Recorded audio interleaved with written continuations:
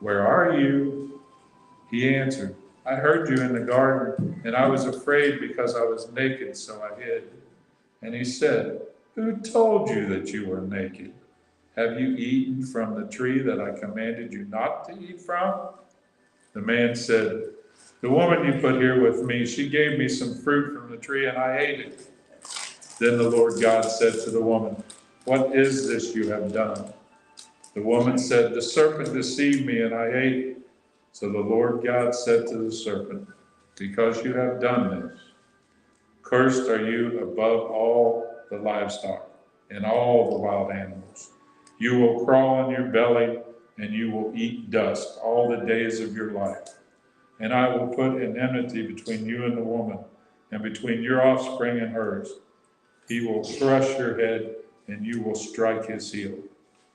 To the woman he said, "I will greatly increase your pains in childbearing.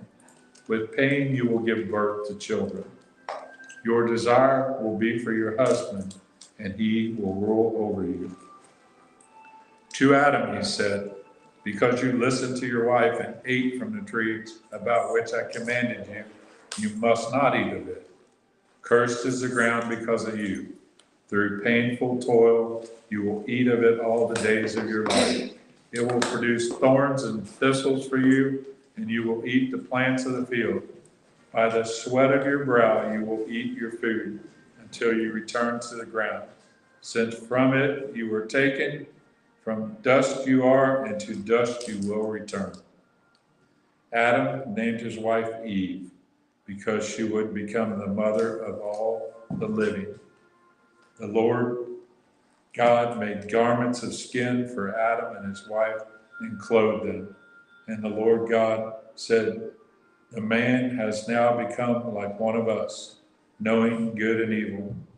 He must not be allowed to reach out his hand and take also from the tree of life and eat and live forever." So the Lord God banished them from the Garden of Eden to work the ground from which he had been taken. After he drove the man out, he placed on the east side of the Garden of Eden cherubims and flaming swords flashing back and forth to guard the way to the tree of life. Adam lay with his wife Eve, and she became pregnant and gave birth to Cain. She said, "With the help of the Lord, I have brought forth a man." Later she gave birth to another brother, Abel. Now Abel kept flocks, and Cain worked the soil. In the course of time, Cain brought some of the fruits in the soil as an offering to the Lord. But Abel brought fat portions of some of the firstborn of his flock. The Lord looked with favor on Abel and his offering, but on Cain and his offering he did not look with favor. So Cain was very angry, and his face was downcast.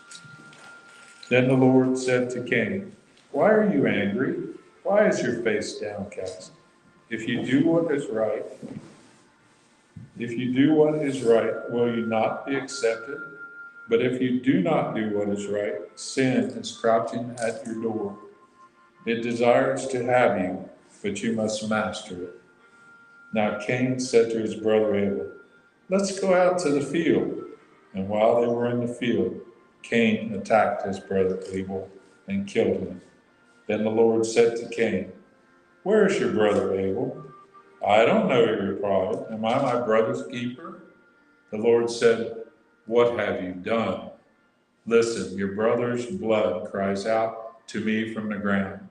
Now you are under a curse and driven from the ground, which opens its mouth to receive your brother's blood from your hand.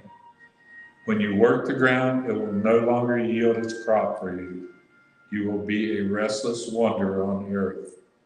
Cain said to the Lord, "My punishment is more than I can bear. Today you are driving me from the land, and I will be hidden from your presence. I will be a restless wanderer on the earth, and whoever finds me will kill me." But the Lord said to him, "Not so. If anyone kills Cain, he will suffer vengeance 7 times over." Then the Lord put a mark on Cain, so that no one who found him would kill him. So Cain went out from the Lord's presence and lived in the land of Nod, east of Eden. Cain lay with his wife, and she became pregnant and gave birth to Enoch. Cain was then building a city, and he named it after his son Enoch. To Enoch was born Irad, and Irad was the father of Mahalalel, forgive me for that, and was the father of Methuselah, and Methuselah was the father of Lamech. Lamech married two women, one named Ada and the other Zillah. Ada gave birth to Jabal. He was the father of those who live in tents and raise livestock. His brother's name was Jabal. He was the father of all who play the harp and flute. Zillah also had a son, Tabitha, who forged all kinds of tools out of bronze and iron. Tubal-Cain's sister was Naamah. Lamech said to his wives, Ada and Zillah, listen to me, wives of Lamech, hear my words. I have killed a man for wounding me, a young man for injuring me. If Cain is avenged 7 times, then Lamech 77 times. Adam lay with his wife again, and she gave birth to a son and named him Seth, saying, God has granted me another child in place of Abel. Since Cain killed him, Seth also had a son, and his name was Enoch. At that time, men began to call on the name of the Lord. You want me to break it? Which one would you like? I don't have any. Okay. This is a NIV. File. Oh, good. No, I'm good. This is-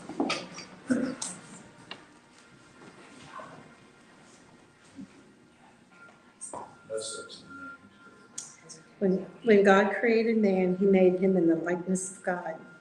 He created them male and female and blessed them. And when they were created, he called them men. When Adam had lived 130 years, he had a son in his own likeness, in his own image, and he named him Seth.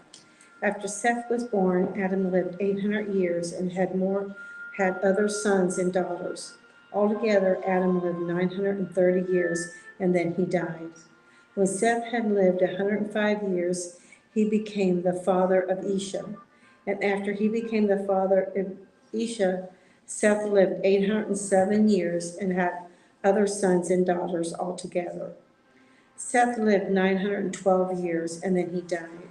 When Isha had lived 90 years, he became the father of Kenan. And after he became the father of Kenan, Isha lived 815 years and had other sons and daughters. Altogether, Isha lived 905 years, and then he died. When Kenan had lived 70 years, he became the father of Mahali. And after he became the father, Mahali Kenan lived 840 years and had other sons and daughters. Altogether, Kenan lived 910 years, and then he died. When Mahali had lived 65 years, he became the father of Jared. And after he became the father of Jared, Mahali lived 830 years and had other sons and daughters.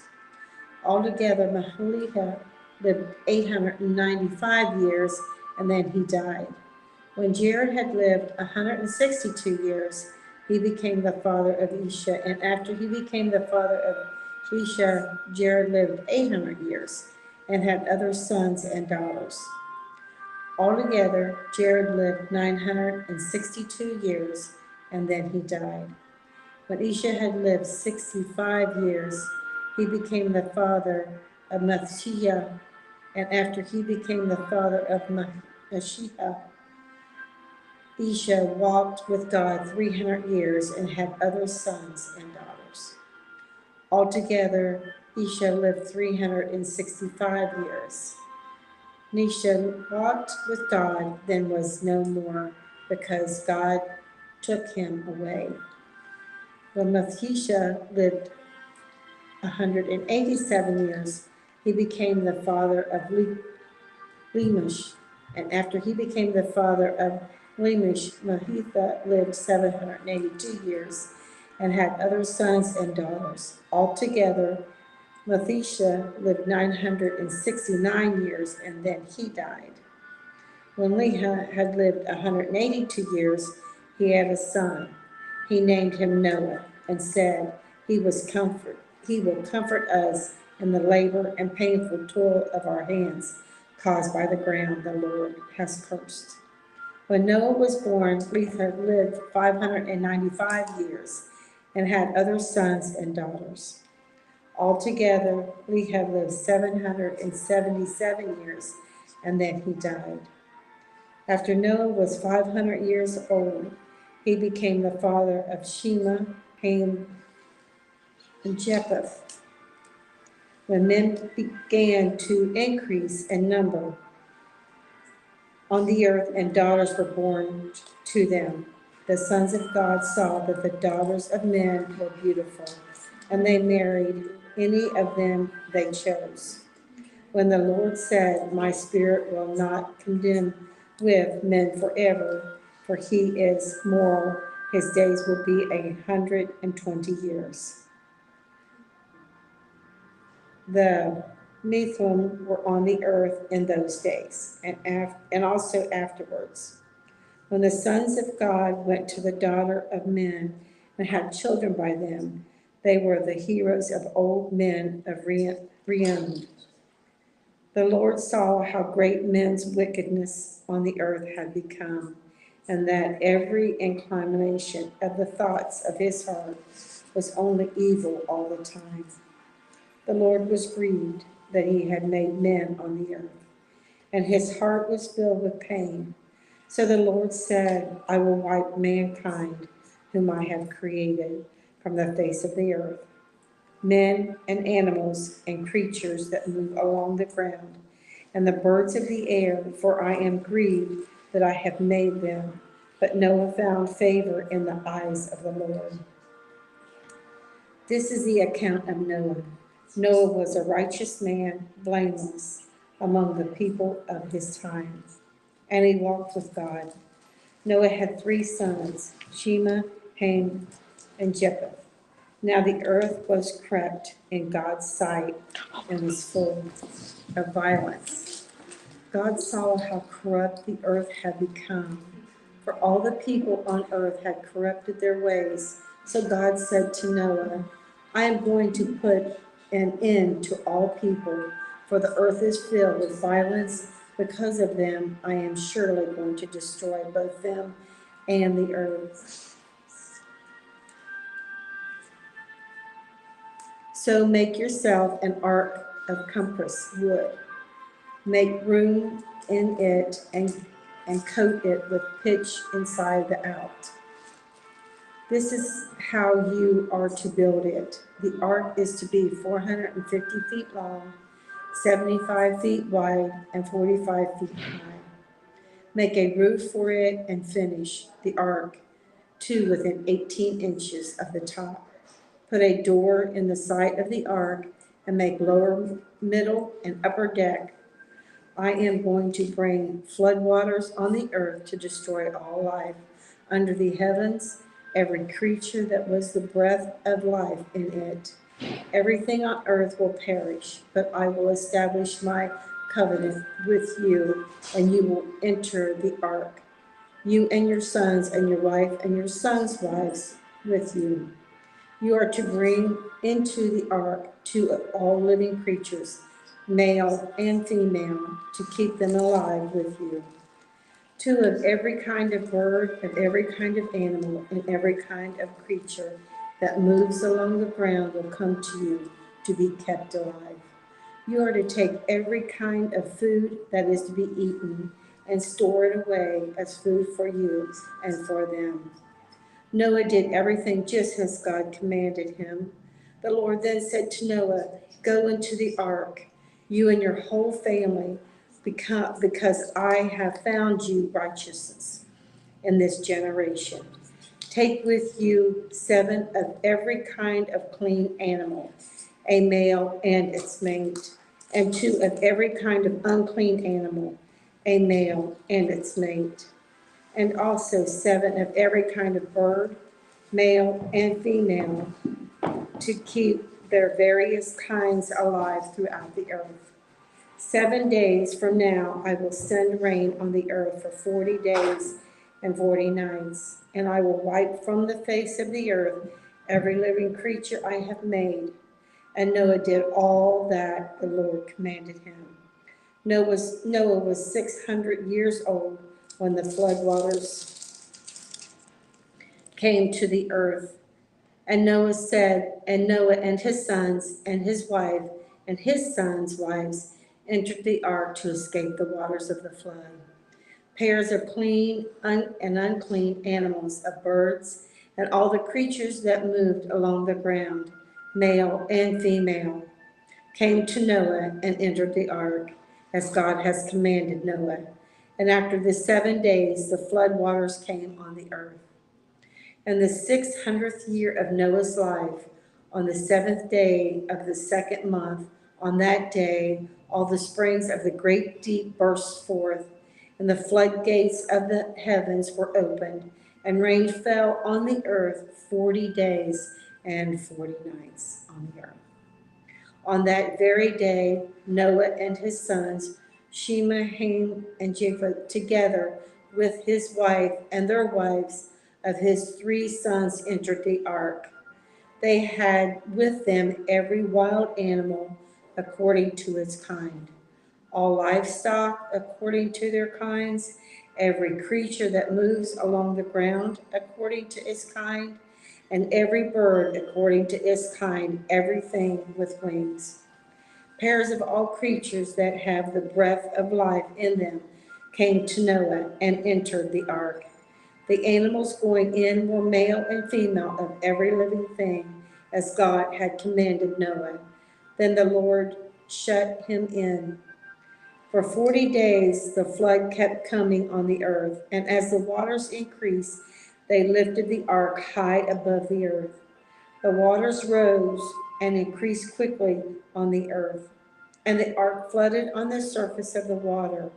They rose greatly on the earth, and all the high mountains under the entire heavens were covered. The waters rose and covered the mountains to a depth of more than 20 feet. Every living thing had moved on the earth perished, birds, livestock, wild animals, all the creatures that swarm over the earth, and all mankind. Everything on dry land that had the breath of life in its nostrils died. Every living thing on the face of the earth was wiped out, man and animal, and the creatures that move along the ground, and the birds that of the air were wiped from the earth. Only Noah was left, and those with him in the ark. The waters flooded the earth for 150 days. But God remembered Noah and all the wild animals and the livestock that were with him in the ark, and he set a wind over the earth, and the waters receded. Now the springs of the depth and the floodgates of the heavens had been closed, and the rain had stopped falling from the sky. The water receded steadily from the earth. At the end of the 150 days, the water had gone down, and on the 17th day of the 7th month, the ark came to rest on the mountain of Archray. The waters continued to recede until the 10th month, and on the first day of the 10th month, the tops of the mountains became visible. After 40 days, Noah opened the window he had made in the ark and sent out a raven, and it kept flying back and forth until the water had dried up from the earth. Then he sent out a dove to see if the water had receded from the surface of the ground. But the dove could find no place to set its feet, because there was water over all the surface of the earth. So it returned to Noah in the ark. He reached out his hand and took the dove and brought it back to himself in the ark. He waited 7 more days and again set out the dove from the ark. When the dove returned to him in the evening, there in its beak was a freshly plucked olive leaf. Then Noah knew that the water had receded from the earth. He waited 7 more days and sent the dove out again, but this time it did not return to him. By the first day of the first month of Noah's 601st year, the water had dried up from the earth. Noah then removed the covering from the ark and saw that the surface of the ground was dry. By the 27th day of the second month, the earth was completely dry. Then God said to Noah, "Come out of the ark, you and your wife and your sons and their wives. Bring out every kind of living creature that is with you, the birds, the animals, and all the creatures that move along the ground, so they can multiply on the earth and be fruitful and increase in numbers upon it." So Noah came out together with his sons and his wife and his sons' wives. All the animals and all the creatures that move along the ground and all the birds, everything that moves on the earth came out of the ark, one kind after another. Then Noah built an altar to the Lord, and taking some of all the clean animals and clean birds, he sacrificed burnt offerings on it.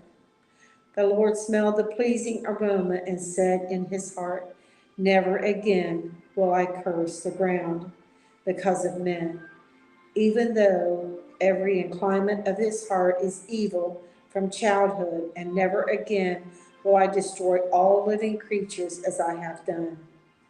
As long as the earth endures seed time and harvest, cold and heat, summer and winter, dry day and night will never cease." God's covenant with Noah.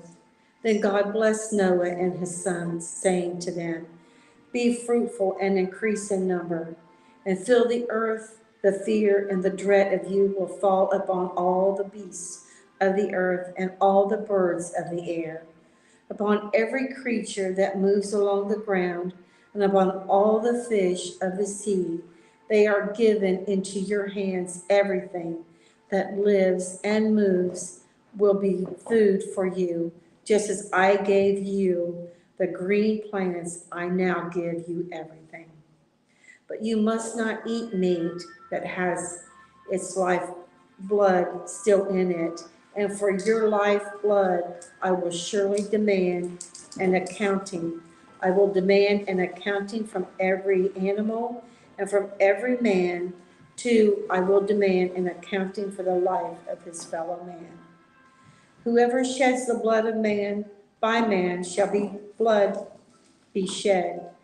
For in the image of God, his God made man.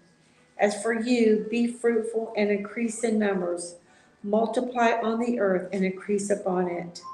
Then God said to Noah and to his sons with him, I now establish my covenant with you and with your descendants after you, and with every living creature that was with you, the birds, the livestock, and all the wild animals, all those that come out of the ark with you, every living creature on earth, I establish my covenant with you. Never again will all life be cut off by the waters of the flood. Never again will there be flood to destroy the earth. And God said, this is a sign of the covenant I am making between me and you and every living creature with you. A covenant for all generations to come. Have set my rainbow in the clouds, and it will be the sign of the covenant between me and the earth. Whenever I bring clouds over the earth and the rainbow appears in the clouds, I will remember my covenant between me and you and all living creatures of every kind. Never again will the water become a flood to destroy all life. Whenever the rainbow appears in the clouds, I will see it and remember the everlasting covenant between God and all living creatures of every kind on the earth. So God said to Noah, "This is a sign of the covenant I have established between me and all life on the earth." The sons of Noah who came out of the ark were Shem, Ham, and Japheth. Ham was the father of Canaan. These were the three sons of Noah, and then came the people who were scattered over the earth. Noah, a man of the soil, proceeded to plant a vineyard. When he drank some of its wine, he became drunk and laid uncovered inside his tent.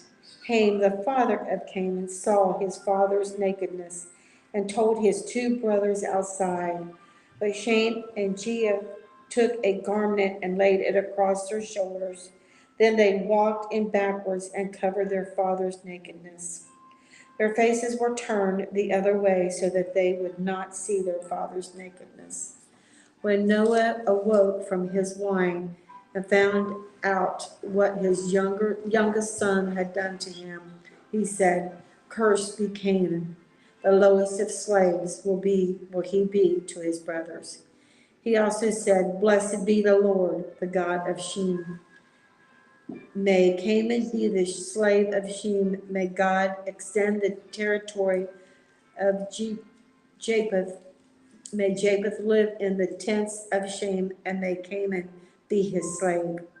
After the flood, Noah lived 350 years. Altogether, Noah lived 950 years, and then he died. Okay, thank you.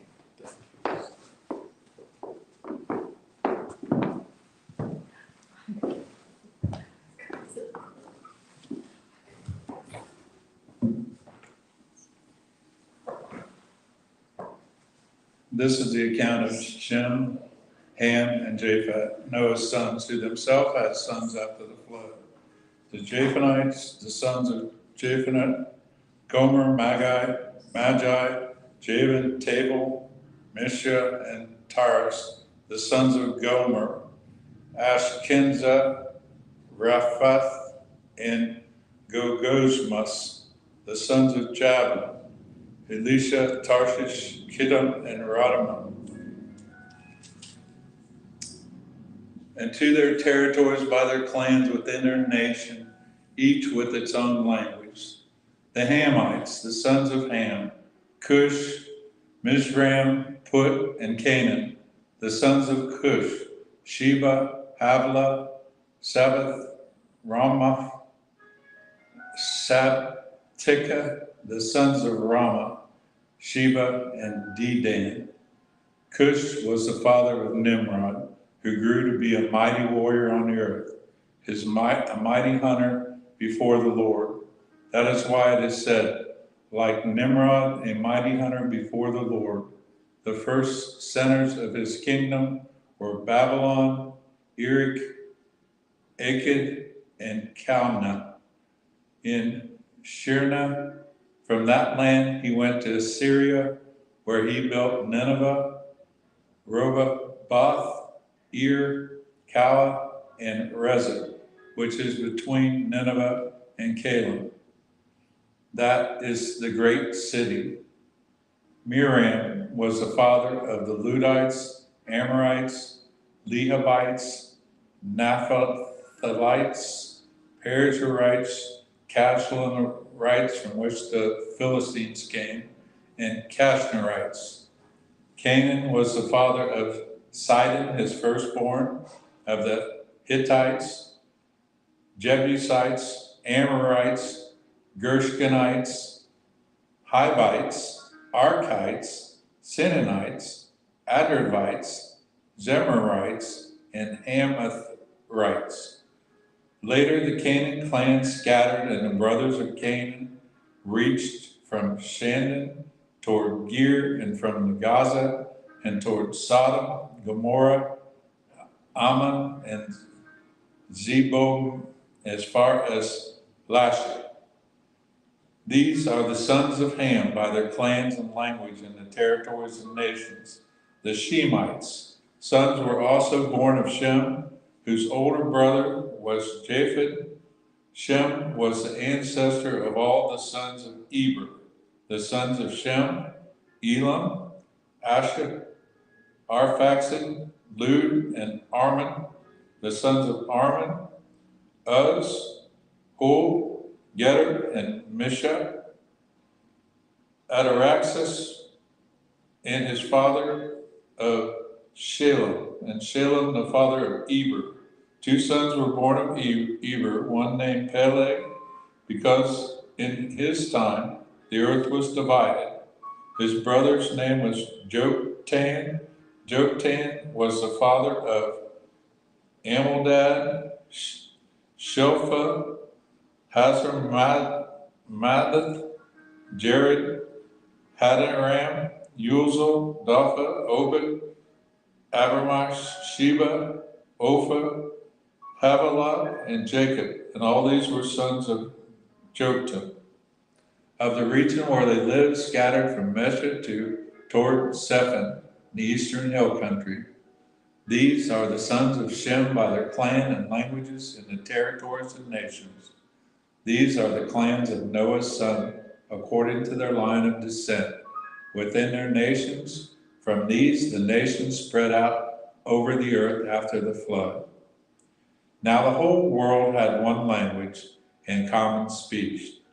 As men moved eastward, they found a plain of Sinai and settled there. They said to each other, "Come, let's make bricks and bake them thoroughly."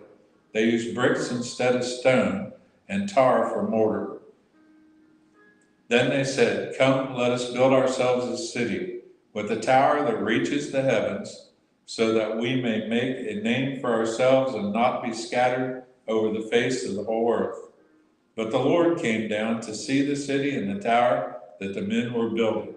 The Lord said, "If as one people speaking the same language they have begun to do this, then nothing they plan to do will be impossible for them. Come, let us go down and confuse their language so that they will not understand each other." So the Lord scattered them from here all over the earth, and they stopped building the city. That is why it is called Babel, because there the Lord confused the language of the whole world.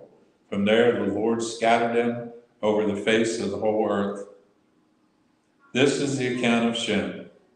2 years after the flood, when Shem was 100 years old, he became the father of Arphaxad. And after he became the father of Arphaxad, Shem lived 500 years and had other sons and daughters. When Arphaxad had lived 35 years, he became the father of Shelah. And he became the father of Shelah. Arphaxad lived 403 years and had other sons and daughters. When Shelah had lived 30 years, he became the father of Eber. And after he became the father of Eber, Shelah lived 403 years and had other sons and daughters. When Eber had lived 34 years, he became the father of Peleg. And after he became the father of Peleg, Eber lived 430 years and had other sons and daughters. When Peleg had lived 30 years, he became the father of Reu. And after he became the father of Reu, Peleg lived 209 years and had other sons and daughters. When Reu had lived 32 years, he became the father of Segrug. And after he became the father of Segrug, Reu lived 207 years and had other sons and daughters. When Serug had lived 30 years, he became the father of Nahor. And after he became the father of Nahor, Serug lived 200 years and had other sons and daughters. When Nahor had lived 29 years, he became the father of Terah. And after he became the father of Terah, Nahor lived 119 years and had other sons and daughters. After Terah had lived 70 years, he became the father of Abraham, Nahor, and Haran. Tetran became the father of Abram, Nahor, and Haran became the father of Lot. While his father Tetran was still alive, Haran died in in Chaldeans in the land of his birth. Abram and Nahor both married. The name of Abram's wife was Sarai, and the name of Nahor's wife was Micah. She was the daughter of Haran, the father of both Micah and Iscah. Now Sarai was barren. She had no children. Terah took his son Abram, his grandson Lot, son of Haran, and his daughter-in-law Sarah, the wife of his son Abram, and together they set out for Ur in the Chaldeans to go to Canaan. But when they came to Haran, they settled there. Terah lived 205 years, and he died in Haran. The Lord said to Abram, "Leave your country, your people, and your father's household, and go to the land I will show you. I will make you into a great nation, and I will bless you. I will make your name great, and you will be blessed. I will bless those who bless you, and whoever curses you I will curse, and all people on earth will be blessed through you." So Abram left, as the Lord had told him, and Lot went with him. Abram was 75 years old when he set out from Haran. He took his wife Sarai and nephew Lot, all the possessions they had accumulated, and all the people they had acquired in Haran, and they set out for the land of Canaan, and they arrived there. Abraham traveled through the land as far as the site of the great tree of Moreh of Shechem. At that time, the Canaanites were in the land. The Lord appeared to Abram and said, "To your offsprings I will give this land." So he built an altar there to the Lord who had appeared to him. From there he set out toward the hills east of Bethel and pitched his tent, with Bethel on the west and Ai on the east. There he built an altar to the Lord and called on the name of the Lord. After Abram set out and continued toward the Negev. Now there was a famine in the land, and Abram went down to Egypt to live there for a while because the famine was severe. As he was about to enter Egypt, he said to his wife Sarai, "I know what a beautiful woman you are. When the Egyptians see you, they will say, 'This is his wife.' Then they will kill me, but will let you live. Say you are my sister, so that I will be treated well for your sake, and my life will be spared because of you." When Abram came to Egypt, the Egyptians saw that she was a very beautiful woman, and when Pharaoh's officials saw her, they praised her to Pharaoh, and she was taken into his palace. He treated Abram well for her sake, and Abram acquired sheep and cattle, male and female donkeys, men servants and maid servants, and camels. But the Lord inflicted serious disease on Pharaoh and his household because of Abram's wife, Sarai. So Pharaoh summoned Abram. "What have you done to me?" he said. "Why didn't you tell me that she was your wife? Why did you say she is my sister so that I took her to be my wife? Now then, here is your wife. Take her and go." Then Pharaoh gave orders about Abram to his men, and they sent him on his way with his wife and everything he had. So Abram went from Egypt to the Negev with his wife and everything he had, and Lot went with him. Abram had become very wealthy in livestock, in silver and gold. From the Negev, he went from place to place until he came to Bethel. In the place between Bethel and Ai, where his tent had been earlier, and where he had first built an altar. Then Abram called on the name of the Lord. Now Lot, who was moving around with Abram, also had flocks and herds and tents. But the land could not support them while they stayed together, for their possessions were so great that they were not able to stay together. A quarreling arose between Abram's herdmen and the herdmen of Lot. The Canaanites and the Perizzites were also living in the land at that time. So Abram said to Lot, let's not have any quarreling between you and me, or between your herdsmen and mine, for we are brothers. Is not the whole land before you? Let's part company. If you go to the left, I'll go to the right. If you go to the right, I'll go to the left. Lot looked up and saw that the whole plain of the Jordan was well watered, like a garden of the Lord, like the land of Egypt toward Zoar. So Lot chose for himself the whole plain of the Jordan and set out toward the east. The two men parted company. Abram lived in the land of Canaan, while Lot lived among the cities and plains and pitched his tent near Sodom. Now the men of Sodom were wicked and were sinning greatly against the Lord. The Lord said to Abram after Lot had parted from him, lift up your eyes from where you are and look north and south, east and west. All the land that you see I will give to you and your offspring forever. I will make your offspring like the dust of the earth, so that if anyone could count the dust, then the offspring could be counted. So walk through the length and breadth of the land, for I am giving it to you. So Abram moved his tent and went to live near the great tree in Mamre near Hebron, where he built an altar to the Lord.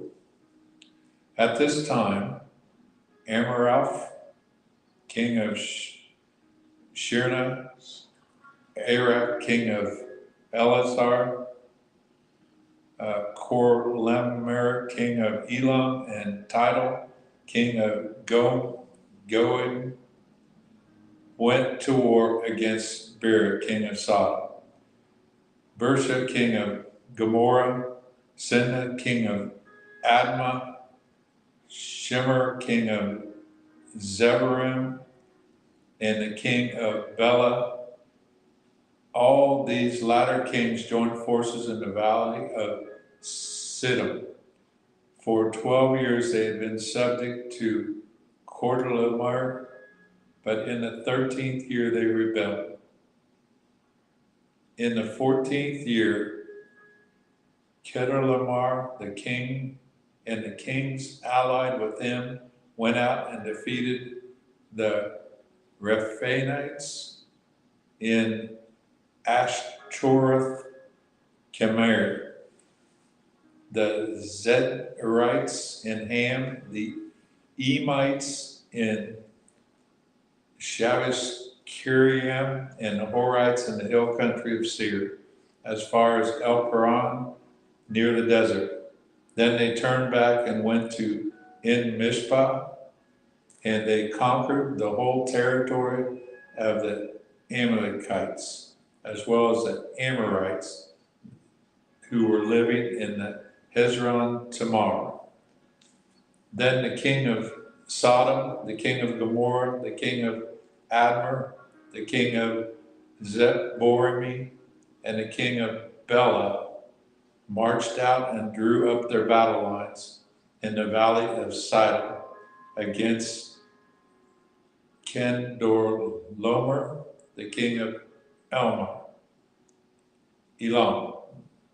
Tidal, king of Gomi, Araphaxad, king of Shinar, and king of Elazar, 4 kings against 5. Now the valley of Sidon was full of tar pitch, and when the king of Sodom and Gomorrah fled, some of their men fell into them, and the rest fled to the hills. The 4 kings seized all the goods of Sodom and Gomorrah and all their food. Then they went away. They also carried off Abram's nephew Lot and his possessions, since he lived in Sodom. One who had escaped came and reported this to Abram the Hebrew. Now Abram was living near the great tree of Mamre, and Amorites, and brother of Eshcol and Aner, all of whom were aligned with Abram. When Abram heard that his relative had been taken captive, he called out the 318 trained men, born in his household, and went in pursuit as far as Dan.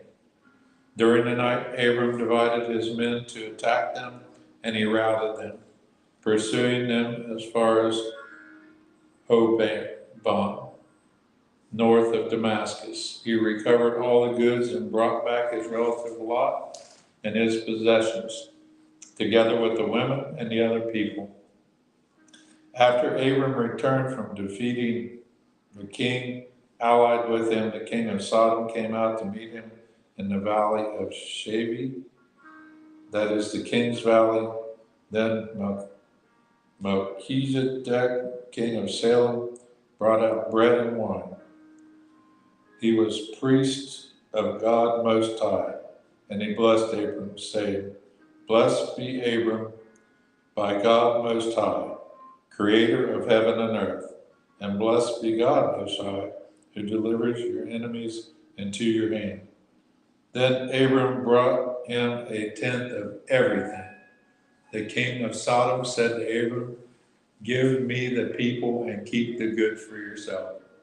But Abram said to the king of Sodom, I have raised my hand to the Lord, God Most High, creator of heaven and earth, and have taken an oath that I will accept nothing belonging to you, not even a thread or a thong of a sandal, so that you will never be able to say, I made Abram rich. I will accept nothing but what my men have eaten and the share that belongs to the men who are with me. Then Abner, Eshcol, and Mamre, let them have their share.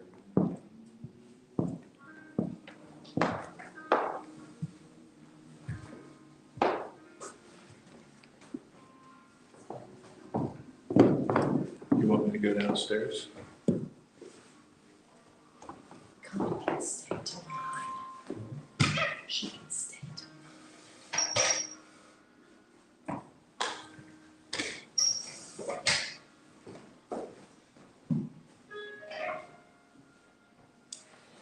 Genesis 15. After these things, the word of the Lord came to Abram in a vision, saying, Do not be afraid, Abram. I am your shield, your exceedingly great reward.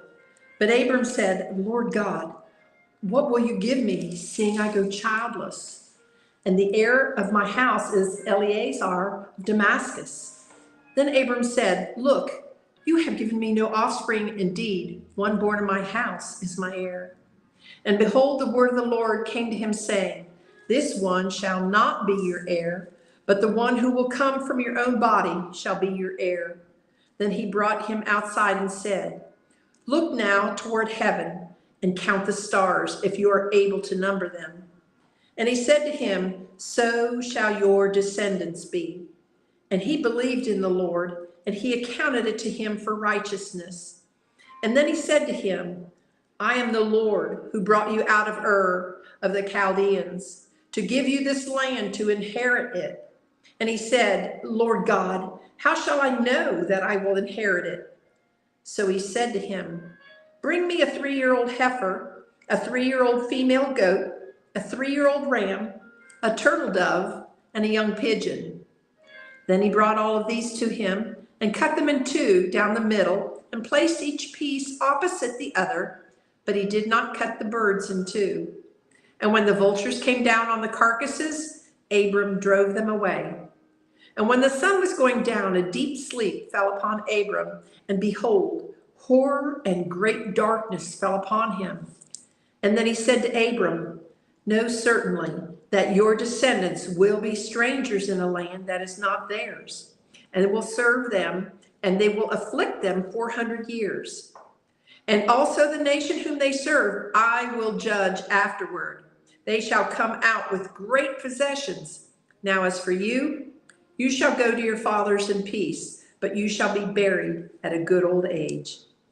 But in the 4th generation they shall return here, for their iniquity of the Amorites is not yet complete.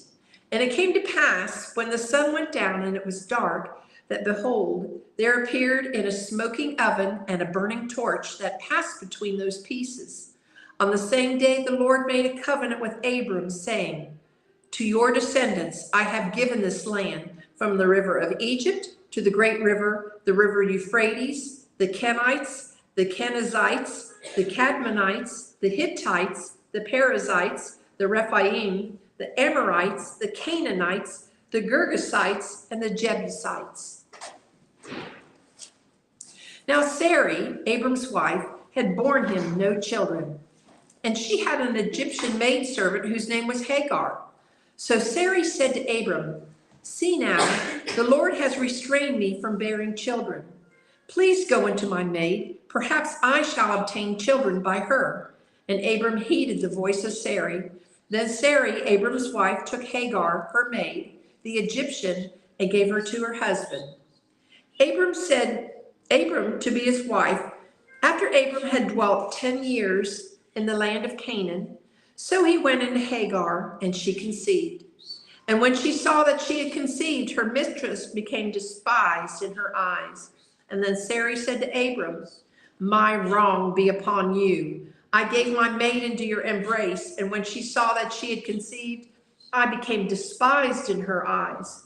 The Lord judged between you and me." So Abram said to Sarai, "Indeed, your maid is in your hand. Do to her as you please." And when Sarai dealt harshly with her, she fled from her presence. Now the angel of the Lord found her by a spring of water in the wilderness, by the spring on the way to Shur. And he said, "Hagar, Sarai's maid, where have you come from, and where are you going?" She said, "I am fleeing from the presence of my mistress, Sarai." The angel of the Lord said to her, "Return to your mistress and submit yourself under her hand." Then the angel of the Lord said to her, "I will multiply your descendants exceedingly, so that they shall not be counted for multitude." And the angel of the Lord said to her, "Behold, you are with child, and you shall bear a son.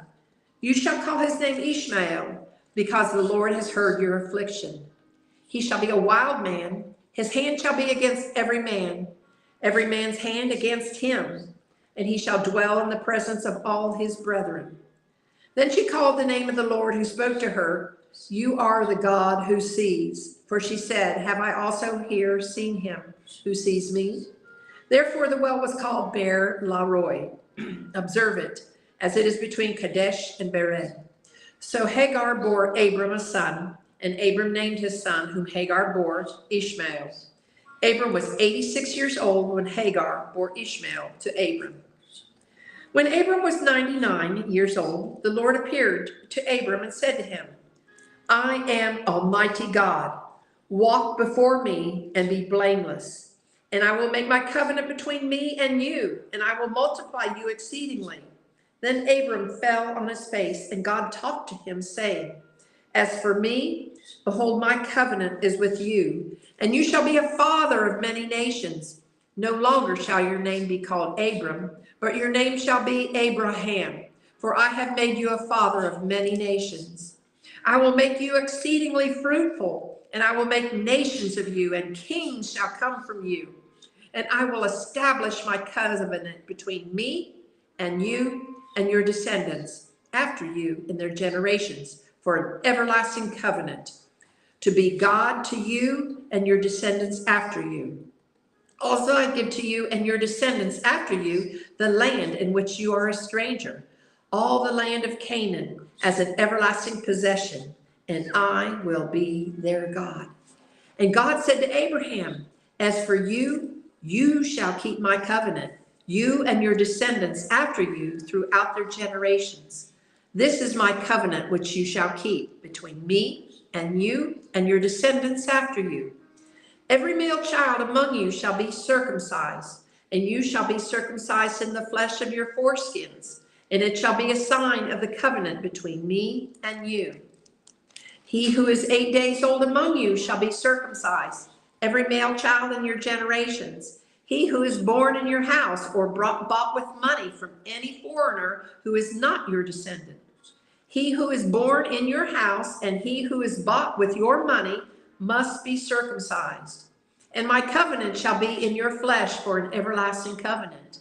And the uncircumcised male child who is not circumcised in the flesh of his foreskin, that person shall be cut off from his people. He has broken my covenant. Then God said to Abraham, as for Sarai, your wife, you shall not call her name Sarai, but Sarah shall be her name. And I will bless her and also give you a son by her. Then I will bless her, and she shall be a mother of nations. Kings of peoples shall be from her. Then Abraham fell on his face and laughed and said in his heart, shall a child be born to a man who is 100 years old? And shall Sarah, who is 90 years old, bear a child? And Abraham said to God, oh, that Ishmael might live before you. Then God said, no, Sarah, your wife, shall bear you a son, and you shall call his name Isaac. I will establish my covenant with him for an everlasting covenant, and with his descendants after him. And as for Ishmael, I have heard you. Behold, I have blessed him, and will make him fruitful, and will multiply him exceedingly. He shall beget 12 princes, and I will make him a great nation. But my covenant I will establish with Isaac, whom Sarah shall bear you at this time, at this set time next year.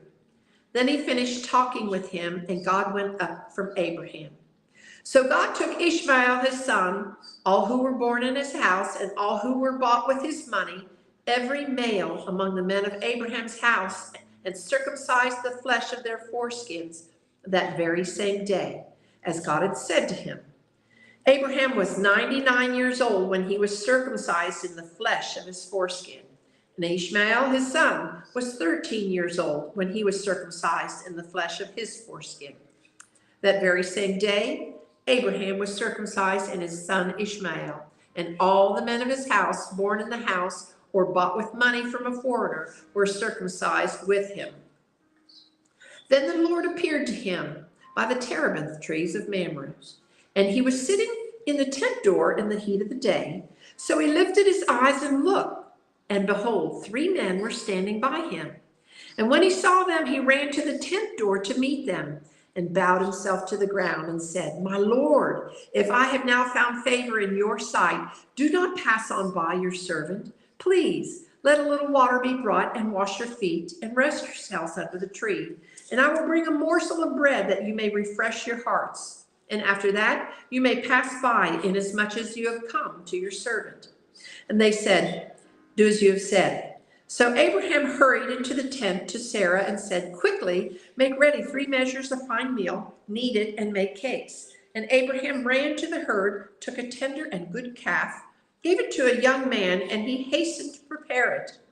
So he took butter and milk and the calf which he had prepared, and set it before them. And he stood by them under the tree as they ate. Then they said to him, where is Sarah, your wife? So he said, here in the tent. And he said, I will certainly return to you according to the time of life, and behold, Sarah your wife shall have a son. Sarah was listening in the tent door, which was behind him. Now Abraham and Sarah were old, well advanced in age, and Sarah had passed the age of childbearing. Therefore Sarah laughed within herself, saying, after I have grown old, shall I have pleasure, my Lord, being so old also? And the Lord said to Abraham, why did Sarah laugh, saying, shall I surely bear a child since I am old? Is there anything too hard for the Lord?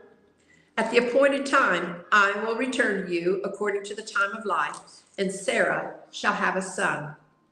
But Sarah denied it, saying, I did not laugh, for she was afraid. And he said, no, but you did laugh. Then the men rose from there and looked towards Sodom, and Abraham went with them and to send them on the way. And the Lord said, shall I hide from Abraham what I'm doing? Since Abraham shall surely become great and mighty nation, and all the nations of the earth shall be blessed in him. For I have known him in order that he may command his children and his household after him, that they keep the way of the Lord, to do righteousness and justice, that the Lord may bring to Abraham what he has spoken to him. And the Lord said, because the outcry against Sodom and Gomorrah is great, and because their sin is very grave, I will go down now and see whether they have done altogether according to the outcry against it that has come to me. and if not, I will know." Then the men turned away from there and went towards Sodom, but Abraham still stood before the Lord. And Abraham came near and said, "Would you also destroy the righteous with the wicked? Suppose there were 50 righteous within the city. Would you also destroy the place and not spare it for the 50 righteous that were in it? Far be it from you to do such a thing as this, to slay the righteous with the wicked, so that the righteous should be as the wicked. Far be it from you. Shall not the judge of all earth do right?" So the Lord said, "If I find in Sodom 50 righteous within the city, then I will spare all the place for their sakes." Then Abraham answered and said, "Indeed now, I who am but dust and ashes have taken it upon myself to speak to the Lord. Suppose there were 5 less than 50 righteous, would you destroy all the city for lack of 5? So he said, "If I find there 45, I will not destroy it." And he spoke to him yet again and said, "Suppose there should be 40 found there." So he said, "I will not do it for the sake of 40. Then he said, "Let not the Lord be angry, and I will speak. Suppose 30 should be found there." So he said, "I will not do it if I find 30 there." And he said, "Indeed now I have taken it upon myself to speak to the Lord. Suppose 20 should be found there." So he said, "I will not destroy it for the sake of 20. Then he said, "Let not the Lord be angry, and I will speak but once more. Suppose 10 should be found there." And he said, "I will not destroy it for the sake of 10. So the Lord went his way as soon as he had finished speaking with Abraham, and Abraham returned to his place.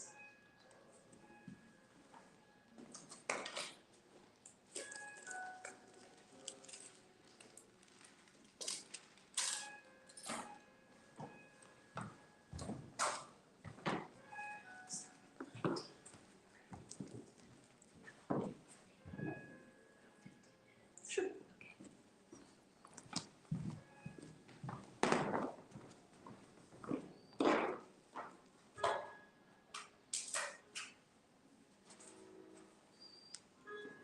For I have known him in order that he may command his children and his household after him, that they keep the way of the Lord, to do righteousness and justice, that the Lord may bring to Abraham what he has spoken to him. And the Lord said, because the outcry against Sodom and Gomorrah is great, and because their sin is very grave, I will go down and see whether they have done altogether according to the outcry against it that has come to me, and if not, I will know. Oh, here, am I here? Sorry, I apologize, I went to that one. Sorry. Now the 2 angels came to Sodom in the evening, and Lot was sitting in the gate of Sodom. When Lot saw them, he rose to meet them, and he bowed himself with his face toward the ground. And he said, Hear now, my lords, please turn in to your servant's house and spend the night, and wash your feet. Then you may rise early and go on your way. And they said, No, but we will spend the night in the open square. But he insisted strongly, so they turned into him and entered his house. Then he made them a feast and baked unleavened bread, and they ate. Now before they lay down, the men of the city, the men of Sodom, both old and young, all the people from every quarter surrounded the house. And they called to Lot and said to him, Where are the men who came to you tonight? Bring them out to us, that we may know them carnally. So Lot went out to them through the doorway, shut the door behind him, and said, Please, my brethren, do not do so wickedly. See now, I have 2 daughters who have not known a man. Please let me bring them out to you. You may do to them as you wish, only do nothing to those men, since this is the reason they have come under the shadow of my roof.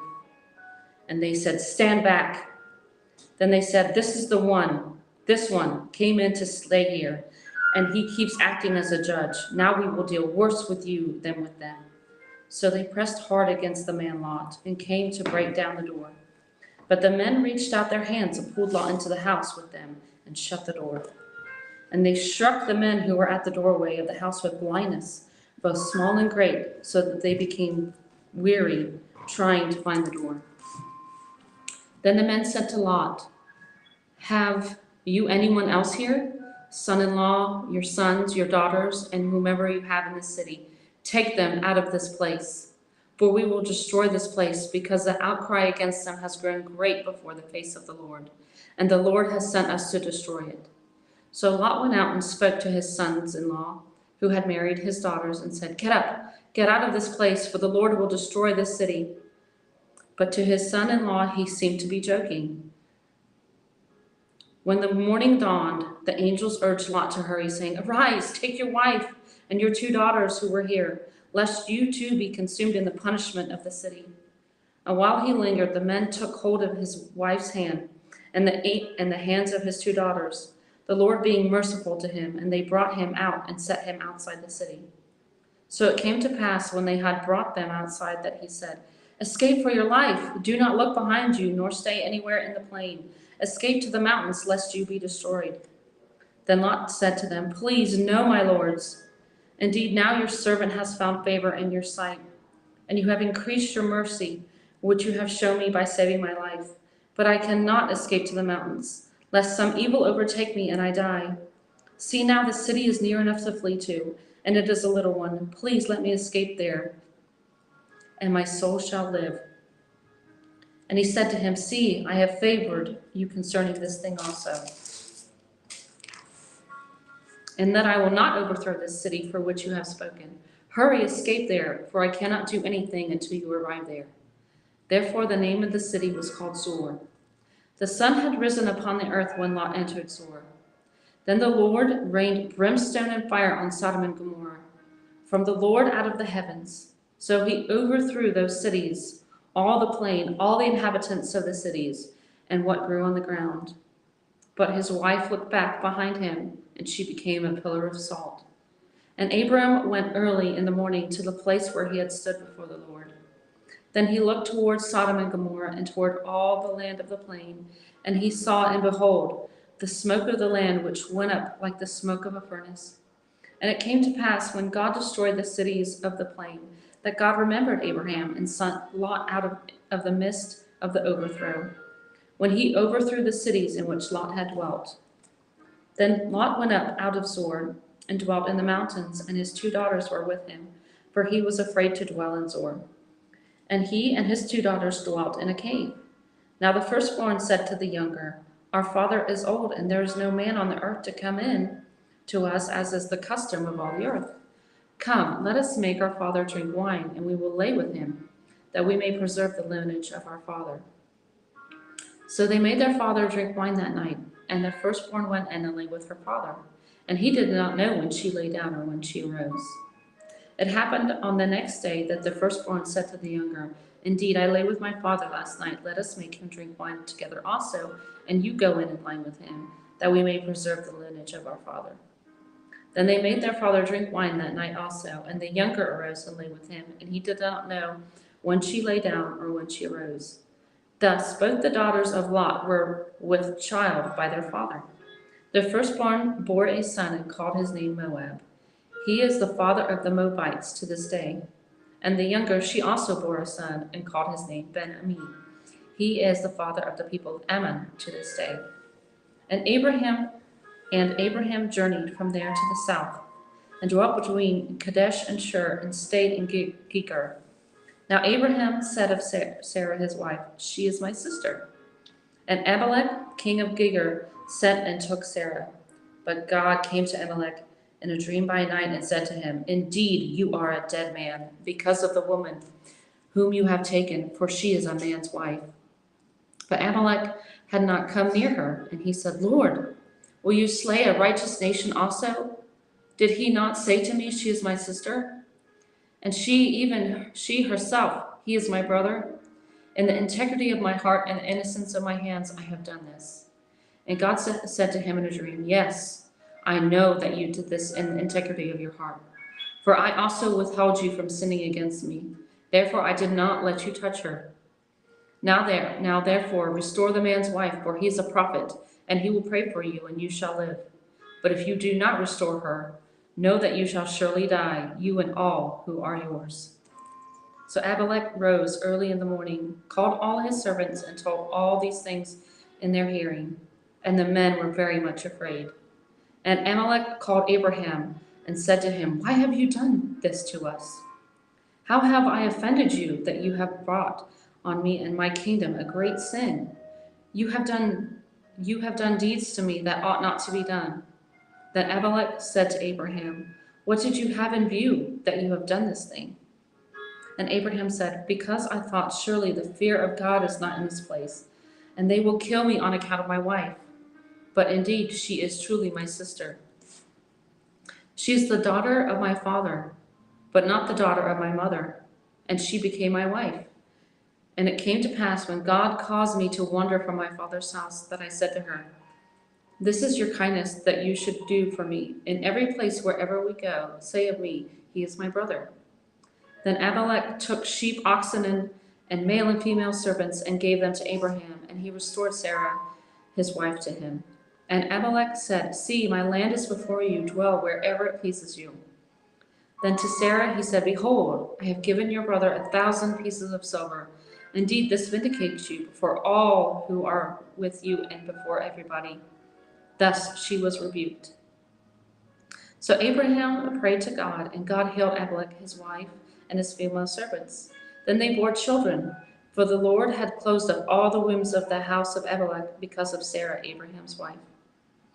And the Lord visited Sarah as he had said, and the Lord did for Sarah as he had spoken. For Sarah conceived and bore Abraham a son in his old age, at the set time of which God had spoken to him. And Abraham called the name of his son who was born to him, whom Sarah bore to him, Isaac. Then Abraham circumcised his son Isaac when he was 8 days old, as God had commanded him. Now Abraham was 100 years old when his son Isaac was born to him. And Sarah said, God has made me laugh, and all who hear will laugh with me. She also said, Who would have said to Abraham that Sarah would nurse children? For I have borne him a son in his old age. So the child grew and was weaned. And Abraham made a great feast on the same day that Isaac was weaned. And Sarah saw the son of Hagar, the Egyptian, whom she had borne to Abraham, scoffing. Therefore she said to Abraham, Cast out this bondwoman and her son, for the son of his bondwoman shall not be heir with my son, namely with Isaac. And the matter was very displeasing in Abraham's sight because of his son. How much longer do you have? It's being recorded. What? It's being recorded. But God said to Abraham, Do not let it be displeasing in your sight because of the lad or because of your bondservant. Whatever Sarah has said to you, listen to her voice. For in Isaac your seed shall be called. Yet I will also make a nation of the son of the bondwoman, because he is your seed. So Abraham rose early in the morning and took bread and a skin of water, and putting it on her shoulder, he gave the boy to Hagar and sent her away. Then she departed and wandered in the wilderness of Bathsheba. And the water in the skin was used up, and she placed the boy under one of the shrubs. Then she went and sat down across from him at a distance of about a bow shot, for she said to herself, Let me not see the death of the boy. So she sat opposite him and lifted her voice and wept. And God heard the voice of the lad. Then the angel of the Lord called to Hagar out of heaven and said to her, What ails you, Hagar? Fear not, for God has heard the voice of the lad where he is. Arise, lift up the lad and hold him with your hand, for I will make him a great nation. Then God opened her eyes, and she saw a well of water. And she went and filled the skin with water and gave the lad a drink. So God was with the lad, and he grew and dwelt in the wilderness and became an archer. He dwelt in the wilderness of Paran, and his mother took a wife for him from the land of Egypt. And it came to pass at that time, Abimelech and Phicol, the commander of his army, spoke to Abraham, saying, God is with you in all that you do. Now therefore swear to me by God that you will not deal falsely with me, with my offspring, or with my posterity, but that according to the kindness that I have done to you, you will do to me, to the land in which you have dwelt. And Abraham said, I will swear. Then Abraham rebuked Amalek because of the well of water which Amalek's servants had seized. And Amalek said, I do not know who has done this thing. You did not tell me, nor had I heard of it until today. So Abraham took sheep and oxen and gave them to Amalek, and the two of them made a covenant. And Abraham set 7 ewe lambs of the flock by themselves. Then Amalek asked Abraham, "What is the meaning of these 7 ewe lambs that you have set by themselves?" And he said, "You will take these 7 ewe lambs from my hand, that they may be my witness that I have dug this well." Therefore he called the place Beersheba, because the 2 of them swore there. Thus they made a covenant at Beersheba. So Amalek rose with Phicol, the commander of the army, and they returned to the land of the Philistines. Then Abraham planted a tamarisk tree in Beersheba, and there called on the name of the Lord, the everlasting God. And Abraham stayed in the land of the Philistines many days. Now it came to pass after these things that God tested Abraham and said to Abraham, "Abraham," he said. "Here I am." Then he said, "Take now your son, your only son Isaac, whom you love, and go to the land of Moriah, and offer him there as a burnt offering on one of the mountains of which I shall tell you." So Abraham rose early in the morning and saddled his donkey, and took 2 of his young men with him, and Isaac his son, and he split the wood for the burnt offering, and arose and went to the place of which God had told him. Then on the 3rd day Abraham lifted his eyes and saw the place afar off. And Abraham said to his young men, "Stay here with the donkey. The lad and I will go yonder and worship, and when we come back to you, we will come back to you." So Abraham took the wood of the burnt offering and laid it on Isaac his son, and he took the fire in his hand and a knife, and the 2 of them went together. But Isaac spoke to Abraham his father and said, "My father." And he said, "Here I am, my son." Then he said, "Look, the fire and the wood, but where's the lamb for a burnt offering?" And Abraham said, "My son, God will provide for himself the lamb for a burnt offering." So the 2 of them went together. Then they came to the place of which God had told him. And Abraham built an altar there and placed the wood in order. And he bound Isaac his son and laid him on the altar upon the wood. And Abraham stretched out his hand and took the knife to slay his son. But the angel of the Lord called to him from heaven and said, "Abraham, Abraham." So he said, "Here I am." And he said, "Do not lay your hand on the lad or do anything to him. For now I know that you fear God, since you have not withheld your son, your only son, from me." Then Abraham lifted his eyes and looked, and there behind him was a ram caught in a thicket by its horns. So Abraham went and took the ram and offered it up for burnt offering instead of his son. And Abraham called the name of the place, "The Lord will provide," as it is said to this day. "In the mount of the Lord it shall be provided." Then the angel of the Lord called to Abraham a second time out of heaven and said, "By myself I have sworn, says the Lord, because you have done this thing and have not withheld your son, your only son, blessing I will bless you, and multiplying I will multiply your descendants as the stars of the heaven and as the sand which is on the seashore. And your descendants shall possess the gate of their enemies. In your seed all the nations of the earth shall be blessed, because you have obeyed my voice." So Abraham returned to his young men, and they arose and went together to Beersheba, and Abraham dwelt in Beersheba.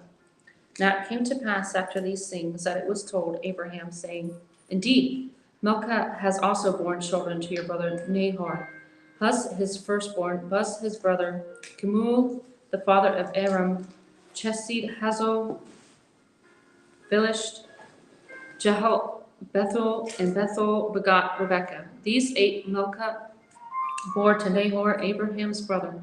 His concubine who came from Rima also bore Tebah, Gehem, Dabash, and Makkah. Sarah lived 127 years. There were the years of the life of Sarah. So Sarah died in Kirjath Araba, that is Hebron, in the land of Canaan, and Abraham came to mourn for Sarah and to weep for her. Then Abraham stood up from before his dead and spoke to the sons of Heth, saying, "I am a foreigner and a visitor among you. Give me property for a burial place among you, that I may bury my dead out of my sight." And the sons of Heth answered Abraham, saying to him, "Hear us, my lord. You are a mighty prince among us. Bury your dead in the choicest of our burial places. None of us will withhold from you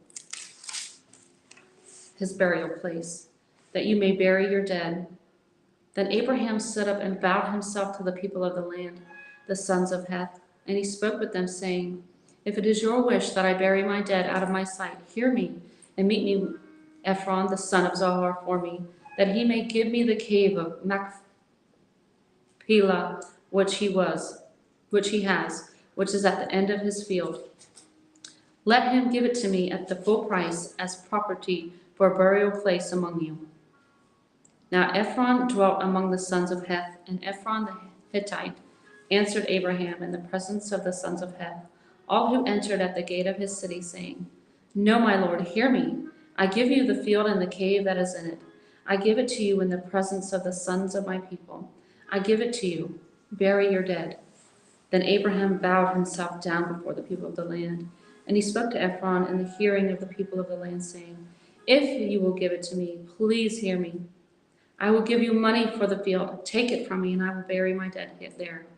And Ephron answered Abraham, saying to him, My lord, listen to me. The land is worth 400 shekels of silver. What is that between you and me? So bury your dead. And Abraham listened to Ephron. And Abraham weighed out the silver of Ephron, which he had named in the hearing of the sons of Heth, 400 shekels of silver, currency of the merchants. So the field of Ephron, which was in Machpelah, which was before Mamre, the field and the cave which was in it, and all the trees that were in the field, which were within all the surrounding borders, were deeded to Abraham as a possession in the presence of the sons of Heth, before all who went in the gate of the city. And after this, Abraham buried Sarah, his wife, in the cave of the field of Machpelah, before Mamre, that is Hebron, in the land of Canaan. So the field and the cave that is in it were deeded to Abraham by the sons of Heth as property for a burial place. You ready for a break? Sure. Ready. Is that here? To 24, right? Yes. Abraham was now old and well advanced in years, and the Lord had blessed him in every way. He said to the chief servant in his household, the one in charge of all that he had, Put your hand under my thigh. I want you to swear to the Lord, the God of heaven, and to the God of earth, that you will not get a wife from my son from the daughters of the Canaanites, among whom I am living, but will go to my country and my own relatives and get a wife for my son Isaac. The servant asked him, What if the woman is unwilling to come back with me to this land? Then I shall take your son back to the country you came from. Make sure that you do not take my son back there, Abraham said. The Lord, the God of heaven, who brought me out of my father's household in my native land, and who spoke to me and promised me on oath, saying, To your offspring I will give this land. He will send his angel before you so that you can go get a wife for my son from there. If the woman is unwilling to come back with you, then you will be released from this oath of mine. Only do not take my son back there. So the servant put his hand under the thigh of his master Abraham and swore an oath to him concerning this matter.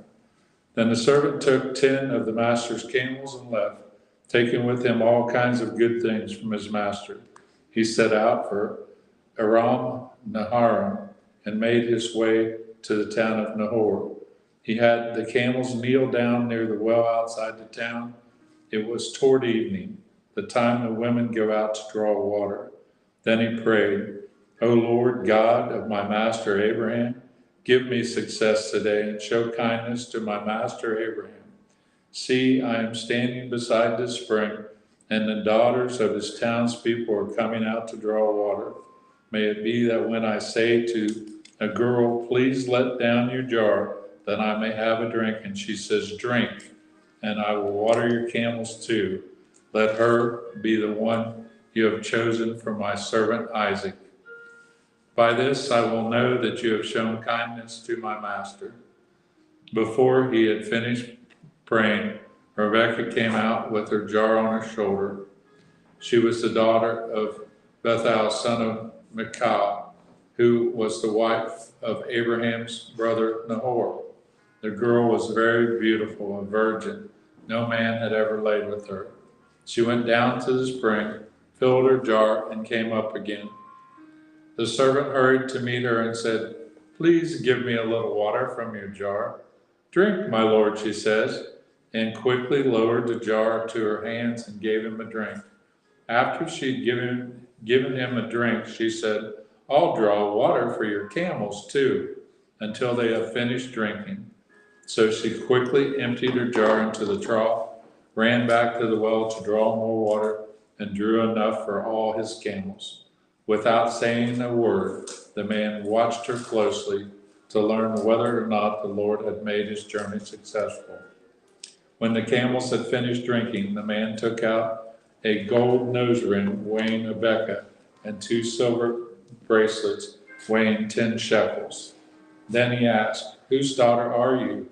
Please tell me, is there room in your father's house for us to spend the night?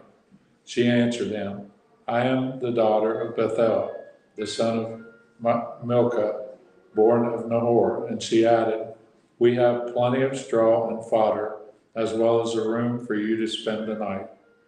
Then the man bowed down and worshiped the Lord, saying, Praise be to the Lord, the God of my master Abraham, who has not abandoned his kindness or faithfulness to my master.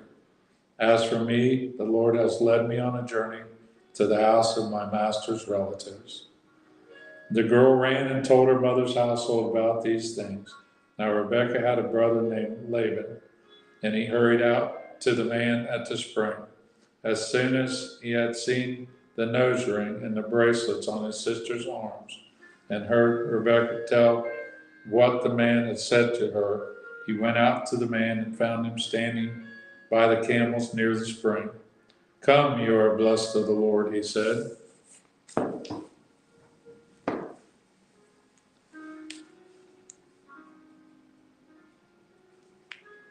Why are you standing out here? I have prepared the house and a place for the camels. So the man went to the house, and the camels were unloaded. Straw and fodder were brought for the camels, and water for him and his men to wash their feet. Then food was set before him. But he said, I will not eat until I have told you what I have to say.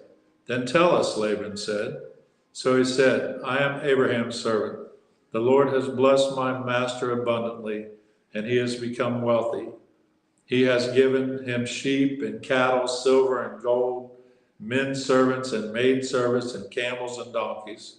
My master's wife Sarah had borne him a son in her old age, and he has given him everything he owns.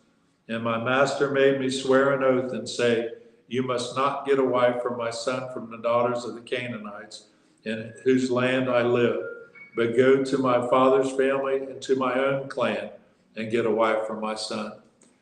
Then I asked my master, What if the woman will not come back to me? He replied, The Lord before whom I have walked will send his angels with you and make your journey a success, so that you can get a wife for my son, from my own clan and from my father's family. Then when you go to my clan, you will be released from my oath. Even if they refuse to give her to you, you will be released from my oath. When I came to the spring today, I said, O Lord God of my master Abraham, if you will, please grant success to the journey on which I have come. See, I am standing beside the spring. If a maiden comes out to draw water and I say to her, Please give me a drink, a little water from your jar, and if she says to me, Drink, and I'll draw water for your camels too, let her be the one the Lord has chosen for my master's son.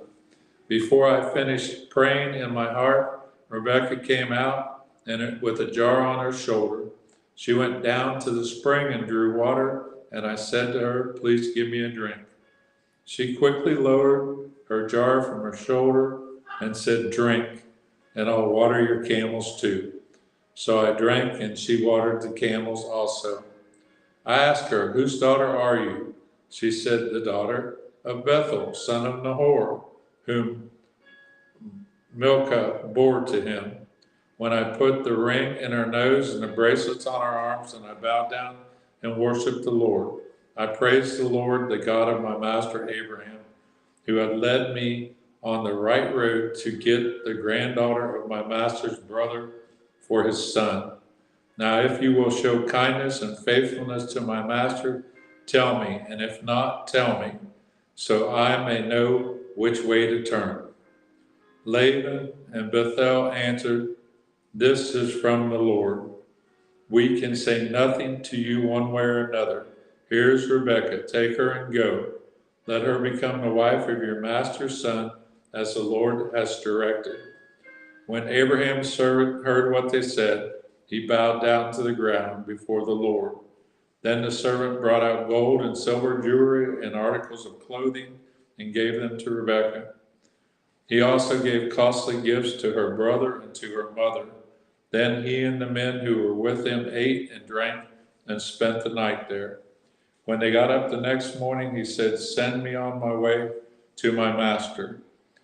But her brother and her mother replied, let the girl remain with us 10 days or so, then you may go.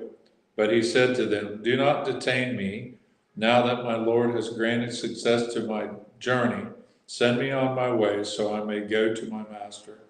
Then they said, let's call the girl and ask her about it. So they called Rebekah and asked her, will you go with this man? I will go, she said. So they sent their sister Rebekah on her way, along with her nurse and Abraham's servant and his men. And they blessed Rebekah and said to her,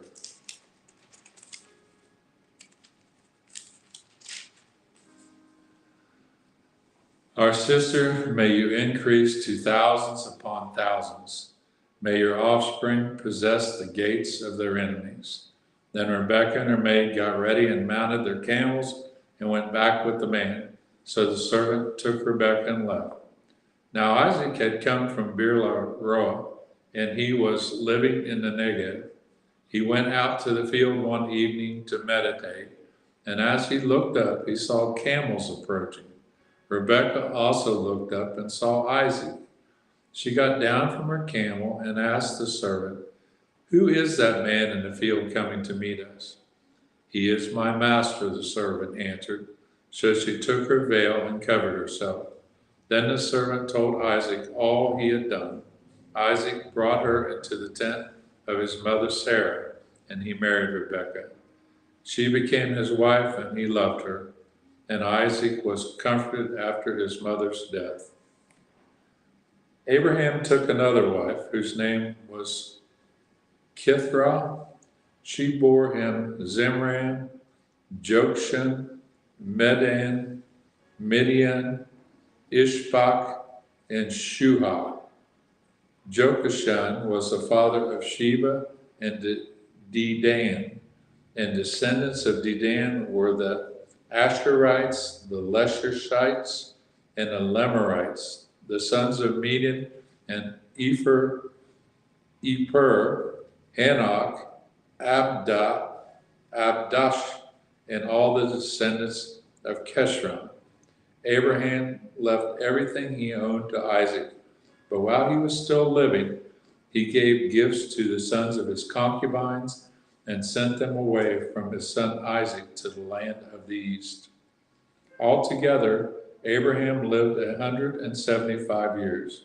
Then Abraham breathed his last and died at a good old age, an old man and full of years, and he was gathered to his people. His sons Isaac and Ishmael buried him in a cave in Mishpelah near Mamre, in the field of Ephron of the Zohar the Hittite, the field Abraham had bought from the Hittites. There Abraham was buried with his wife Sarah. After Abraham's death, God blessed his son Isaac, who then lived near Beer-lahai. Ishmael's sons. This is the account of Abraham's son Ishmael, who Sarah's maidservant, Hagar the Egyptian, bore to Abraham. These are the names of the son of Ishmael, listed in the order of their birth.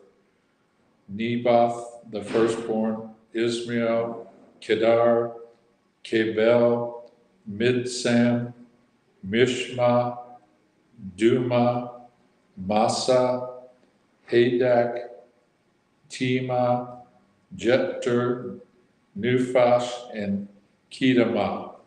These were the sons of Ishmael, and these are the names of their 12 tribe rulers according to their settlements and camp. Altogether, Ishmael lived 137 years. He breathed his last and died, and he was gathered to his people.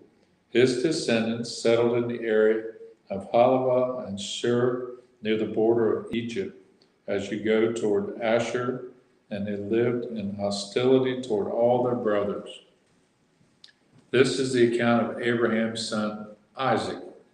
Abraham became the father of Isaac, and Isaac was 40 years old when he married Rebekah, daughter of Bethuel and Aramean from Padan, and sister of Laban the Aramean. Isaac prayed to the Lord on behalf of his wife because she was barren. The Lord answered his prayer, and his wife Rebekah became pregnant. The babies jostled each other within her, and she said, "Why is this happening to me?" So she went to inquire of the Lord, and the Lord said to her, "Two nations are in your womb, and two peoples from within you will be separated. One people will be stronger than the other, and the older will serve the younger." When the time came for her to give birth, there was twin boys in her womb. The first to come out was red, and his whole body was like a hairy garment. So they named him Esau. After this, his brother came out with his hand grasping Esau's heel. So he was named Jacob. Isaac was 60 years old when Rebekah gave birth to them.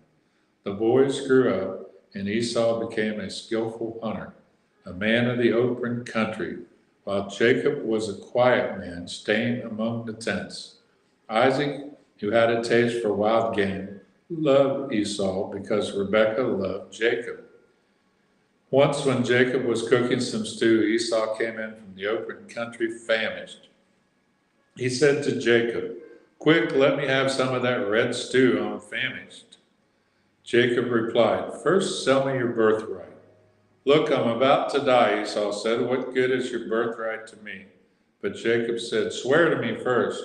So he swore an oath to him, selling his birthright to Jacob.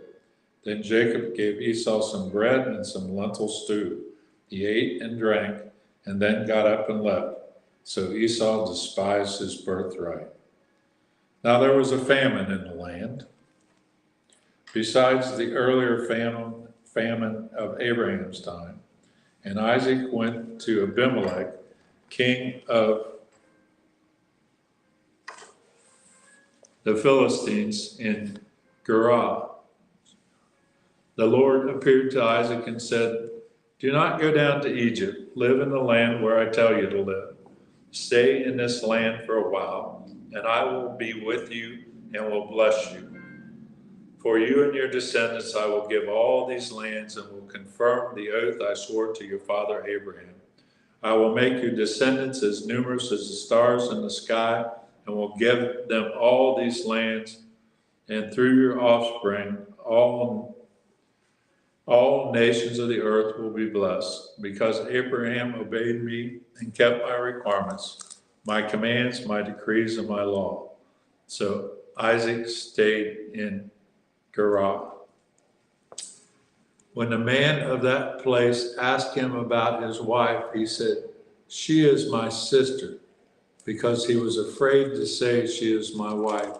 He thought the men of this place might kill me on account of Rebekah because she was so beautiful.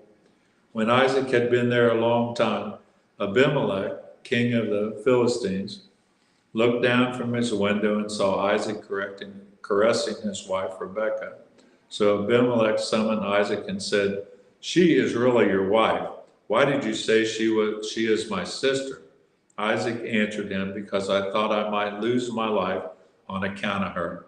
Then Abimelech said, "What is this you have done to us? One of the men might have slept with your wife, and that would have brought guilt upon us." So Abimelech gave orders to all the people, "Anyone who molests this man or his wife shall surely be put to death." Isaac planted crops in that land, and the same year reaped 100-fold, because the Lord blessed him.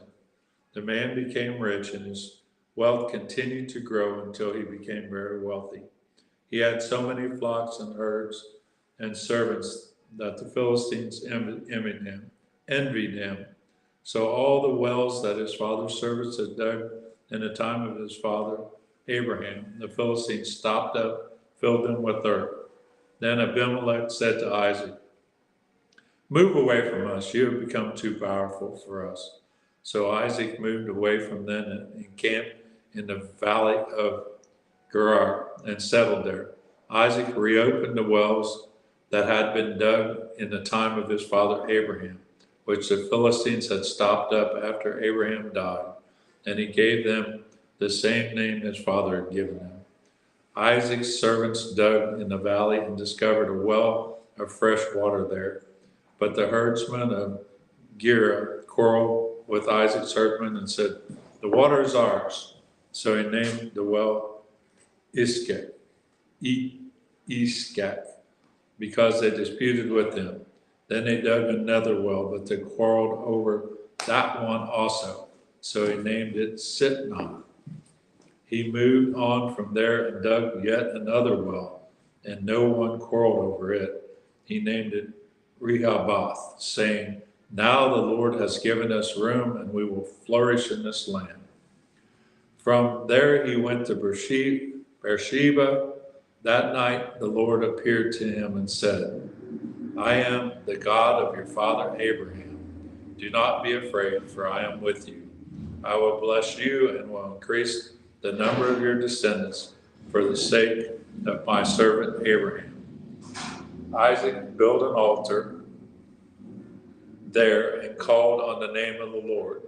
There he pitched his tent, and there his servants dug a well. Meanwhile, Abimelech had come to him from Gerar with Azuzith, his personal advisor, and Pinnacle, the commander of his forces. Isaac asked him, "Why have you come to me, since you were hostile to me and sent me away?" They answered, "We saw clearly that the Lord was with you. So we said, there ought to be a sworn agreement between us and you. Let us make a treaty with you that you will do us no harm, just as we did not molest you, but always treated you well and sent you away in peace. And now you are blessed by the Lord." Isaac then made a feast for them, and they ate and drank. Early the next morning, the men swore an oath on each other, and Isaac sent them on their way, and they left him in peace. That day, Isaac's servants came out and told him about the well they had dug. They said, "We found water." He called it Sheba, and to this day the name of the town has been Beersheba. When Esau was 40 years old, he married Judah, daughter of Beri the Hittite, and also Basemath, daughter of Elon the Hittite. They were a source of grief to Isaac and Rebekah. When Isaac was old and his eyes were so weak that he could no longer see, he called for Esau, his older son, and said to him, "My son." "Here I am," he answered. Isaac said, "I am now an old man and don't know the day of my death. Now then, get your weapons, your quiver and bow, and go out to the open country and hunt some wild game for me. Prepare me the kind of tasty food I like and bring it to me to eat, so that I may give my blessing before I die." Now Rebekah was listening as Isaac spoke to his son Esau. When Esau left for the open country to hunt game and bring it back, Rebekah said to her son Jacob, "Look, I overheard your father say to your brother Esau, 'Bring me some game and prepare me some tasty food to eat, so that I may give you my blessing in the presence of the Lord before I die.' Now, my son, listen carefully and do what I tell you. Go out to the flock and bring me 2 choice young goats, so that I can prepare some tasty food for your father just the way he likes it. Then take it to your father to eat, so that he may give you his blessing before he dies." Jacob said to Rebekah, his mother, "But my brother Esau is a hairy man, and I'm a man with smooth skin. What if my father touches me? I would appear to be tricking him and would bring down a curse on myself rather than a blessing. His mother said to him, My son, let the curse fall on me. Just do what I say. Go and get them for me. So he went and got them and brought them to his mother, and she prepared some tasty food just the way the father liked it. Then Rebekah took the best clothes of Esau, the older son, which she had in the house, and put them on the younger son, Jacob. She also covered his hands and the smooth part of his neck with the goat skins. Then she handed to her son Jacob the tasty food and the bread she had made. He went to his father and said, My father. Yes, my son, he answered. Who is it? Jacob said to his father, I am Esau, your firstborn. I have done as you have told me. Please set up and eat some of my game so that you may give me your blessing. Isaac asked his son, How did you find it so quickly, my son? The Lord your God gave me success, he replied. Then Isaac said to Jacob, Come near me so I can touch you, my son. I'll know whether you really are my son Esau or not. Jacob went close to his father Isaac, who touched him and said, The voice is the voice of Jacob, but the hands are the hands of Esau. He did not recognize him, for his hands were hairy like those of his brother Esau. So he blessed him. Are you really my son Esau? He asked. I am, he replied. Then he said, My son, bring me some of your game to eat so that I may give you my blessing. Jacob brought it to him, and he ate, and he brought some wine, and he drank. Then his father Isaac said to him, Come here, my son, and kiss me. So he went to him and kissed him. When Isaac caught the smell of his clothes, he blessed him and said, Ah, the smell of my son is like the smell of the field that the Lord has blessed. May God give you of heaven's dew and earth's richness and abundance of grain and new wine. May nations serve you and people bow down to you. Be Lord over your brothers, and may the sons of your mother bow down to you. May those who curse you be cursed.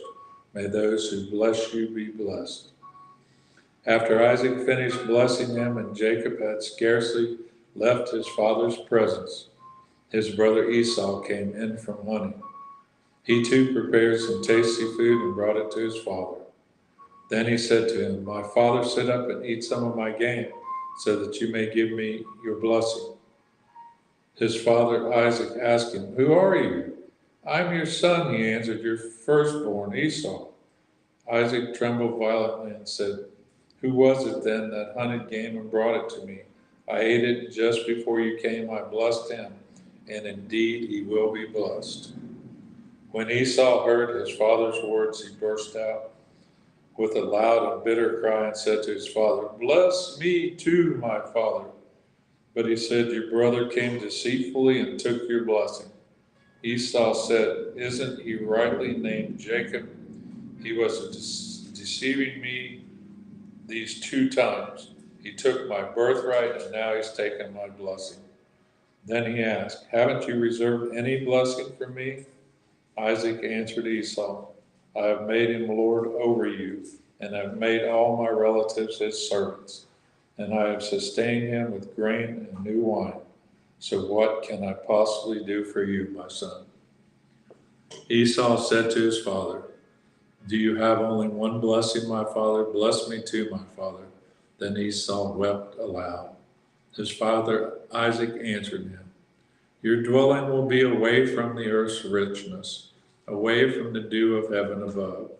You will live by the sword, and you will serve your brother. But when you grow restless, you will throw his yoke from off your neck. Esau held a grudge against Jacob because of the blessing his father had given him. He said to himself, The days of mourning for my father are near. Then I will kill my brother Jacob. When Rebekah was told of her older son Esau had said, She sent for the younger son Jacob and said to him, "Your brother Esau is consoling himself with the thought of killing you. Now then, my son, do what I say. Flee at once to my brother Laban in Haran. Stay with him for a while until your brother's fury subsides. When your brother is no longer angry with you and forgets what you did to him, I'll send word to you to come back from there. Why should I lose both of you in one day?"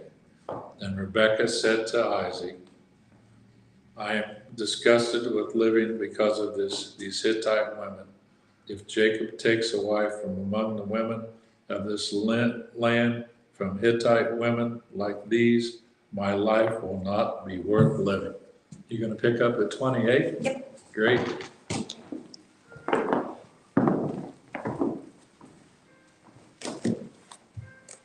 Thank you, Lord, for your word. We're in Genesis 28. So Isaac called for Jacob, then blessed him and commanded him, "Do not marry a Canaanite woman. Go at once to Padan-aram, to the house of your mother's father, Read-Thru. Take a wife for yourself there, from among the daughters of Laban, your mother's brother. May God Almighty bless you and make you fruitful and increase your numbers until you become a community of people. May he give you and your descendants the blessing given to Abraham, so that you may take possession of the land where you now live as an alien, the land God gave to Abraham." Then Isaac sent Jacob on his way, and he went to Padan-aram, to Laban, son of Bethuel the Aramean, the brother of Rebekah, who was the mother of Jacob and Esau. Now Esau learned that Isaac had blessed Jacob and had sent him to Padan-aram to take a wife from there, and that when he blessed him, he commanded him, "Do not marry a Canaanite woman," and that Jacob had obeyed his father and mother and had gone to Padan-aram. Esau then realized how displeasing the Canaanite women were to his father Isaac. So he went to Ishmael and married Mahlah, the sister of Naboth and daughter of Ishmael, son of Abraham, in addition to the wives he already had. Jacob left Beersheba and set out for Haran. When he reached a certain place, he stopped for the night because the sun had set. Taking one of the stones there, he put it under his head and lay down to sleep. He had a dream in which he saw a stairway resting on the earth, with its top reaching to the heaven, and the angels of God were ascending and descending on it. There above it stood the Lord, and he said, "I am the Lord, the God of your father Abraham, the God of Isaac. I will give you and your descendants the land on which you are lying. Your descendants will be like the dust of the earth, and you will spread out to the west and to the east, to the north and to the south. All peoples of earth will be blessed through you and your offspring. I am with you and will watch over you wherever you go, and I will bring you back to the land. I will not leave you until I have done what I've promised you." When Jacob awoke from his sleep, he thought, "Surely the Lord is in this place, and I was not aware of it." He was afraid and said, "How awesome is this place! This is none other than the house of God. This is the gate of heaven." Early the next morning, Jacob took the stone he had placed under his head and set it up as a pillar and poured oil on top of it. And he called that place Bethel, though the city used to be called Luz. Then Jacob made a vow, saying, "If God will be with me and will watch over me on this journey I am taking, and will give me food to eat and clothes to wear so that I will return safely to my father's house, then the Lord will be my God, and this stone that I have set up as a pillar will be God's house. And of all that you give me, I will give you a tenth." Then Jacob continued on his journey and came to the land of the eastern people. There he saw a well in the field, with 3 flocks of sheep lying near it, because the flocks were watered from that well. The stone over the mouth of the well was large, and when all the flocks were gathered there, the shepherds would roll the stone away from the well's mouth and water the sheep. Then they would return the stone to its place over the mouth of the well. Jacob asked the shepherds, "My brothers, where are you from?" "We're from Haran," they replied. He said to them, "Do you know Laban, Nahor's grandson?" "Yes, we know him," they answered. Then Jacob asked them, "Is he well?" "Yes, he is," they said. "And here comes his daughter Rachel with the sheep." "Look," he said, "the sun is still high, and it is not time for the flocks to be gathered. Water the sheep and take them back to the pasture." "We can't," they replied, "until all the flock are gathered and the stone has been rolled away from the mouth of the well. Then we will water the sheep."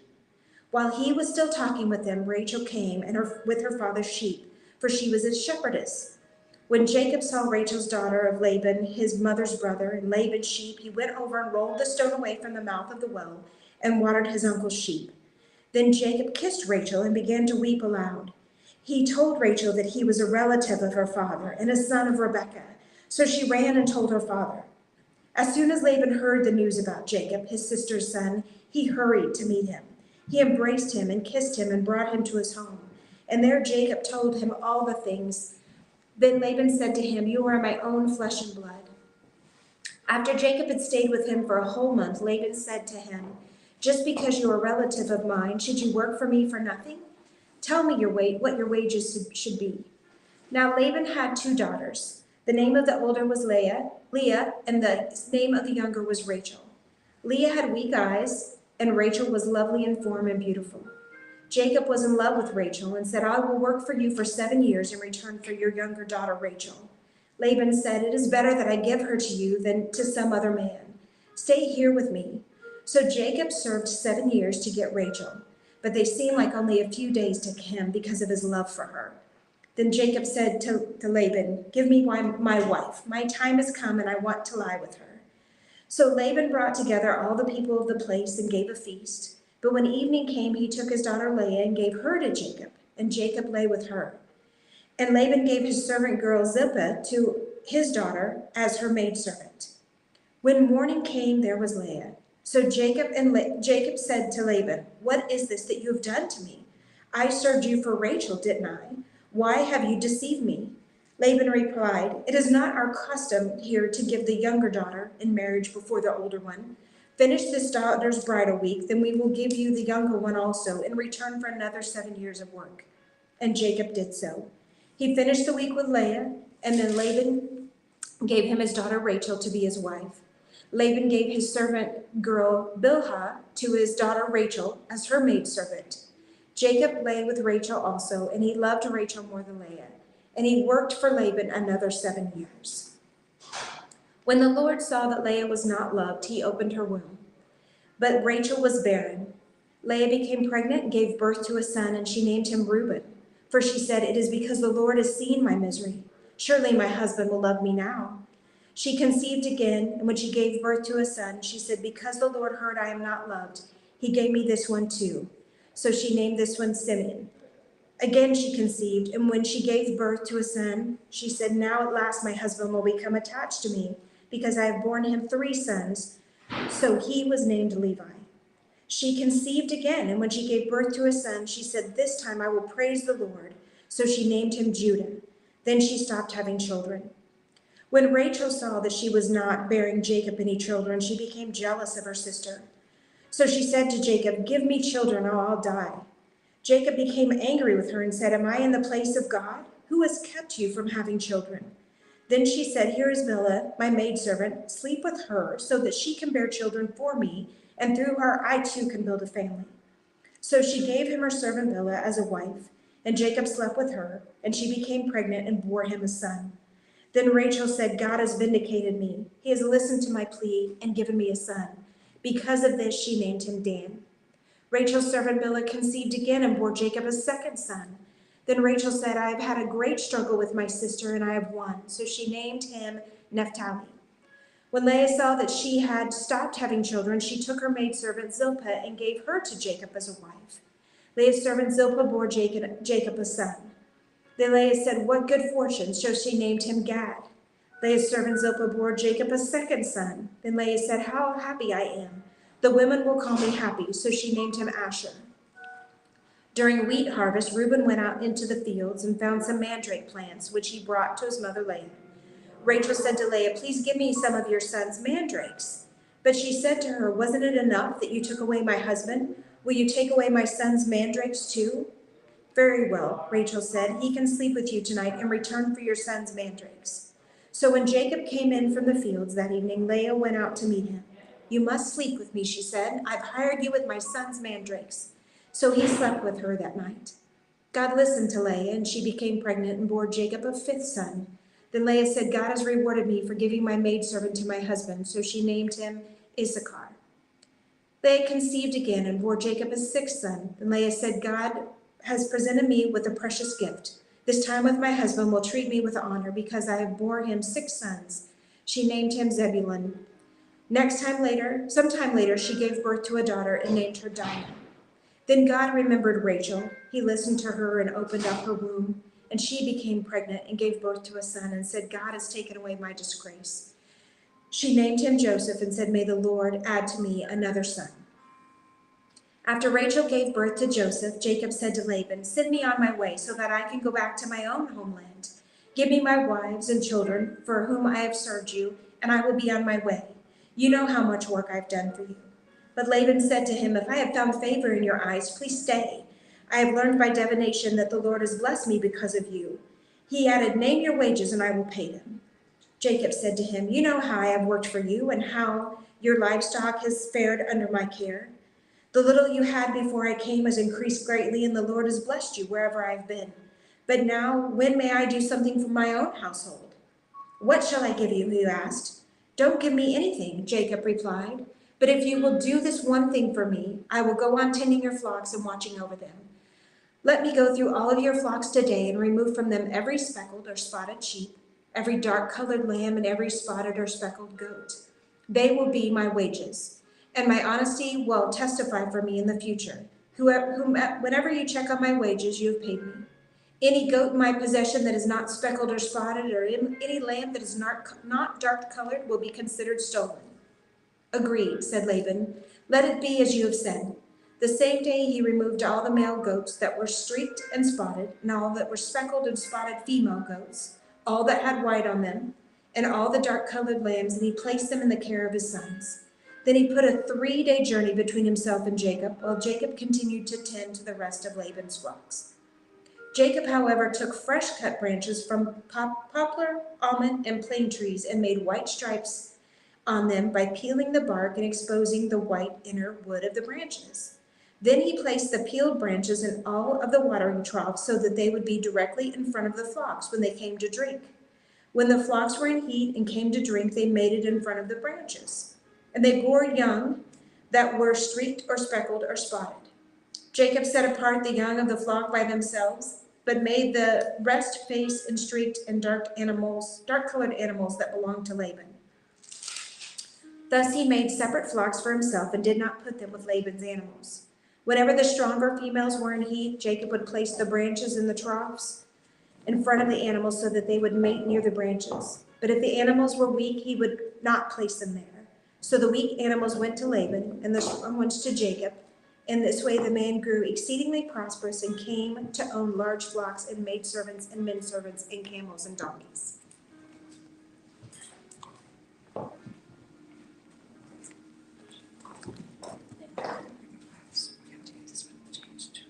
I'm not reading Genesis 31. Yeah, if you want to just use it. Okay, thank you.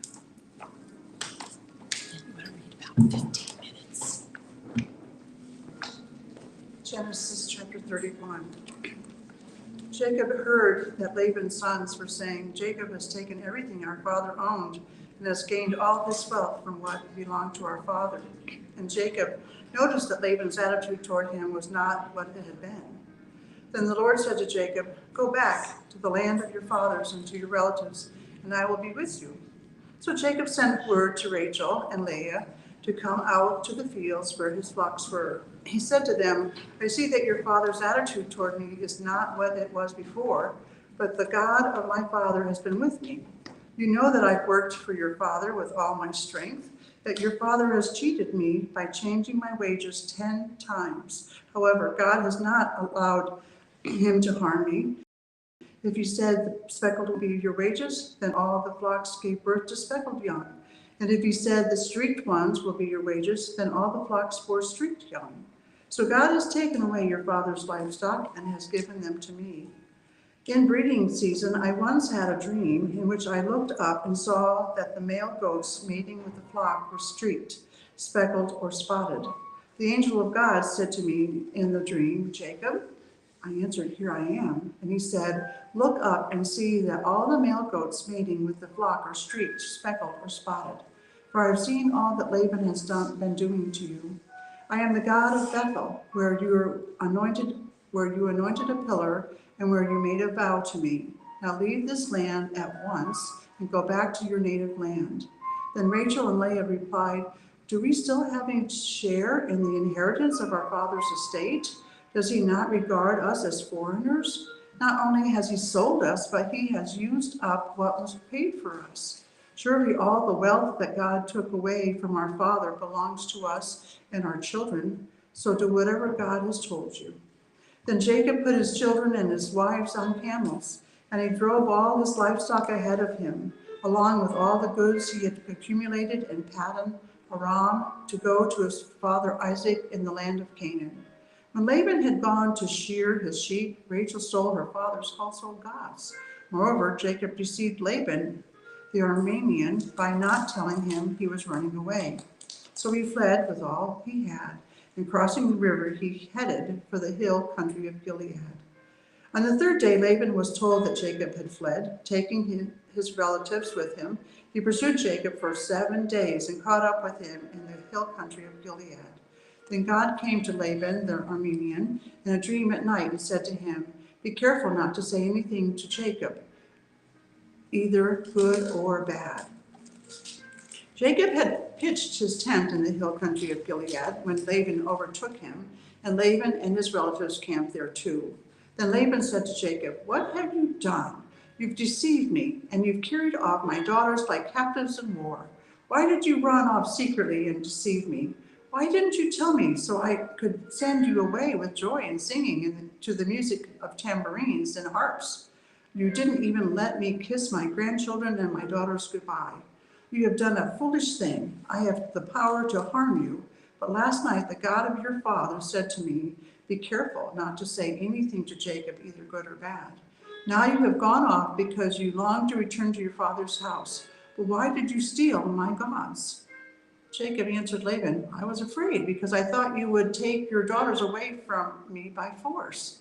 But if you find anyone who has your gods, he shall not live. In the presence of our relatives, see for yourself whether there is anything of yours here with me, and if so, take it. Now Jacob did not know that Rachel had stolen the gods. So Laban went into Jacob's tent, and into Leah's tent, and into the tent of the 2 maidservants, but he found nothing. After he came out of Leah's tent, he entered Rachel's tent. Now Rachel had taken the household gods and put them inside her camel's saddle and was sitting on them. Laban searched throughout everything in the tent but found nothing. Rachel said to her father, don't be angry, my lord, that I cannot stand up in your presence. I'm having my period. So he searched but could not find the household gods. Jacob was angry and took Laban to task. What is my crime? He asked Laban. What sin have I committed that you hunt me down? Now that you have searched through all my goods, what have you found that belongs to your household? Put it here in front of your relatives and mine, and let them judge between the 2 of us. I've been with you for 20 years now. Your sheep and goats have not miscarried, nor have I eaten rams from your flocks. I did not bring you animals torn by wild beasts. I bore the animals torn. I did not bring you animals torn by wild beasts. I bore the loss myself, and you demanded payment for me for whatever was stolen by day or night. This was my situation. The heat consumed me in the daytime and the cold at night, and sleep fled from my eyes. It was like this for the 20 years I was in your household. I worked for you 14 years for your 2 daughters and 6 years for your flocks, and you changed my wages 10 times. If the God of my father, the God of Abraham, and the fear of Isaac had not been with me, you would surely have sent me away empty-handed. But God has seen my hardship and the toil of my hands, and last night he rebuked you. Laban answered Jacob, the women are my daughters, the children are my children, and the flocks are my flocks. All you see is mine. Yet what can I do today about these daughters of mine, or about the children they have borne? Come now, let's make a covenant, you and I, and let it serve as a witness between us. So Jacob took a stone and set up on as a pillar, and he said to his relatives, "Gather some stones." So they took stones and piled them in a heap, and they ate there by the heap. Laban called it Gajar Sahadutha, and Jacob called it Gilead. Laban said, "This heap is a witness between you and me today." That is why it was called Gilead. It was also called Mizpah, because he said, "May the Lord keep watch between you and me when we are away from each other. If you mistreat my daughters, or if you take any wives besides my daughters, even though no one is with us, remember that God is a witness between you and me." Laban also said to Jacob, "Here is this heap, and here is this pillar. I've set up between you and me. This heap is a witness, and this pillar is a witness, that I will not go past this heap to your side to harm you, and that you will not go past this heap and pillar to my side to harm me. May the God of Abraham and the God of Nahor, the God of their father, judge between us." So Jacob took an oath in the name of the fear of his father Isaac. He offered a sacrifice there in the hill country and invited his relatives to a meal. After they had eaten, they spent the night there. Early the next morning, Laban kissed his grandchildren and his daughters and blessed them. Then he left and returned home. Jacob also went on his way, and the angels of God met him. When Jacob saw them, he said, "This is the camp of God." So he named that place Mahanaim. Jacob sent messengers ahead of him to his brother Esau in the land of Seir, the country of Edom. He instructed them, "This is what you are to say to my master Esau. Your servant Jacob says, I have been staying with Laban and have remained there till now. I have cattle and donkeys, sheep and goats, men servants and maidservants. Now I'm sending this message to you, my lord, that I may find favor in your eyes." When the messengers returned to Jacob, they said, "We went to your brother Esau, and now he's coming to meet you, and 400 men are with him." In great fear and distress, Jacob divided the people who were with him into two groups, and the flocks and herds and camels as well. He thought, if Esau comes and attacks one group, the group that is left may escape.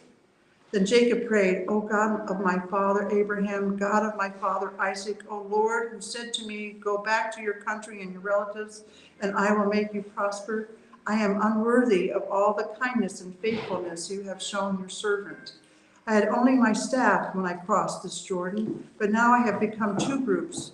Save me, I pray, from the hand of my brother Esau, for I am afraid he will come and attack me, and also the mothers with their children. But you have said, I will surely make you prosper and will make your descendants like the sand of the sea, which cannot be counted."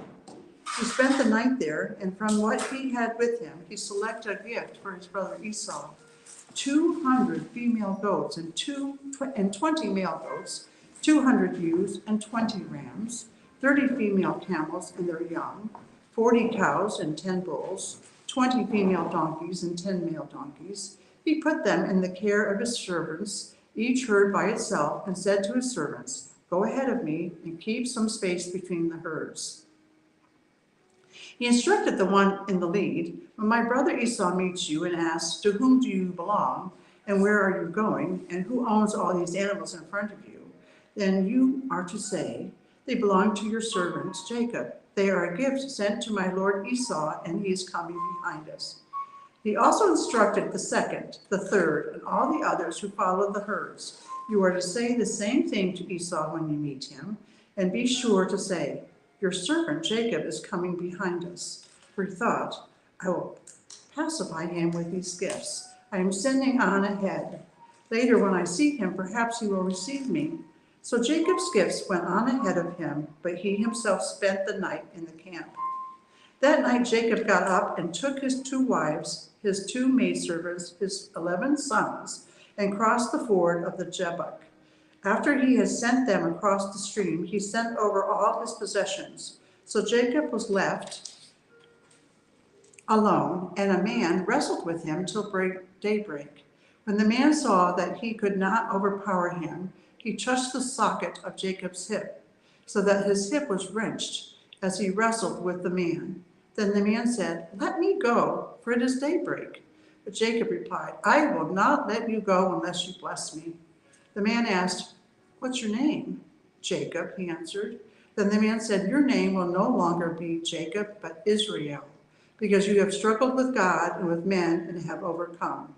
Jacob said, "Please tell me your name." But he replied, "Why do you ask my name?" Then he blessed him there. So Jacob called the place Peniel, saying, "It is because I saw God face to face, and yet my life was spared." The sun rose above him as he passed Peniel, and he was limping because of his hip. Therefore, to this day, the Israelites do not eat the tendon attached to the socket of the hip, because the socket of Jacob's hip was touched near the tendon. Jacob looked up, and there was Esau coming with his 400 men. So he divided the children among Leah, Rachel, and the 2 maidservants. He put the maidservants and their children in front, Leah and her children next, and Rachel and Joseph in the rear. He himself went on ahead and bowed down to the ground 7 times as he approached his brother. But Esau ran to meet Jacob and embraced him. He threw his arms around his neck and kissed him, and they wept. Then Esau looked up and saw the women and children. "Who are these with you?" he asked. Jacob answered, "They are the children God has graciously given your servant." Then the maidservants and their children approached and bowed down. Next, Leah and her children came and bowed down. Last of all came Joseph and Rachel, and they too bowed down. Esau asked, "What do you mean by all these droves I met?" "To find favor in your eyes, my lord," he said. But Esau said, "I already have plenty, my brother. Keep what you have for yourself." "No, please," said Jacob, "if I have found favor in your eyes, accept this gift from me. For to you, your face is like seeing the face of God. Now that you have received me favorably, please accept the present that was brought to you, for God has been gracious to me, and I have all I need." And because Jacob insisted, Esau accepted it. Then Esau said, "Let us be on our way. I'll accompany you." But Jacob said to him, "My Lord knows that the children are tender and that I must care for the ewes and cows that are nursing their young. If they are driven hard just one day, all the animals will die. So let my Lord go on ahead of his servant while I move along slowly at the pace of the droves before me and that of the children until I come to my Lord in Seir." Esau said, "Then let me leave some of my men with you." "Oh, I do that?" Jacob asked. "Just let me find favor in the eyes of my Lord." So that day Esau started on his way back to Seir. Jacob, however, went to Succoth, where he built a place for himself and made shelters for his livestock. That is why the place is called Succoth. After Jacob came from Padan Aram, he arrived safely at the city of Shechem in Canaan and camped within sight of the city. For 100 pieces of silver he bought from the sons of Hamor, the father of Shechem, the plot of ground where he pitched his tent. There he set up an altar and called it El Elohe Israel. Now Dinah, the daughter Leah had borne to Jacob, went out to visit the women of the land. When Shechem, son of Hamor the Hivite, the ruler of that area, saw her, he took her and violated her. His heart was drawn to Dinah, daughter of Jacob, and he loved the girl and spoke tenderly to her. And Shechem said to his father, Hamor, "Get me this girl as my wife." When Jacob heard that his daughter Dinah had been defiled, his sons were in the fields with his livestock, so he kept quiet about it until they came home. Then Shechem's father Hamor went out to talk with Jacob. Now Jacob's sons had come in from the fields as soon as they heard what had happened. They were filled with grief and fury because Shechem had done a disgraceful thing in Israel by lying with Jacob's daughter, a thing that should not be done. But Hamor said to them, "My son Shechem has his heart set on your daughter. Please give her to him as his wife, intermarry with us. Give us your daughters and take our daughters for yourselves. You can settle among us. The land is open to you. Live in it, trade in it, and acquire property in it." Then Shechem said to Dinah's father and brothers, "Let me find favor in your eyes, and I will give you whatever you ask." Make the price for the bride and the gift I am to bring as great as you like, and I'll pay whatever you ask me. Only give me the girl as my wife." Because their sister Dinah had been defiled, Jacob's sons replied deceitfully as they spoke to Shechem and his father Hamor. They said to him, "We can't do such a thing. We can't give our sister to a man who is not circumcised. That would be a disgrace to us. We will give our consent to you on one condition only, that you become like us by circumcising all your males. Then we will give you our daughters and take your daughters for ourselves. We'll settle among you and become one people with you. But if you will not agree to be circumcised, we'll take our sister and go." Their proposal seemed good to Hamor and his son Shechem. The young man, who was the most honored of all his father's household, lost no time in doing what they said, because he was delighted with Jacob's daughter. So Hamor and his son Shechem went to the gate of their city to speak to their fellow townsmen. "These men are friendly towards us," they said. "Let them live in our land and trade in it. The land has plenty of room for them. We can marry their daughters and they can marry ours. But the men will consent to live with us as one people only on the condition that our males be circumcised, as they themselves are. Won't their livestock, their property, and all their other animals become ours? So let us give our consent to them, and they will settle among us." All the men who went out of the city gate agreed with Hamor and his son Shechem, and every male in the city was circumcised. 3 days later, while all of them were still in pain, 2 of Jacob's sons, Simeon and Levi, Dinah's brothers, took their swords and attacked the unsuspecting city, killing every male. They put Hamor and his son Shechem to the sword and took Dinah from Shechem's house and left. The sons of Jacob came upon the dead bodies and looted the city where their sister had been defiled. They seized their flocks and herds and donkeys and everything else of their cities in the city and out in the fields. They carried off all their wealth and all their women and children, taking as plunder everything in the houses. Then Jacob said to Simeon and Levi, "You have brought trouble on me by making me a stench to the Canaanites and Perizzites, the people living in this land. We are few in number, and if they join forces against me and attack me, I and my household will be destroyed." But they replied, "Should he have treated our sister like a prostitute?" Chapter 35. Then God said to Jacob, "Go up to Bethel and settle there and build an altar there to God, who appeared to you when you were fleeing from your brother Esau." So Jacob said to his household and to all who were with him, "Get rid of the foreign gods you have with you and purify yourselves and change your clothes. Then come, let us go up to Bethel, where I will build an altar to God, who answered me in the day of my distress and who has been with me wherever I have gone." So they gave Jacob all the foreign gods they had and the rings in their ears, and Jacob buried them under the oak at Shechem. Then they set out, and the terror of God fell upon the towns all around them, so that no one pursued them. Jacob and all the people with him came to Luz, that is Bethel, in the land of Canaan. There he built an altar, and he called the place El Bethel, because it was there that God revealed himself to him when he was fleeing from his brother. Now Deborah, Rebekah's nurse, died and was buried under the oak below Bethel, so it was named Alon Bakuth. After Jacob returned from Padan Aram, God appeared to him again and blessed him. God said to him, "Your name is Jacob, but you will no longer be called Jacob. Your name will be Israel." So he named him Israel. And God said to him, "I am God Almighty. Be fruitful and increase in number. A nation and a community of nations will come from you, and kings will come from your body. The land I gave to Abraham and Isaac I also give to you, and I will give this land to your descendants after you." Then God went up from him at the place where he had talked with him.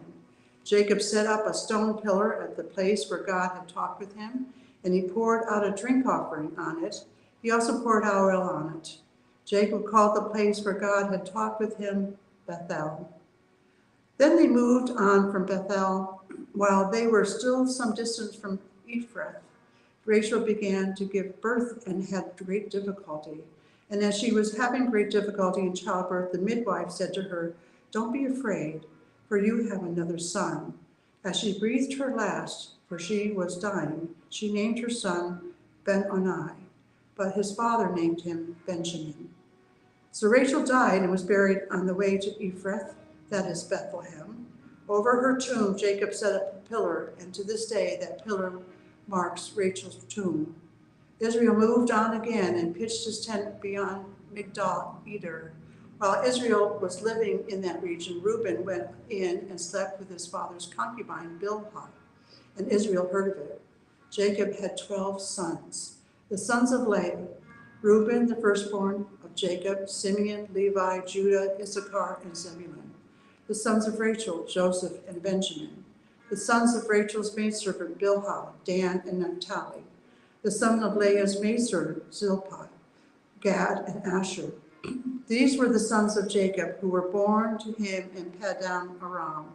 Jacob came home to his father Isaac in Mamre, near Kiriath Arba, that is Hebron, and Isaac had stayed. Isaac lived 180 years. Then he breathed his last and died, and was gathered to his people, old and full of years, and his sons Esau and Jacob buried him.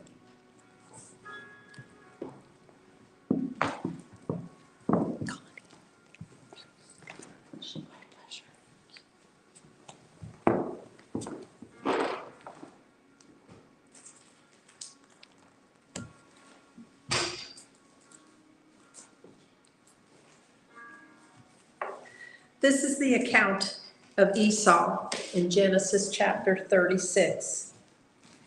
Esau took his wives from the women of Canaan, Adah, daughter of Elon the Hittite, and Oholibamah, daughter of Anah, and granddaughter of Zibeon the Hivite. Also Basemath, daughter of Ishmael, and sister of Nebai. Adah bore Eliphaz to Esau. Basemath bore Ruel, and Oholibamah bore Jehush, Jalam, and Korah. These were the sons of Esau who were born to him in Canaan. Esau took his wives and sons and daughters and all the members of his household, as well as his livestock and all his other animals and all the goods he had acquired in Canaan, and moved to a land some distance from his brother Jacob. Their possessions were too great for them to remain together. The land where they were staying could not support them both because of their livestock. So Esau, that is Edom, settled in the hill country of Seir. This is the account of Esau, the father of the Edomites, in the hill country of Seir. These are the names of Esau's sons: Eliphaz, son of Esau's wife Adah, and Ruel, the son of Esau's wife Basemath. The son of Eliphaz: Teman, Omar, Zepho, Gatam, and Kenaz. Esau's son Eliphaz also had a concubine named Timnah, who bore him Amalek. These were the grandsons of Esau's wife Adah. The sons of Ruel were Nahath, Zerah, Shammah, and Mizah. These were the grandsons of Esau's wife Basemath. The sons of Esau's wife Oholibamah, daughters of Anah and granddaughter of Zibeon, whom she bore to Esau, Jehush, Jalam, and Korah. These were the chiefs among Esau's descendants. The son of Eliphaz, the firstborn of Esau, chiefs Teman, Omar, Zepho, Kenaz, Korah, Gatam, and Amalek. These were the chiefs descended from Eliphaz in Edom. They were grandsons of Adah. The sons of Esau's son Ruel, chiefs Nahath, Zerah, Shammah, and Mizah. These were the chiefs descended from Ruel in Edom. They were grandsons of Esau's wife Basemath. The sons of Esau's wife Oholibamah, chiefs Jehush, Jalam, and Korah. These were the chiefs descended from Esau's wife Oholibamah, daughter of Anah. These were the sons of Esau, that is Edom, and these were their chiefs. These were the sons of Seir in the Horite, who were living in the region: Lotan, Shobal, Zibeon, Anah, Dishan, Ezer, Dishan. These sons of Sair in Edom were Horite chiefs. The sons of Lotan, Hori and Homam. Timnah was Lotan's sister. The sons of Shobal, Alvan, Manahath, Ebal, Shapho, and Onam. The sons of Zibeon, Aiah and Anah. This is the Anah who discovered the hot springs in the desert while he was grazing the donkeys of his father Zibeon.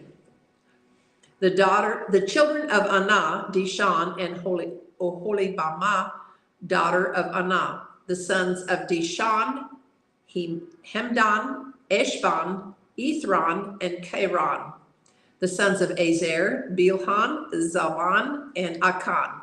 The sons of Dishan, Uz, and Aran. These were the Horite chiefs: Lotan, Shobal, Zibeon, Anah, Dishan, Ezer, Dishan. These were the Horite chiefs according to their divisions in the land of Sair. These were the kings who reigned in Edom before any Israelite king reigned. Bela, son of Beor, became king of Edom. His city was named Dinahabah. When Bela died, Zobab, son of Zerah from Bozrah, succeeded him as king. When Jobab died, Husham from the land of the Temanites succeeded him as king. When Husham died, Hadad, son of Bedad, who defeated Midian in the country of Moab, succeeded him as king. His city was named Avith. When Hadad died, Samlah from Masrekah succeeded him as king. When Samlah died, Shaul from Rehoboth on the river succeeded him as king. When Shaul died, Baal-Hanan, son of Akbor, succeeded him as king. When Baal-Hanan, son of Akbor, died, Hadad succeeded him as king. His city was named Pau. His wife's name was Mehetabel, daughter of Matred, the daughter of Mezahab. These were the chiefs descended from Esau by name according to their clans and regions: Timnah, Alva, Jeheth, Oholibamah, Elah, Pinon, Kenaz, Teman, Mizbar, Magdiel, and Iram. These were the chiefs of Edom according to their settlements in the land they occupied. This was Esau, the father of the Edomites. Chapter 37. Jacob lived in the land where his father had stayed, the land of Canaan. This is the account of Jacob. Joseph, a young man of 17, was tending the flocks with his brothers, the son of Bilhah, and the sons of Zilpah, his father's wives, and he brought their father a bad report about them. Now Israel loved Joseph more than any of his other sons, because he had been born to him in his old age, and he made richly ornamented robe for him. When his brothers saw that their father loved him more than any of them, they hated him and could not speak a kind word to him. Joseph had a dream, and when he told it to his brothers, they hated him all the more. And he said to them, "Listen to this dream I had. We were binding sheaves of grain out in the field when suddenly my sheaf rose up and stood upright, while your sheaves gathered around mine and bowed down to it." His brothers said to him, "Do you intend to reign over us? Will you actually rule us?" And they hated him all the more because of his dream and what he had said. Then he had another dream, and he told it to his brothers. "Listen," he said, "I had another dream, and this time the sun and the moon and 11 stars were bowing down to me." When he told his father as well as his brothers, his father rebuked him and said, "What is this dream you had? Will your mother and I and your brothers actually come and bow down to the ground before you?" His brothers were jealous of him, but his father kept the matter in mind. Now his brothers had gone to graze their father's flocks near Shechem, and Israel said to Joseph, "As you know, your brothers are grazing the flocks near Shechem. Come, I am going to send you to them." "Very well," he replied. So he said to him, "Go and see if all is well with your brothers and with the flocks, and bring word back to me." Then he sent him off from the valley of Hebron. When Joseph arrived at Shechem, a man found him wandering around in the fields and asked him, "What are you looking for?" And he replied, "I'm looking for my brothers. Can you tell me where they're grazing their flocks?" "They have moved on from here," the man answered. "I heard them say, 'Let's go to Dothan.'" So Joseph went after his brothers and found them near Dothan. But they saw him in the distance, and before he could reach them, they plotted to kill him. "Here comes that dreamer," they said to each other. "Come now, let's kill him and throw him into one of these cisterns and say that a ferocious animal devoured him. Then we'll see what comes of his dreams." When Reuben heard this, he tried to rescue him from their hands. "Let's not take his life," he said. "Don't shed any blood. Throw him into this cistern here in the desert, but don't lay a hand on him." Reuben said this to rescue him from them and take him back to his father. So when Joseph came to his brothers, they stripped him of his robe, the richly ornamented robe he was wearing. And they took him and threw him in the cistern. Now the cistern was empty, there was no water in it. And as they sat down to eat their meal, they looked up and saw a caravan of Ishmaelites coming from Gilead. Their camels were loaded with spices, balm, and myrrh, and they were on their way to take them down to Egypt. Judah said to his brothers, "What will we gain if we kill our brother and cover up his blood? Come, let's sell him to the Ishmaelites and not lay hands on him. After all, he is our brother, our own flesh and blood." And his brothers agreed. So when the Midianite merchants came by, his brothers pulled Joseph up out of the cistern and sold him for 20 shekels of silver to the Ishmaelites who took him to Egypt. And when Reuben returned to the cistern and saw that Joseph was not there, he tore his clothes. He went back to his brothers and said, "The boy isn't there. Where can I turn now?" And they got Joseph's robe, slaughtered a goat, and dipped the robe in the blood. They took the ornamented robe back to their father and said, "We found this. Examine it to see whether it is your son's robe." He recognized it and said, "It is my son's robe. Some ferocious animal has devoured him. Joseph has surely been torn to pieces." Then Jacob tore his clothes, put on sackcloth, and mourned for his son many days. All his sons and daughters came to comfort him, but he refused to be comforted. "No," he said, "in mourning I will go down to the grave to my son." So his father wept for him. And meanwhile, the Midianites sold Joseph in Egypt to Potiphar, one of Pharaoh's officials, the captain of the guard. Genesis 38. And at that time, Judah left his brothers and went down to stay with a man of Adullam named Hira. There Judah met the daughter of a Canaanite man named Shua. He married her and laid with her, and she became pregnant and gave birth to a son who was named Er. She conceived again and gave birth to a son and named him Onan. She gave birth to still another son and named him Shelah. So it was at Kezib that she gave birth to him.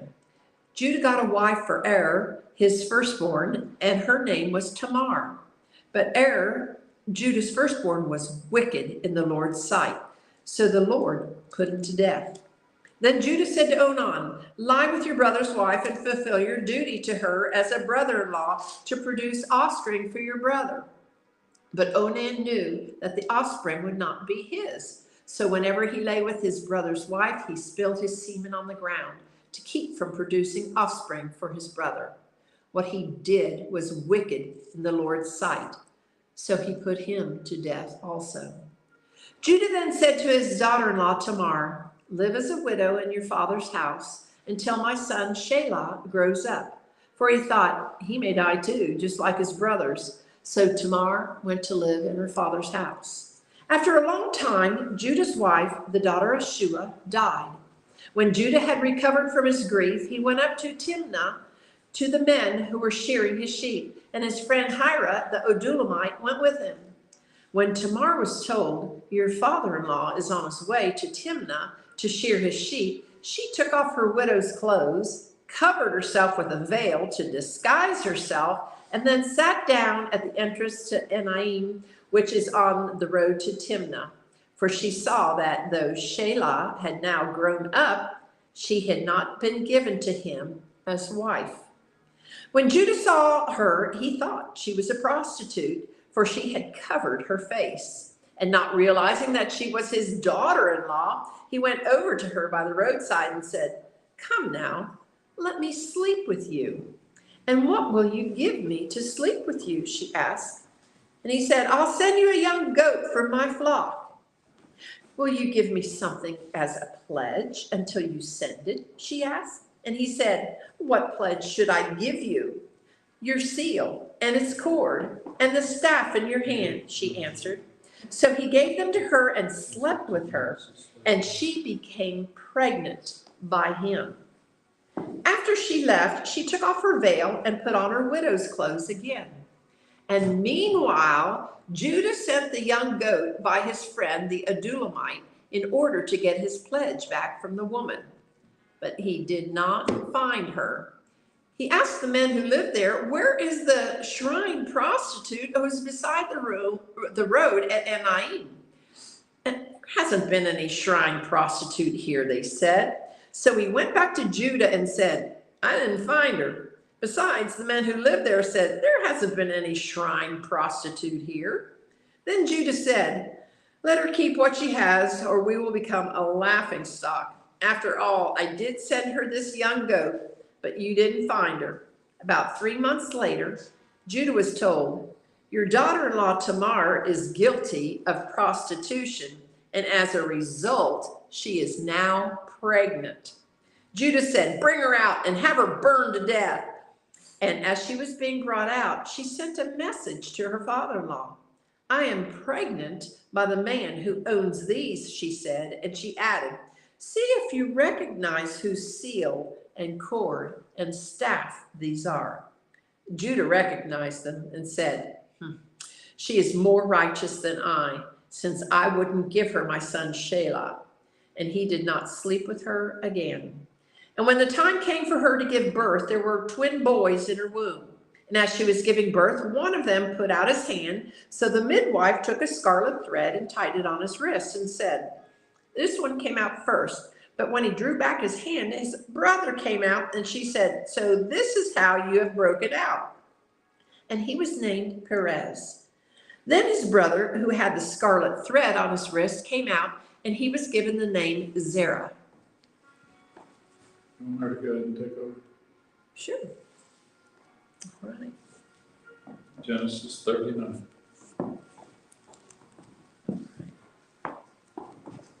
Right here, Genesis 39, Ella.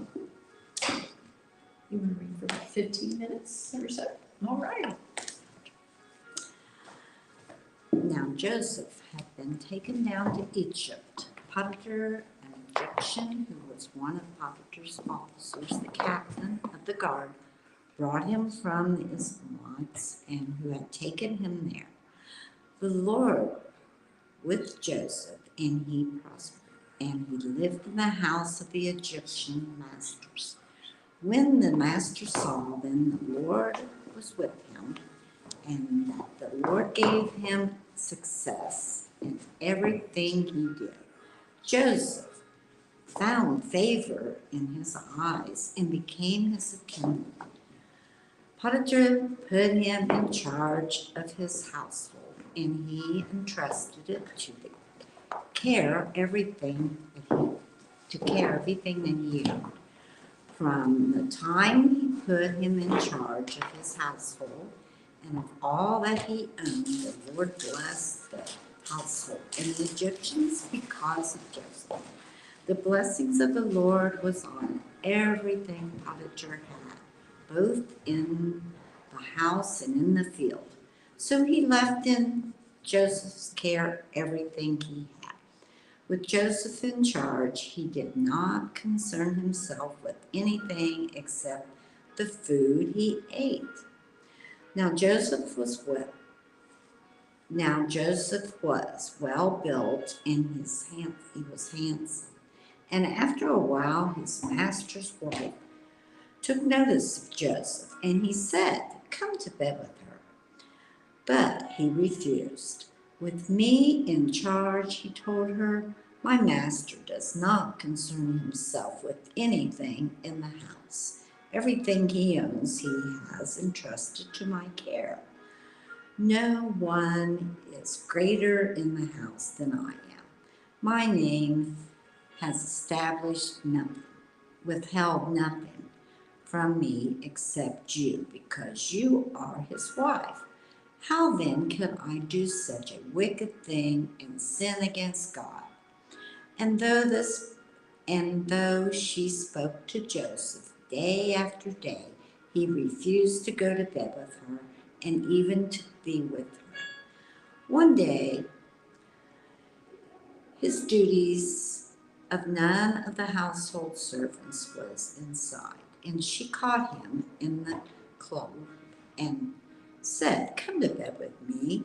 And he left his cloak in her hand, and he ran out of the house. When she saw that he had left his cloak in the hand and she ran out of the house, she called her household servants. "Look," she said to him, "this Hebrew has been brought to us and made sport of us. He came in here to sleep with me, and I screamed. When he heard me scream for help, he left his cloak inside and came out of the house." She kept his cloak inside her until his master came home. Then she told him this story: "The Hebrew slave you brought came to me and made sport of me. But as soon as I screamed for help and left his cloak inside with me and ran out of the house." When the master heard the story, his wife told him, saying, "This is how your slave treated me." He burned with anger. Joseph's master took him and put him in prison, in place where the king's prisoners were confined. But while Joseph was there in the prison, the Lord was with him. He showed him kindness and granted him favor in the eyes of the prison warden.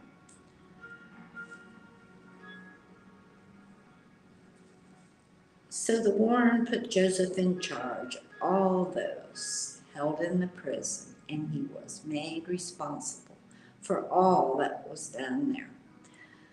The warden said to attentive, anything under Joseph's care. He caused the Lord, because the Lord was with Joseph and gave him success in whatever he did. Sometime later, the cupbearer and the baker of the king of Egypt offended their master, the king of Egypt.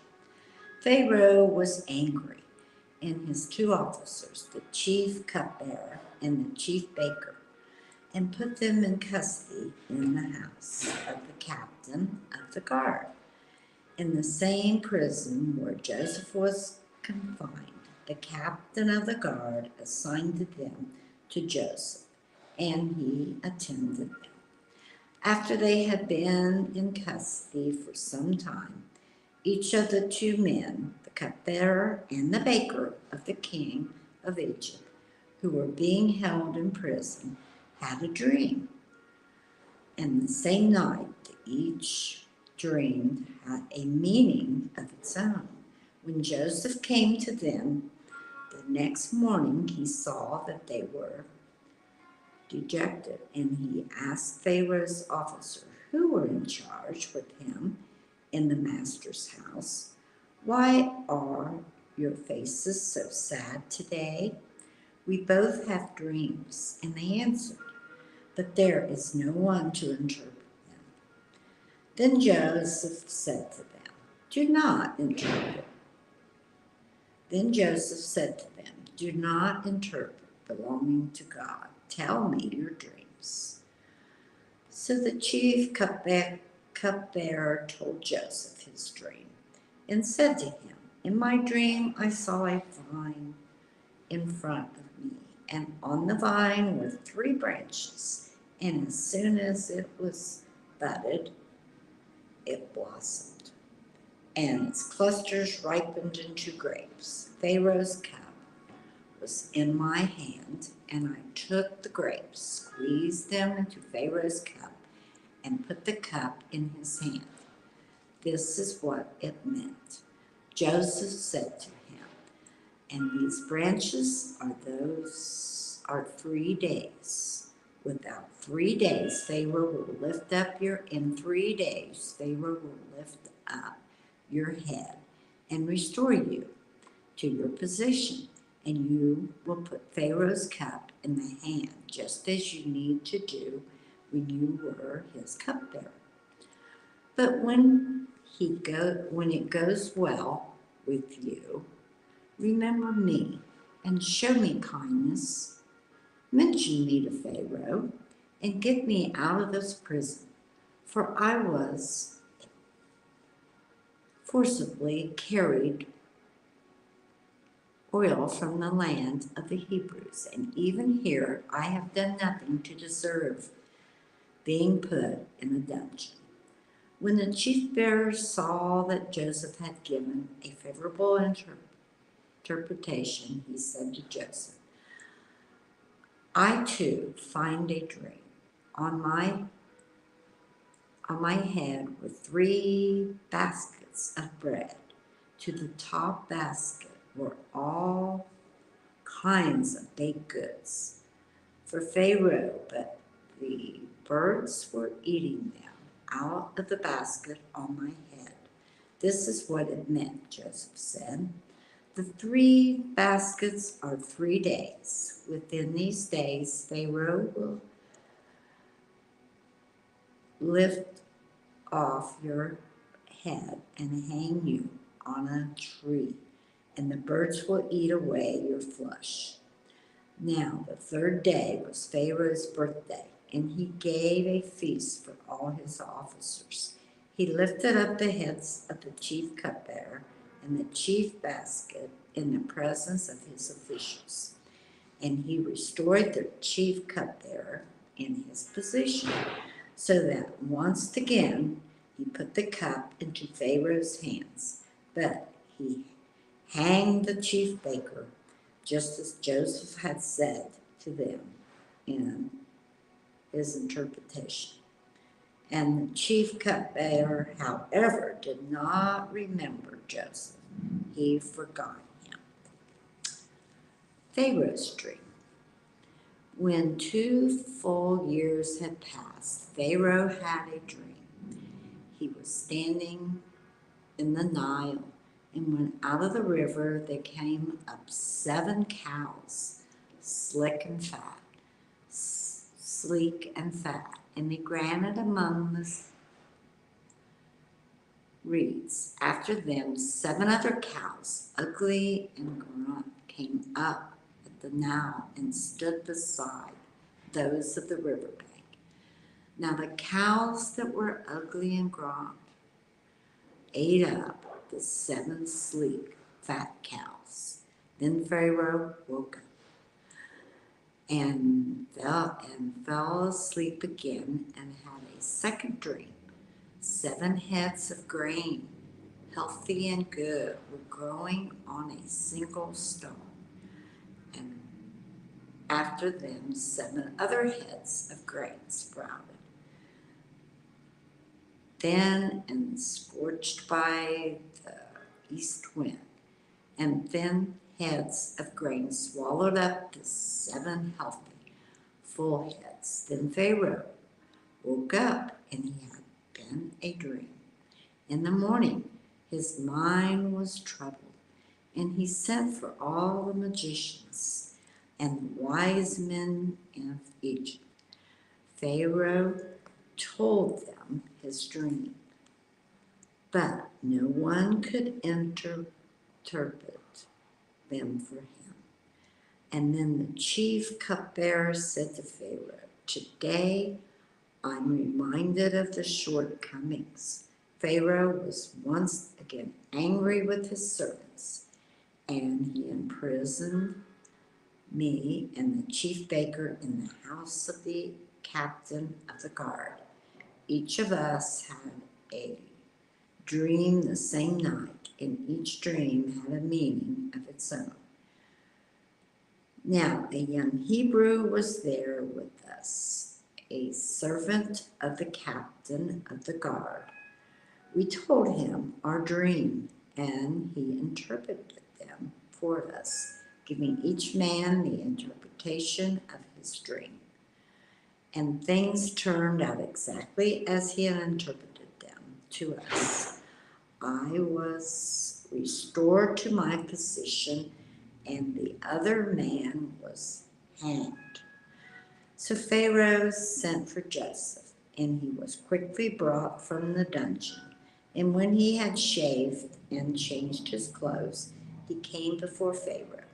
Pharaoh said to Joseph, I had a dream, and no one can interpret it, but I have heard it said of you that when you hear a dream, you can interpret it. I cannot do it, Joseph replied to Pharaoh, but God will give Pharaoh the answer he desires. Then Pharaoh said to Joseph, in my dream, I was standing on the bank of the Nile, when out of the river there came up 7 cows, fat and sleek, and they gazed among the reeds. After them, 7 other cows came up, scrawny and very ugly and lean. I had never seen such ugly cows in all the land of Egypt. And the lean, ugly cows ate up the 7 fat cows and came up first. But even after they ate them, no one could tell that they had done so. They looked just as ugly as before. Then I woke up. In my dream, I also saw 7 heads of grain, full and good, growing on a single stalk. After them, 7 other heads sprouted, withered and thin and scorched by the east wind. The thin heads of grain swallowed up the 7 good heads. I told this to the magicians, but none could explain it to me. Then Joseph said to Pharaoh, the dreams of Pharaoh are one and the same. God has revealed to Pharaoh what he is about to do. The 7 good cows are 7 years, and the 7 good heads of grain are 7 years. It is one and the same dream. The 7 lean, ugly cows that came up afterwards are 7 years, and so are the 7 worthless heads of grain scorched by the east wind. They are 77 years of famine. It is just as I said to Pharaoh. God has shown Pharaoh what he is about to do. 7 years of great abundance are coming throughout the land of Egypt, but 7 years of famine will follow them. Then all the abundance in Egypt will be forgotten, and the famine will rage the land. The abundance in the land is not to be remembered, because the famine will follow it will be so severe. The reason the dream was given to Pharaoh in the 2 forms is that the matter has been firmly decided by God, and God will do it soon. And now let Pharaoh look for a discerning and wise man and put him in charge of the land of Egypt. Let Pharaoh appoint commissioners over the land and take a 5th of the harvest of Egypt during the 7 years of abundance. They should collect all the food of the good years that are coming to store up the grain under the authority of Pharaoh to be kept in the cities for food. This food should be held in reserve for the county to be used during the 7 years of famine, and will come upon Egypt, so that the county may not be ruined by the famine. Country shall not be ruined by the famine. The plan seemed good to Pharaoh and to all his officials. So Pharaoh asked them, "Can we find another like this man in whom is the Spirit of God?" Then Pharaoh said to Joseph, "Since God has made all this known to you, there is no one so discerning and wise as you. You shall be in charge of my palace, and of all my people are to submit to your orders, only with respect to the throne, when I will be greater than you." Joseph to change in charge of Egypt. So Pharaoh said to Joseph, "I hereby put you in charge of the whole land of Egypt." Then Pharaoh took his signet ring from his finger and put it on Joseph's finger. He dressed him in robes of fine linen and put a gold chain around his neck. He had him ride on a chariot as his second in command. And the men shouted before him, "Make way." Thus he put him in charge of the whole land of Egypt. Then Pharaoh said to Joseph, "I am Pharaoh,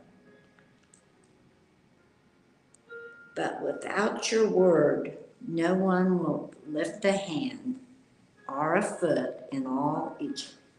Pharaoh gave Joseph the name Zaphenath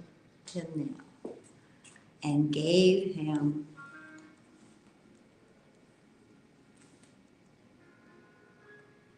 Anathoth's daughter of Potiphar, priest of On, to be his wife, and Joseph went throughout the land of Egypt.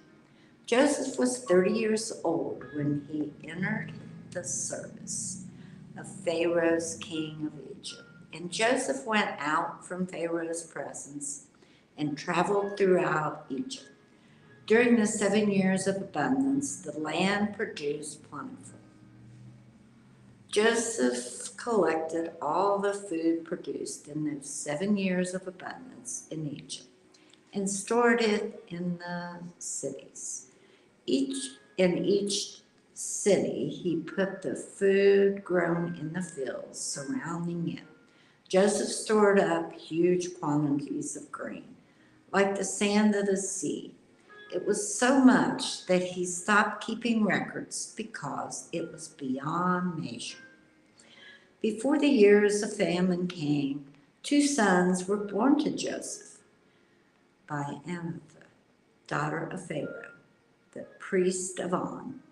Joseph named his firstborn Manasseh and said, "It is because God has made me forget all my troubles and all my father's household."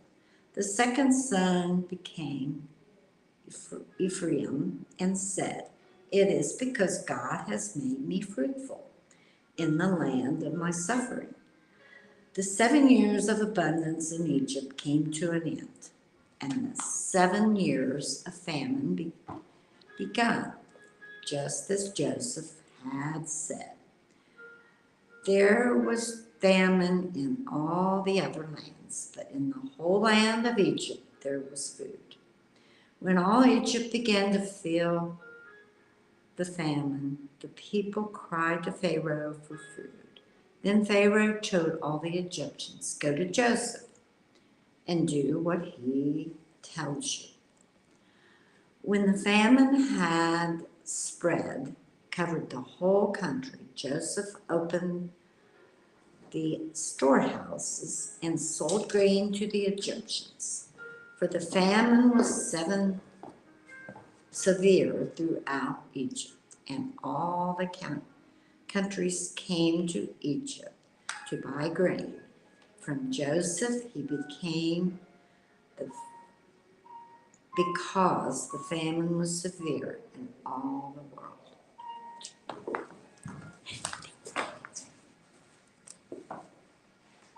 We are ready for Genesis 42. When Jacob learned that there was grain in Egypt, he said to his sons, Why do you just keep looking at each other?" He continued, "I have heard that there is grain in Egypt. Go down there and buy some for us so that we may live and not die." Then 10 of Joseph's brothers went down to buy grain from Egypt. But Jacob did not send Benjamin, Joseph's brother, with the others because he was afraid that harm might come to him. So Israel's sons were among those who went to buy grain, for the famine was in the land of Canaan also. Now Joseph was the governor of the land, the one who sold grain to all his people. So when Joseph's brothers arrived, they bowed down to him with their faces to the ground. As soon as Joseph saw his brothers, he recognized them, but he pretended to be a stranger and spoke harshly to them. "Where do you come from?" he asked. "From the land of Canaan," they replied, "to buy food." Although Joseph recognized his brothers, they did not recognize him. Then he remembered his dreams about them, and he said to them, "You are spies, and you've come to see where our land is unprotected." "No, my lord," they answered. "Your servants have come to buy food. We are the sons of one man. Your servants are honest men, not spies." "No," he said to them, "you have come to see where our land is unprotected." But they replied, "Your servants were 12 brothers, the sons of one man who lives in the land of Canaan. The youngest is now with our father, and one is no more." Joseph said to them, "It is just as I told you. You are spies, and this is how you will be tested. As surely as Pharaoh lives, you will not leave this place unless your youngest brother comes here. Send one of your numbers to get your brother, and the rest of you will be kept in prison so that your words may be tested to see if you are telling the truth. If you are not, then as surely as Pharaoh lives, you are spies." And he put them all in custody for 3 days. On the 3rd day, Joseph said to them, "Do this and you will live, for I fear God. If you are honest men, let one of your brothers stay here in prison while the rest of you go and take grain back for your starving households. But you must bring your youngest brother to me, so that your words may be verified and that you may not die." This they proceeded to do. They said to one another, "Surely we are being punished because of our brother. We saw how distressed he was when he pleaded with us for his life, but we would not listen. And that's why this distress has come upon us." Reuben replied, "Didn't I tell you not to sin against the boy? But you wouldn't listen. Now we must give an accounting for his blood." They did not realize that Joseph could understand them, since he was using an interpreter. He turned away from them and began to weep, but then turned back and spoke to them again. He had Simon taken from them and bound before their eyes. Joseph gave orders to fill their bags with grain, to put each man's silver back in his sack, and to give them provisions for their journey. After this was done for them, they loaded their grain on their donkeys and left. At the place where they stopped for the night, one of them opened his sack to get the feed for his donkey, and he saw the silver in the mouth of his sack. "My silver has been returned," he said to his brothers. "Here it is in my sack." Their hearts sank, and they turned to each other trembling and said, "What is this that God has done to us?" When they came to their father Jacob in the land of Canaan, they told him all that had happened to them. They said, "The man who is Lord over the land spoke harshly to us and treated us as though we were spying on the land. But we said to him, 'We are honest men, we are not spies. We were 12 brothers, son of one father. One is no more, and the youngest is now with our father in Canaan.' Then the man who was Lord over the land said to us, 'This is how I will know whether you are honest men. Leave one of your brothers here with me, and take food for your starving households and go. But bring your youngest brother to me, so I will know that you are not spies but honest men. Then I will give your brother back to you, and you can trade in the land.' As they were emptying their sacks, there in each man's sack was his pouch of silver. When they and their father saw the money pouches, they were frightened. Their father Jacob said to them, 'You have deprived me of my children. Joseph is no more, and Simeon is no more, and now you want to take Benjamin? Everything is against me.' Then Reuben said to his father, 'You may put both of my sons to death if I do not bring him back to you. Entrust him to my care, and I will bring him back.' But Jacob said, 'My son will not go down there with you. His brother is dead, and he's the only one left. If harm comes to him on the journey you are taking, you will bring gray hair down to the grave in sorrow.' Now the famine was still severe in the land. So when they had eaten all the grain that they had brought from Egypt, their father said to them, 'Go back and buy us a little more food.' But Judah said to him, 'The man warned us solemnly that you will not see my face again unless your brother is with you. If you will send our brother along with us, we will go down and buy food for you. But if you will not send him, we will not go down, because the man said to us, you will not see my face again unless your brother is with you.' Israel asked, 'Why do you bring this trouble on me by telling the man you had another brother?' They replied, "The man questioned us closely about ourselves and our family. Is your father still living?" he asked. "Do you have another brother?" We simply answered his questions. How were we to know that he would ask, "Bring your brother down here"? Then Judah said to Israel his father, "Send the boy along with me, and we will go at once, so that we and you and our children may live and not die. I myself will guarantee his safety. You can hold me personally responsible for him. If I do not bring him back to you and set him here before you, I will bear the blame before you all my life. It is if we had not delayed, we could have gone and returned twice." Then their father Israel said to them, "If it must be, then do this. Put some of the best products of the land in your bags and take them down to this man as a gift. A little balm and a little honey, some spices and myrrh, some pistachio nuts and almonds. Take double the amount of silver with you, for you must return the silver that was put back into the mouths of your sack. Perhaps it was a mistake. Take your brother also and go back to this man at once. And may God Almighty grant you mercy before the man, so that he will let your other brother and Benjamin come back with you. As for me, if I am bereaved, I am bereaved." So the men took the gifts and the double amount of the silver, and Benjamin also, and they hurried down to Egypt and presented themselves to Joseph. When Joseph saw Benjamin with him, he said to the steward of his house, "Take these men to my house, slaughter an animal, and prepare dinner. They are to eat with me at noon." The man did as Joseph told him and took the men to Joseph's house. Now the men were frightened when they were taken to his house. They thought, "We were brought here because of the silver that was put back in our sacks the first time. He wants to attack us and overpower us and seize us and our slaves and take our donkeys." So they went up to Joseph's steward and spoke to him at the entrance to the house. "Please, sir," they said, "we came down here the first time to buy food. But at the place where we stopped for the night, we opened our sacks, and each one of us found his silver, the exact weight, in the mouth of his sack. So we have brought it back with us. We have also brought additional silver with us to buy food. We don't know who put our silver in our sacks." "It's all right," he said. "Don't be afraid. Your God, the God of your father, has given you treasure in your sacks. I received your silver." And then he brought Simeon out to them. The steward took the men into Joseph's house, gave them water to wash their feet, provided fodder for their donkeys. They prepared their gifts for Joseph's arrival at noon because he had heard that they were to eat there. When Joseph came home, they presented to him the gifts they had brought into the house, and they bowed down before him to the ground. He asked them how they were, and then he said, "How is your aged father you told me about? Is he still living?" They replied, "Your servant, our father, is still alive and well," and they bowed low to pay him honor. As he looked about and saw his brother Benjamin, his own mother's son, he asked, "Is this your youngest brother, the one you told me about?" And he said, "God be gracious to you, my son." Deeply moved at the sight of his brother, Joseph hurried out and looked for a place to weep. He went into his private room and wept there. After he had washed his face, he came out and, controlling himself, said, "Serve the food."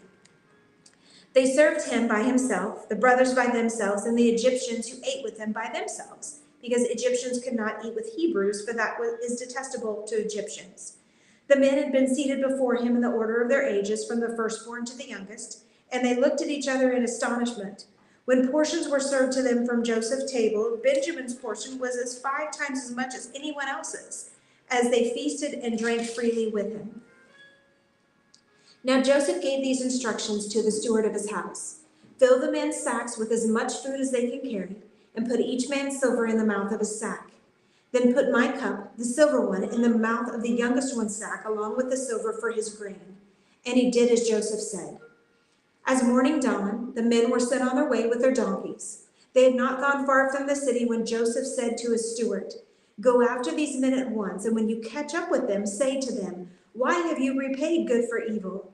Isn't this the cup my master drinks from and also uses for divination? This is a wicked thing that you've done.'"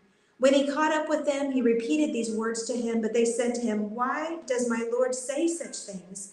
Far be it from your servants to do anything like that. We even brought back to you the land of Canaan, the silver we found inside the mouth of our sacks. So why would we steal silver or gold from your master's house? If any of your servants is found to have it, he will die, and the rest of us will become my Lord's slaves." "Very well, then," he said, "let it be as you say. Whoever is found to have it will become my slave, and the rest of you will be free from blame." Each of them quickly lowered his sack to the ground and opened it, and the steward proceeded to search, beginning with the oldest and ending up with the youngest. and the cup was found in Benjamin's sack. At this they tore their clothes, and they all loaded their donkeys and returned to the city. Joseph was still in his house when Judah and his brothers came in, and they threw themselves to the ground before him. Joseph said to them, "What is this that you have done? Don't you know that a man like me can find out things by divination?" "What can we say to my lord?" Judah replied. "What can we say? How can we prove our innocence?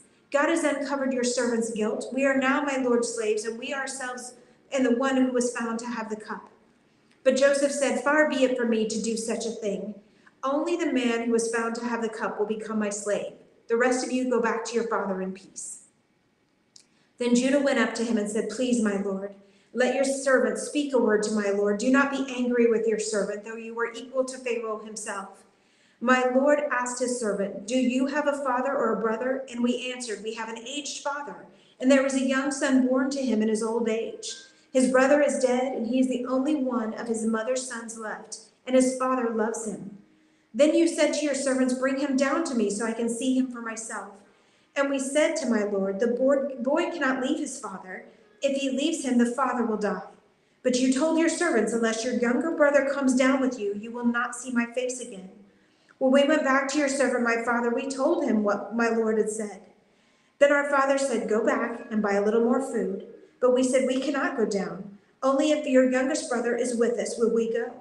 We cannot see this man's face again unless our younger brother is with us.' Your servant, my father, said to us, 'You know that my wife bore me 2 sons. One of them went away from me, and I said, surely he's been torn to pieces, and I've not seen him since. If you take this one from me too, and harm comes to him, you will bring gray head down to the grave in misery. So now if the boy is not with us when I go back to your servant, my father, and if my father, whose life is closely bound up with the boy's life, sees that the boy isn't there, he will die. Your servants will bring the gray head of our father down to the grave in sorrow.' And your servant guaranteed the boy's safety to my father. I said, 'If I do not bring him back to you, I will bear the blame before you and my father all my life. Now then, please let your servant remain here as my lord's slave in place of the boy, and let the boy return with his brothers. How can I go back to my father if the boy is not with me? No, do not let me see the misery that would come upon my father.' Then Joseph could no longer control himself before all his attendants, and he cried out, 'Have everyone leave my presence.' So there was no one with Joseph when he made himself known to his brothers. And he wept so loudly that the Egyptians heard him, and Pharaoh's household heard about it. Joseph said to his brothers, 'I am Joseph. Is my father still living?' But the brothers were unable to answer him because they were terrified at his presence. Then Joseph said to his brothers, 'Come close to me.' When they had done so, he said, 'I am your brother Joseph, the one you sold into Egypt. And now do not be distressed and do not be angry with yourselves for selling me here, but because it was to save lives that God sent me ahead of you. For 2 years now there's been a famine in the land, and for the next 5 years there will not be plowing or reaping. But God has sent me ahead of you to preserve for you a remnant on earth and to save your lives by a great deliverance. So then it is not you who sent me here, but God. He made me father to Pharaoh, lord of his entire household and ruler of Egypt. Now hurry back to my father and say to him, this is what your son Joseph said. God has made me lord of all Egypt. Come down to me and don't delay. You shall live in the region of Goshen and be near me, you, your children and grandchildren, your flocks and herds and all that you have. I will provide for you there, because 5 years of famine are still to come. Otherwise you and your household and all that belong to it will become destitute. You can see for yourselves, and so can my brother Benjamin, that it is really I who am speaking to you. Tell my father about all the honor accorded to me in Egypt, and about everything you have seen, and bring my father down here quickly.' Then he threw his arms around his brother Benjamin and wept, and Benjamin embraced him weeping. And he kissed all his brothers and wept over them. Afterward his brothers talked with him. When the news reached Pharaoh's palace that Joseph's brothers had come, Pharaoh and all his officials were pleased. Pharaoh said to Joseph, 'Tell your brothers, do this. Load your animals and return to the land of Canaan, and bring back your father and your families to me. And I will give you the best of the land of Egypt, and you can enjoy the fat of the land.' You were also directed to tell them, 'Do this. Take some carts from Egypt for your children and wives, and get your father and come. Never mind about your belongings, because the best of all of Egypt will be yours.' So the sons of Israel did this, and Joseph gave them carts as Pharaoh had commanded, and he also gave them provisions for their journey. To each of them he gave new clothing, but to Benjamin he gave 300 shekels of silver and 5 sets of clothes. And this is what he sent to his father: 10 donkeys loaded with the best things of Egypt, and 10 female donkeys loaded with grain and bread and other provisions for his journey. Then he sent his brothers away, and as they were leaving, he said to them, "Don't quarrel on the way." So they went up out of Egypt and came to their father Jacob in the land of Canaan. And they told him, "Joseph is still alive. In fact, he is a ruler of Egypt." Jacob was stunned, and he did not believe them. But when they told him everything Joseph had said to them, and we saw the carts Joseph had sent to carry him back, the spirit of their father Jacob revived. And Israel said, "I'm convinced my son Joseph is still alive, and I will go and see him before I die." So Israel set out with all that was his, and when he reached Beersheba, he offered sacrifices to the God of his father Isaac. And God spoke to Israel in a vision at night and said, "Jacob, Jacob." "Here I am," he replied. "I am God, the God of your father," he said. "Do not be afraid to go down to Egypt, for I will make you into a great nation there. I will go down to Egypt with you, and I will surely bring you back again. And Joseph's own hand will close your eyes." Then Jacob left Beersheba, and Israel's sons took their father Jacob and their children and their wives and the carts that Pharaoh had sent to transport them. They also took with them their livestock and the possessions they had acquired in Canaan. And Jacob and all his offspring went to Egypt. He took with him to Egypt his sons and grandsons and his daughter and granddaughters, all of his offspring. And these are the names of the sons of Israel, Jacob and his descendants, who went to Egypt. Reuben, the firstborn of Jacob. The sons of Reuben, Hanok, Palu, Hezron, and Carmi. The sons of Simeon, Jemuel, Jamin, Ohad, Jachin, Zohar, and Shaul, the son of the Canaanite woman. The sons of Levi were Gershon, Kohath, and Merari. The sons of Judah, Onan, Shelah, Perez, and Zerah. But and Onan had died in the land of Canaan. The sons of Perez, Hezron, and Hamul. The sons of Issachar, Tola, Pua, Jashub, and Shimron. The sons of Zebulun were Sirad, Elon, and Jali. These were the sons Leah born to Jacob and Pada Aram, besides his daughter Dinah. These sons and daughters of his were 33 in all. The sons of Gad were Zephon, Hagi, Shuni, Ezbon, Eri, Arodi, and Arila. The sons of Asher, Amnon, Ishva, Ishvi, and Berah. Their sister was Sarah. The sons of Berah, Heber, and Machil. These were the children born to Jacob by Zilpah, whom Laban had given to his daughter Leah, 16 in all. The sons of Jacob's wife Rachel were Joseph and Benjamin. In Egypt, Manasseh and Ephraim were born to Joseph by Asnath, daughter of Potipharah, priest of On. The sons of Benjamin were Bela, Becher, Ashbeel, Gera, Naaman, Ehi, Rosh, and Muben, Huban, and Ard. These were the sons of Rachel who were born to Jacob, 14 in all. The son of Dan was Hisham. The sons of Naphtali, Jasiel, Juni, Jazir, and Shulim. These were the sons born to Jacob by Bilhah, whom Laban had given to his daughter Rachel, 7 in all. All those who went to Egypt with Jacob, those who were his direct descendants, not counting his sons' wives, numbered 66 persons. With the 2 sons that had been born to Joseph in Egypt, the members of Jacob's family, which went to Egypt, were 70 in all. Now Jacob sent Judah ahead of him to Joseph to get directions to Goshen. And when they arrived in the region of Goshen, Joseph had his chariot make ready and went to Goshen to meet his father Israel. As soon as Joseph appeared before him, he threw his arms around his father and wept for a long time. Israel said to Joseph, "Now I am ready to die, since I have seen for myself that you are still alive." Then Joseph said to his brothers and to his father's household, "I will go up to speak to Pharaoh and will say to him, 'My brothers and my father's household who were living in the land of Canaan have come to me. The men are shepherds, they tend livestock, and they've brought along their flocks and herds and everything they own. When Pharaoh calls you in and asks what is your occupation, you should answer, 'Your servants have tended livestock from our boyhood on, just as our fathers did.'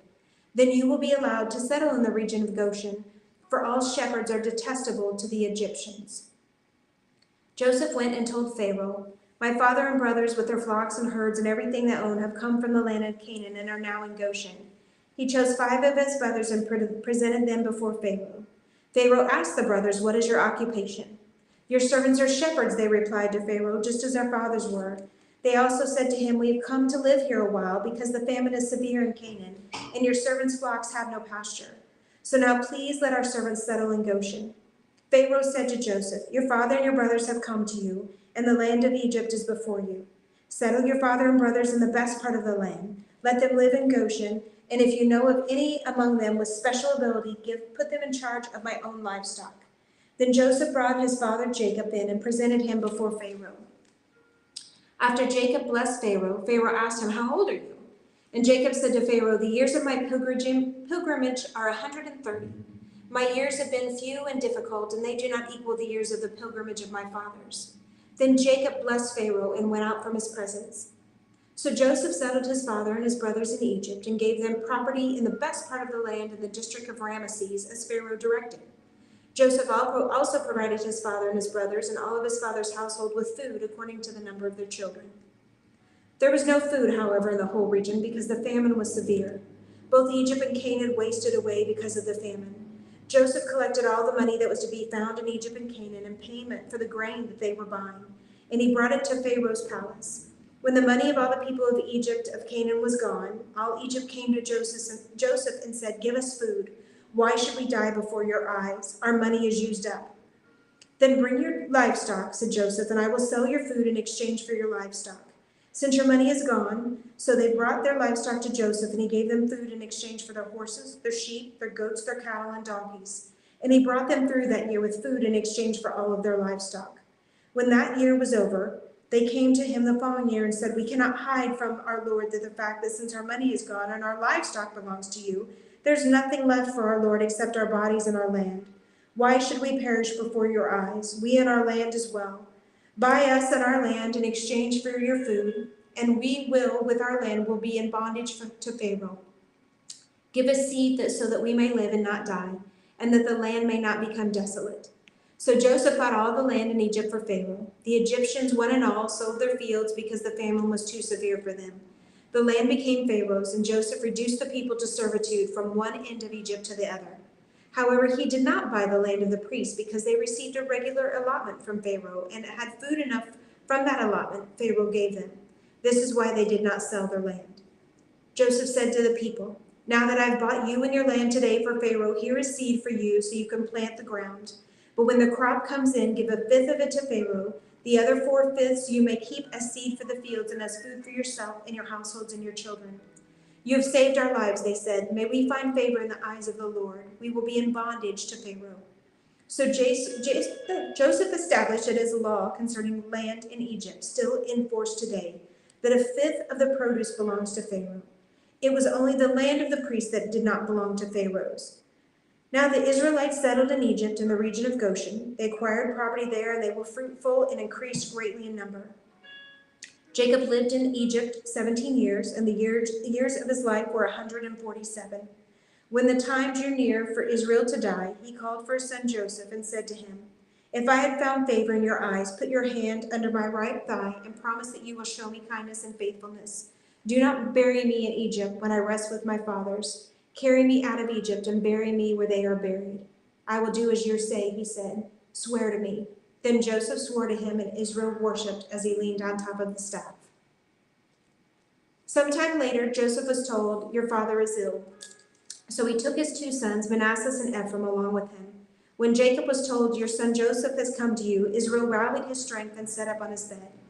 Jacob said to Joseph, "God Almighty appeared to me at Luz in the land of Canaan, and there he blessed me and said to me, 'I'm going to make you fruitful and will increase your numbers. I will make you a community of peoples, and I will give you this land as an everlasting possession to your descendants after you.' Now then, your 2 sons born to you in Egypt, before I came to you here, will be reckoned as mine. Ephraim and Manasseh will be mine, just as Reuben and Simeon are mine. Any children born to you after them will be yours. In the territory they inherit, they will be reckoned under the names of their brothers. As I was returning from Padan, to my sorrow, Rachel died in the land of Canaan while we were still on the way, a little distance from Ephrath. So I buried her there beside the road to Ephrath, that is Bethlehem. When Israel saw the sons of Joseph, he said, 'Who are these?' 'They are the sons God has given me here,' Joseph said to his father. Then Israel said, 'Bring them to me so I may bless them.' Now Israel's eyes were failing because of his old age, and he could hardly see. So Joseph brought his sons close to him, and his father kissed them and embraced them. Israel said to Joseph, 'I never expected to see your face again, and now God has allowed me to see your children too.' Then Joseph removed from Israel's knee and bowed down with his face to the ground. And Joseph took both of them, Ephraim on his right toward Israel's left hand, and Manasseh on the left towards Israel's right hand, and brought them close to him. But Israel reached out his right hand and put it on Ephraim's head, though he was the younger. And crossing his arms, he put his left hand on Manasseh's head, even though Manasseh was the firstborn. And then he blessed Joseph and said, "May the God before whom my fathers Abraham and Isaac walked, the God who's been my shepherd all my life to this day, the angel who's delivered me from all harm, may he bless these boys. May they be called by my name and the names of my fathers Abraham and Isaac, and may they increase greatly upon the earth." When Joseph saw that his father placing his right hand on Ephraim's head, he was displeased. So he took hold of his father's hand to move it from Ephraim's head to Manasseh's head. Joseph said to him, "No, my father, this one is the firstborn. Put your right hand on his head." But his father refused and said, "I know, my son, I know. He too will become a people, and he too will become great. Nevertheless, the younger brother will be greater than he, and his descendants will become a group of nations." He blessed them that day and said, "In your name will Israel pronounce this blessing. May God make you like Ephraim and Manasseh." So he put Ephraim ahead of Manasseh. Then Israel said to Joseph, "I am about to die, but God will be with you and take you back to the land of your fathers. And to you, as one who is over your brothers, I give the ridge of the land I took from the Amorites with my sword and my bow."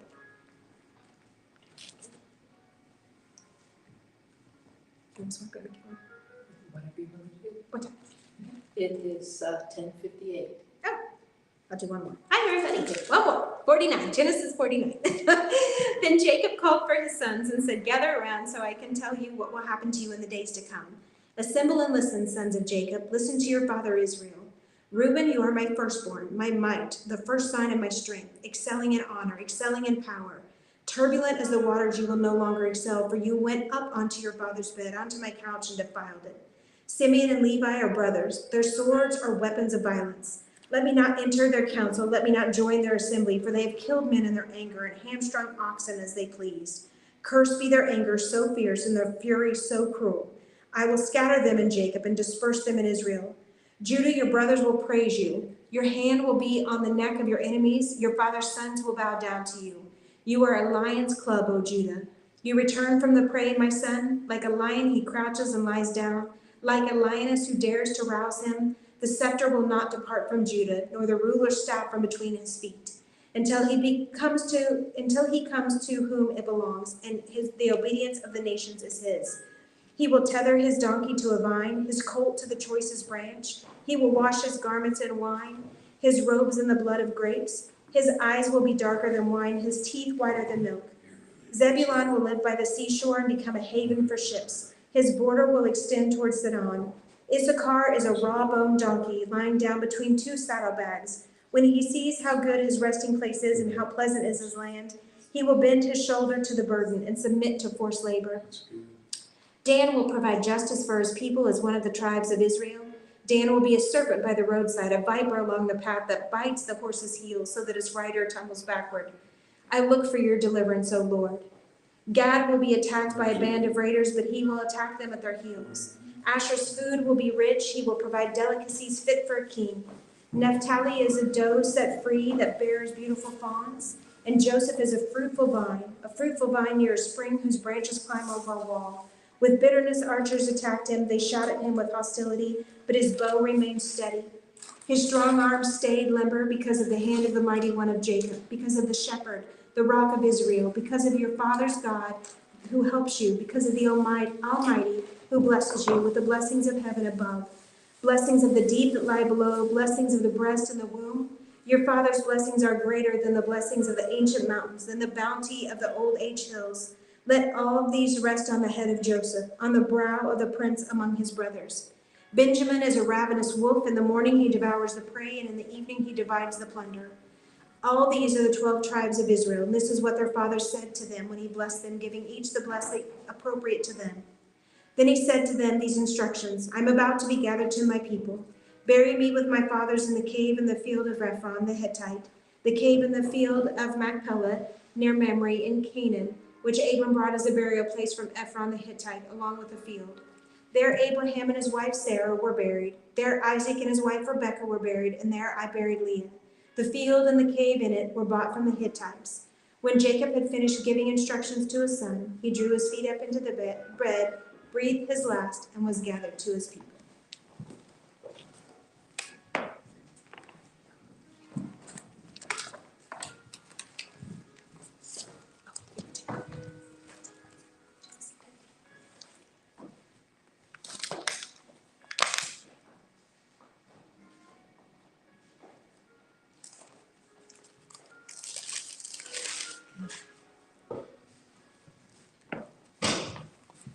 Genesis 50. Then Joseph fell on his father's face and wept over him and kissed him. And Joseph commanded his servants, the physicians, to embalm his father. So the physicians embalmed his father, Israel. 40 days were required for him, for such are the days required for those who are embalmed. And the Egyptians mourned for him 70 days. Now when the days of his mourning were past, Joseph spoke to the household of Pharaoh, saying, "If now I have found favor in your eyes, please speak to the hearing of Pharaoh, saying, my father made me swear, saying, behold, I am dying in my grave, which I dug for myself in the land of Canaan. There you shall bury me. Now therefore, please let me go up and bury my father, and I will come back." And Pharaoh said, "Go up and bury your father, as he made you swear." So Joseph went up to bury his father, and with him went up all the servants of Pharaoh, the elders of his house, and all the elders of the land of Egypt, as well as all the house of Joseph, his brothers, his father's house. Only their little ones, their flocks, and their herds they left in the land of Goshen. And there went up with him both chariots and horsemen, and it was a very great gathering. Then they came to the threshing floor of Atad, which is beyond the Jordan, and they there with a great and very solemn lamentation. He observed 7 days of mourning for his father. And when the inhabitants of the land of the Canaanites saw the mourning on the threshing floor of Atad, they said, "This is deep mourning of the Egyptians." Therefore its name was called Abed Mizraim, which is beyond the Jordan. So his sons did for him just as he had commanded them. For his sons carried him to the land of Canaan and buried him in the cave of the field of Machpelah before Mamre, which Abraham bought with the field from Ephron the Hittite as property for a burial place. And after he had buried his father, Joseph returned to Egypt, he and his brothers and all who went up with him to bury his father. When Joseph's brothers saw that their father was dead, they said, "Perhaps Joseph will hate us and may actually repay us for all the evil which we did to him."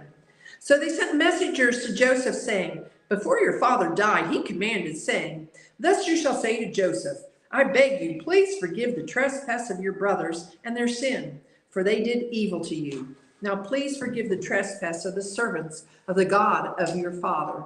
And Joseph wept when they spoke to him. Then his brothers also went and fell down before his face, and they said, "Behold, we are your servants." Joseph said to them, "Do not be afraid, for am I in the place of God? But as for you, you meant evil against me, but God meant it for good, in order to bring it about as it is to this day, to save many people alive. Now therefore, do not be afraid. I will provide for you and your little ones." And he comforted them and spoke kindly to them. So Joseph dwelt in Egypt, he and his father's household, and Joseph lived 110 years. Joseph saw Ephraim's children to the 3rd generation. The children of Machir, the son of Manasseh, were also brought up on Joseph's knees. And Joseph said to his brethren, "I am dying, but God will surely visit you and bring you out of this land to the land of which he swore to Abraham, to Isaac, and to Jacob." Then Joseph took an oath from the children of Israel, saying, "God will surely visit you, and you shall carry up my bones from here."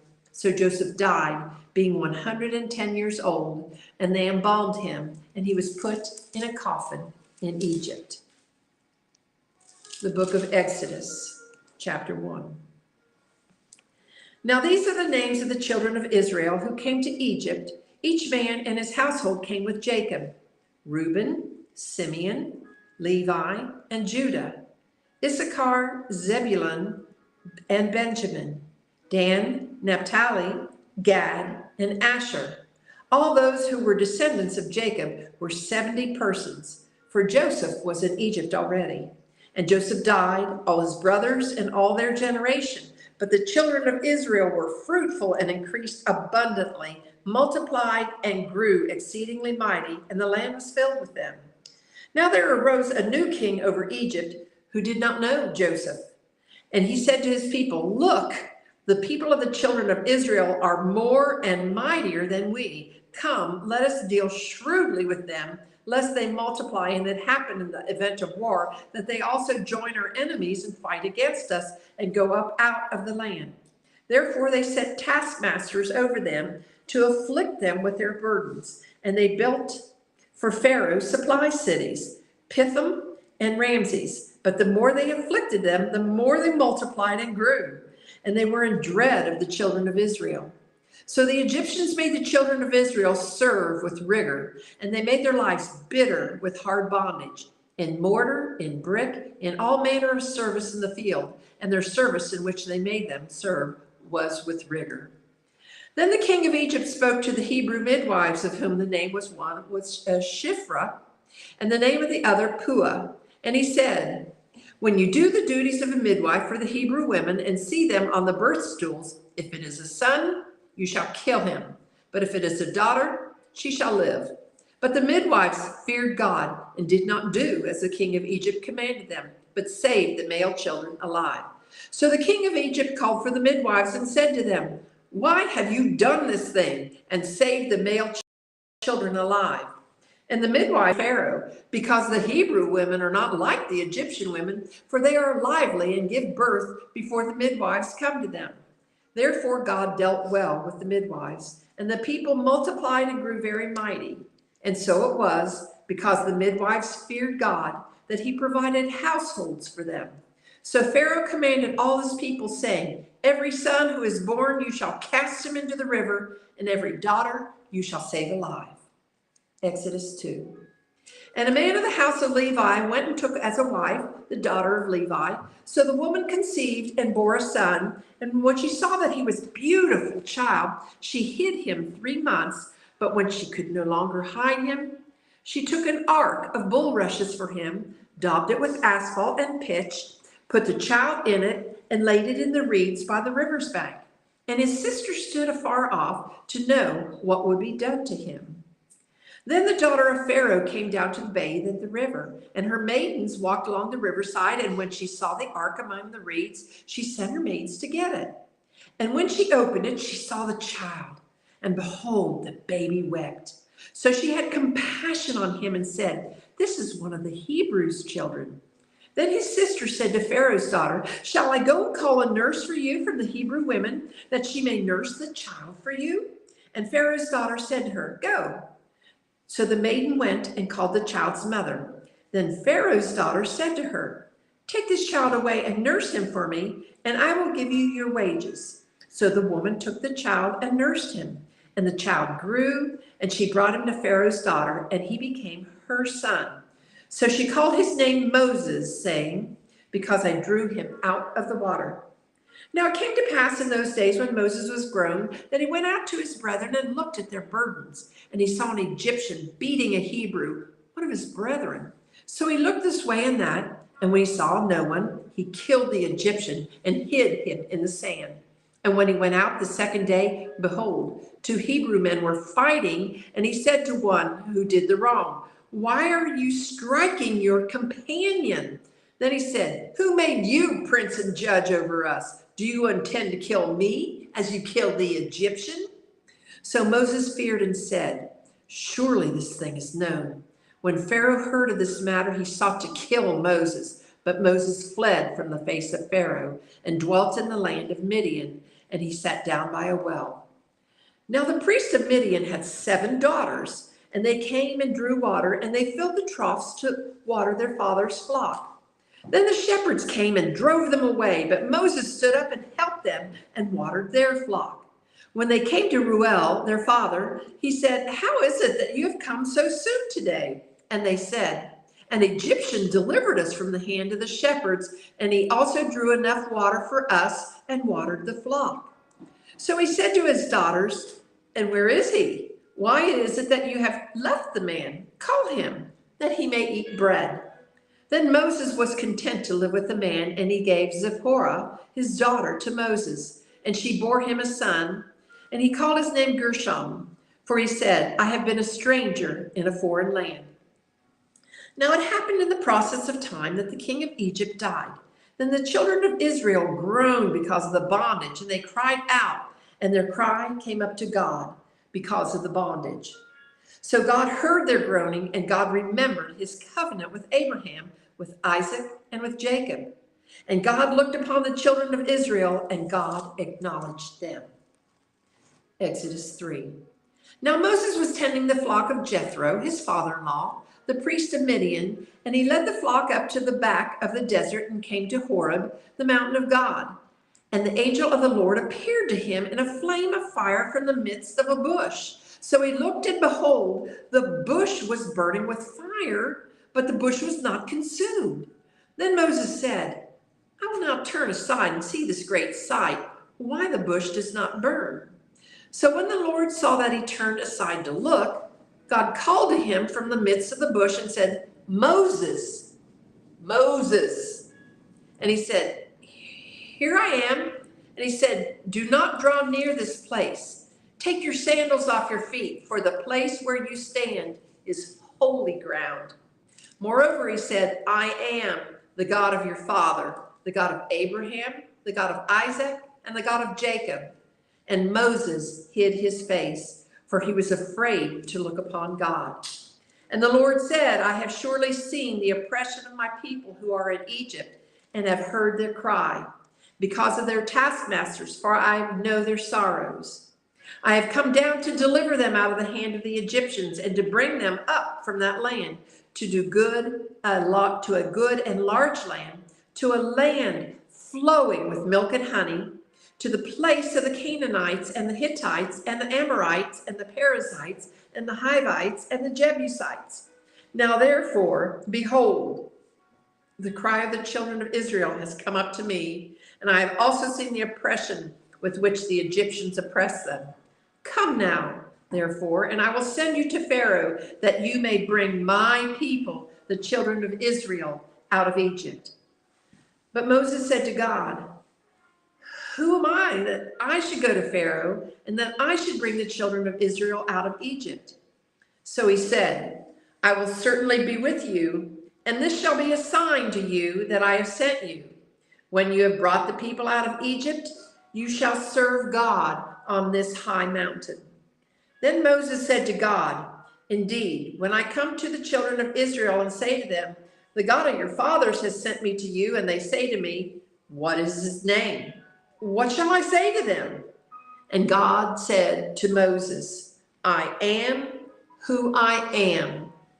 And he said, Thus you shall say to the children of Israel, I am has sent me to you. Moreover, God said to Moses, Thus you shall say to the children of Israel, The Lord God of your fathers, the God of Abraham, the God of Isaac, and the God of Jacob, has sent me to you. This is my name forever, and this is my memorial to all generations. Go and gather the elders of Israel together, and say to them, The Lord God of your fathers, the God of Abraham, of Isaac, and of Jacob, appeared to me, saying, I have surely visited you and seen what is done to you in Egypt. And I have said, I will bring you up out of the affliction of Egypt to the land of the Canaanites and the Hittites and the Amorites and the Perizzites and the Hivites and the Jebusites, to a land flowing with milk and honey. Then they will heed your voice, and you shall come, you and the elders of Israel, to the king of Egypt.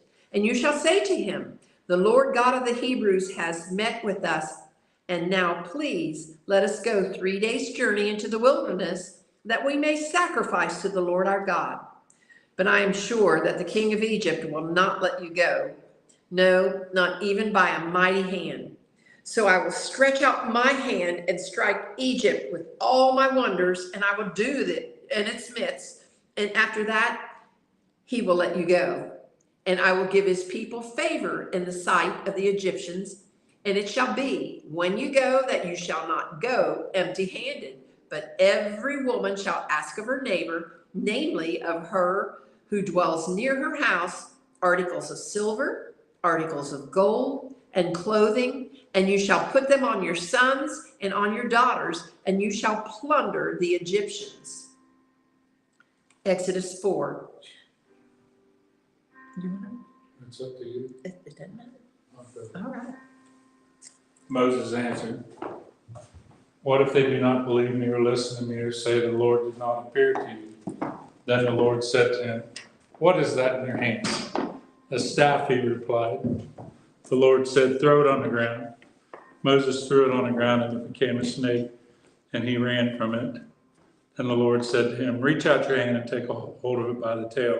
So Moses reached out and took hold of the snake, and it turned back into a staff in his hand.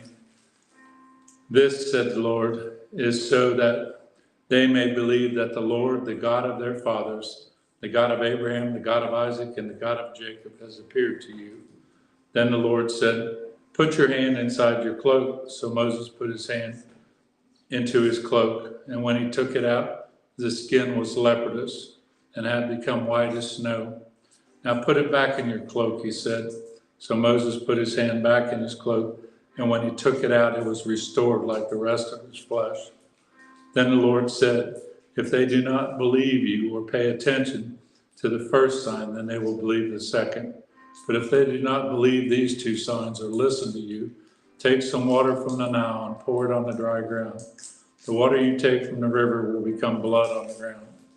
Moses said to the Lord, "Pardon your servant, Lord. I have never been eloquent, neither in the past nor since you have spoken to your servant.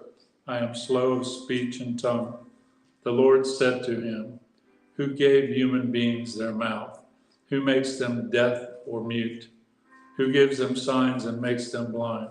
Is it not I, the Lord? Now go, I will help you speak, and I will teach you what to say."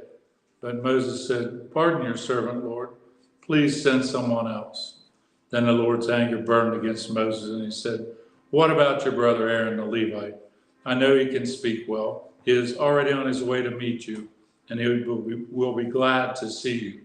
You shall speak to him and put words in his mouth. I will help both of you speak and will teach you both of you to speak, and will teach you what to do. He will speak to the people for you, and it will be as if he were your mouth and as if you were God to him. But take your staff in your hand so that you can perform the signs with it." Then Moses went back to Jericho to Jethro, his father-in-law, and said to him, "Let me return to my people in Egypt to see if any of them are still alive." Jethro said, "Go, and I wish you well." Now the Lord had said to Moses at Midian, "Go back to Egypt, for all those who wanted to kill you are dead." So Moses took his wife and his sons, put them on a donkey, and started back to Egypt, and he took the staff of God in his hand. The Lord said to Moses, "When you return to Egypt, see that you perform before Pharaoh all the wonders I have given you the power to do. But I will harden his heart so that he will not let the people go. Then say to Pharaoh, 'This is what the Lord says. Israel is my firstborn son, and I told you, let my son go so that he may worship me. But you refused to let him go, so I will kill your firstborn son.'" At a lodging place on the way, the Lord met Moses and was about to kill him. But Zipporah took a flint knife, cut off her son's foreskin, and touched Moses' feet with it. "Surely you are a bridegroom of blood to me," she said, so the Lord let him alone. The Lord said to Aaron, "Go into the wilderness and meet Moses." So he met Moses at the mountain of God and kissed him. Then Moses told Aaron everything the Lord had sent him to say, and also about all the signs that he had commanded him to perform. Moses and Aaron brought together all the elders of the Israelites, and Aaron told them everything the Lord had said to Moses. He also performed the signs before the people, and they believed. When they heard that the Lord was concerned about them and had seen their misery, they bowed down and worshipped. After Moses and Aaron went to Pharaoh and said, "This is what the Lord, the God of Israel, says. Let my people go so that they may hold a festival for me in the wilderness. Pharaoh said, who is the Lord that I should obey him and let Israel go? I do not know the Lord, and I will not let Israel go. Then they said, the God of the Hebrews has met with us. Now let us take a 3 days journey into the wilderness to offer sacrifices to the Lord our God, or he may strike us with plagues or with the sword. But the king of Egypt says, Moses and Aaron, why are you taking the people away from their labor? Get back to your work. And Pharaoh said, look, the people of the land are now numerous, and you are stopping them from working. That same day, Pharaoh gave order to the slave drivers and the overseers in charge of the people. You are no longer to supply the people with straw for them making bricks. Let them go and gather their own straw, but require them to make the same number of bricks as before. Don't reduce the quota. They are lazy. That is why they're crying out. Let us go and sacrifice to our God. Make the work harder for the people so that they keep working and pay no attention to lies. Then the slave drivers and overseers went out and said to the people, this is what Pharaoh says. I will not give you any more straw. Go and get your own straw wherever you can find it, but your work will not be reduced at all. So the people scattered all over Egypt to gather stubbles to use for straw. The slave drivers kept pressing them, saying, complete the work required for you each day, just as when you had the straw. And Pharaoh's slave drivers beat the Israelite overseers they had appointed, demanding, why haven't you met your quota of bricks yesterday or today as before? Then the Israelite overseers went and appealed to Pharaoh. Why have you treated your servants this way? Your servants are given no straw, yet we are told, make bricks. Your servants are being beaten, but the fault is with your own people. Pharaoh said, lazy, that's what you are, lazy. That is why you keep saying, let us go and sacrifice to the Lord. Now get to work. You will not be given any straw, yet you must produce your full quota of bricks. The Israelite overseers realized they were in trouble when they were told, you are not to reduce the number of bricks required of you for each day. When they left Pharaoh, they found Moses and Aaron waiting to meet them. And they said, may the Lord look on you and judge you. You have made us obnoxious to Pharaoh and his officials and have put a sword in their hands to kill us. Moses returned to the Lord and said, why, Lord, why have you brought trouble on this people? Is this why you sent me? Even since I went to Pharaoh to speak in your name, he has brought trouble on this people, and you have not rescued your people at all. Then the Lord said to Moses, now you will see what I do to Pharaoh. Because of my mighty hand, he will let them go. Because of my mighty hand, he will drive them out of his country. God also said to Moses, I am the Lord. I appeared to Abraham, to Isaac, and to Jacob as God Almighty. But by my name, the Lord, I did not make myself fully known to them. I also established my covenant with them and gave them the land of Canaan, where they resided as foreigners. Moreover, I have heard the groanings of the Israelites, whom the Egyptians are enslaving, and have remembered my covenant.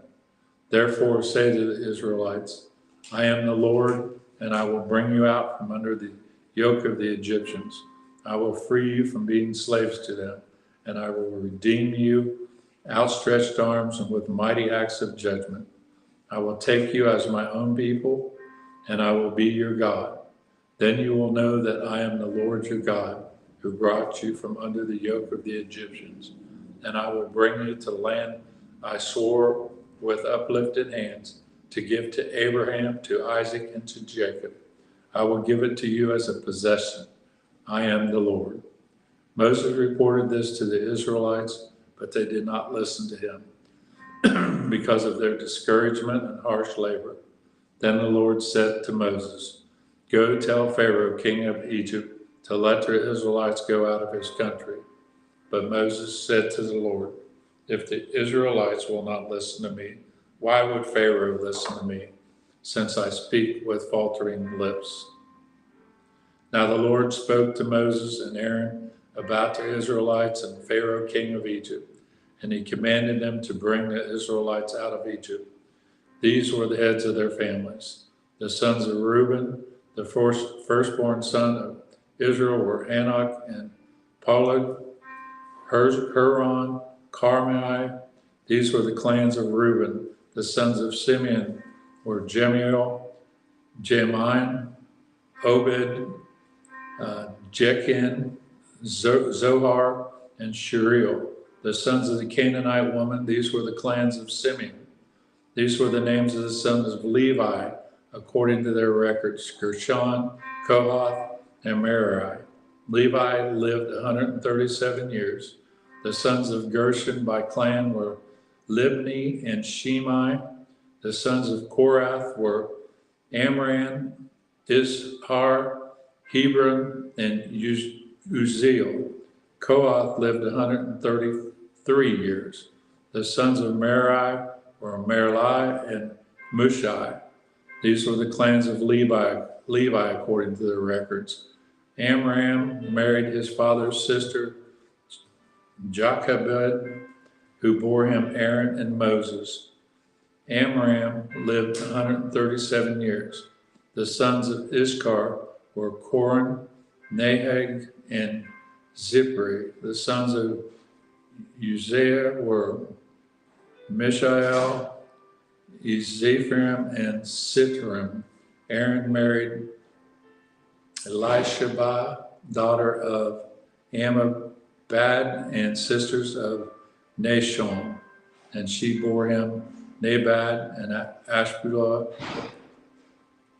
Eleazar, and Ishmael. The sons of Korah were Asher,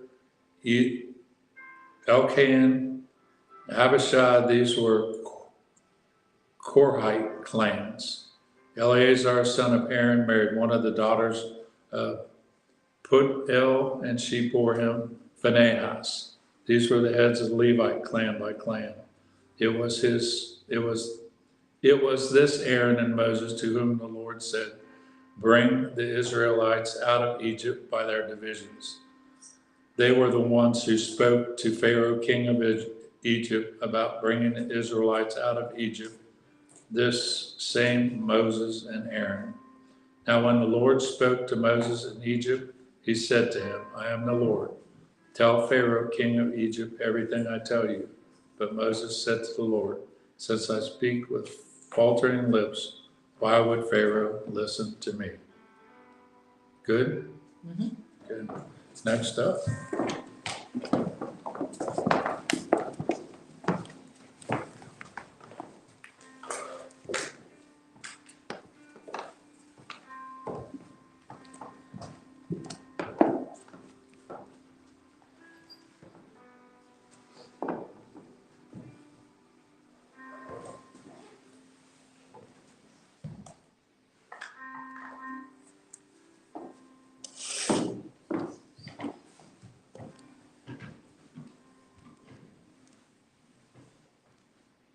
Exodus chapter 7. Then the Lord said to Moses, "See how I have made you like God to Pharaoh, and your brother Aaron will be your prophet.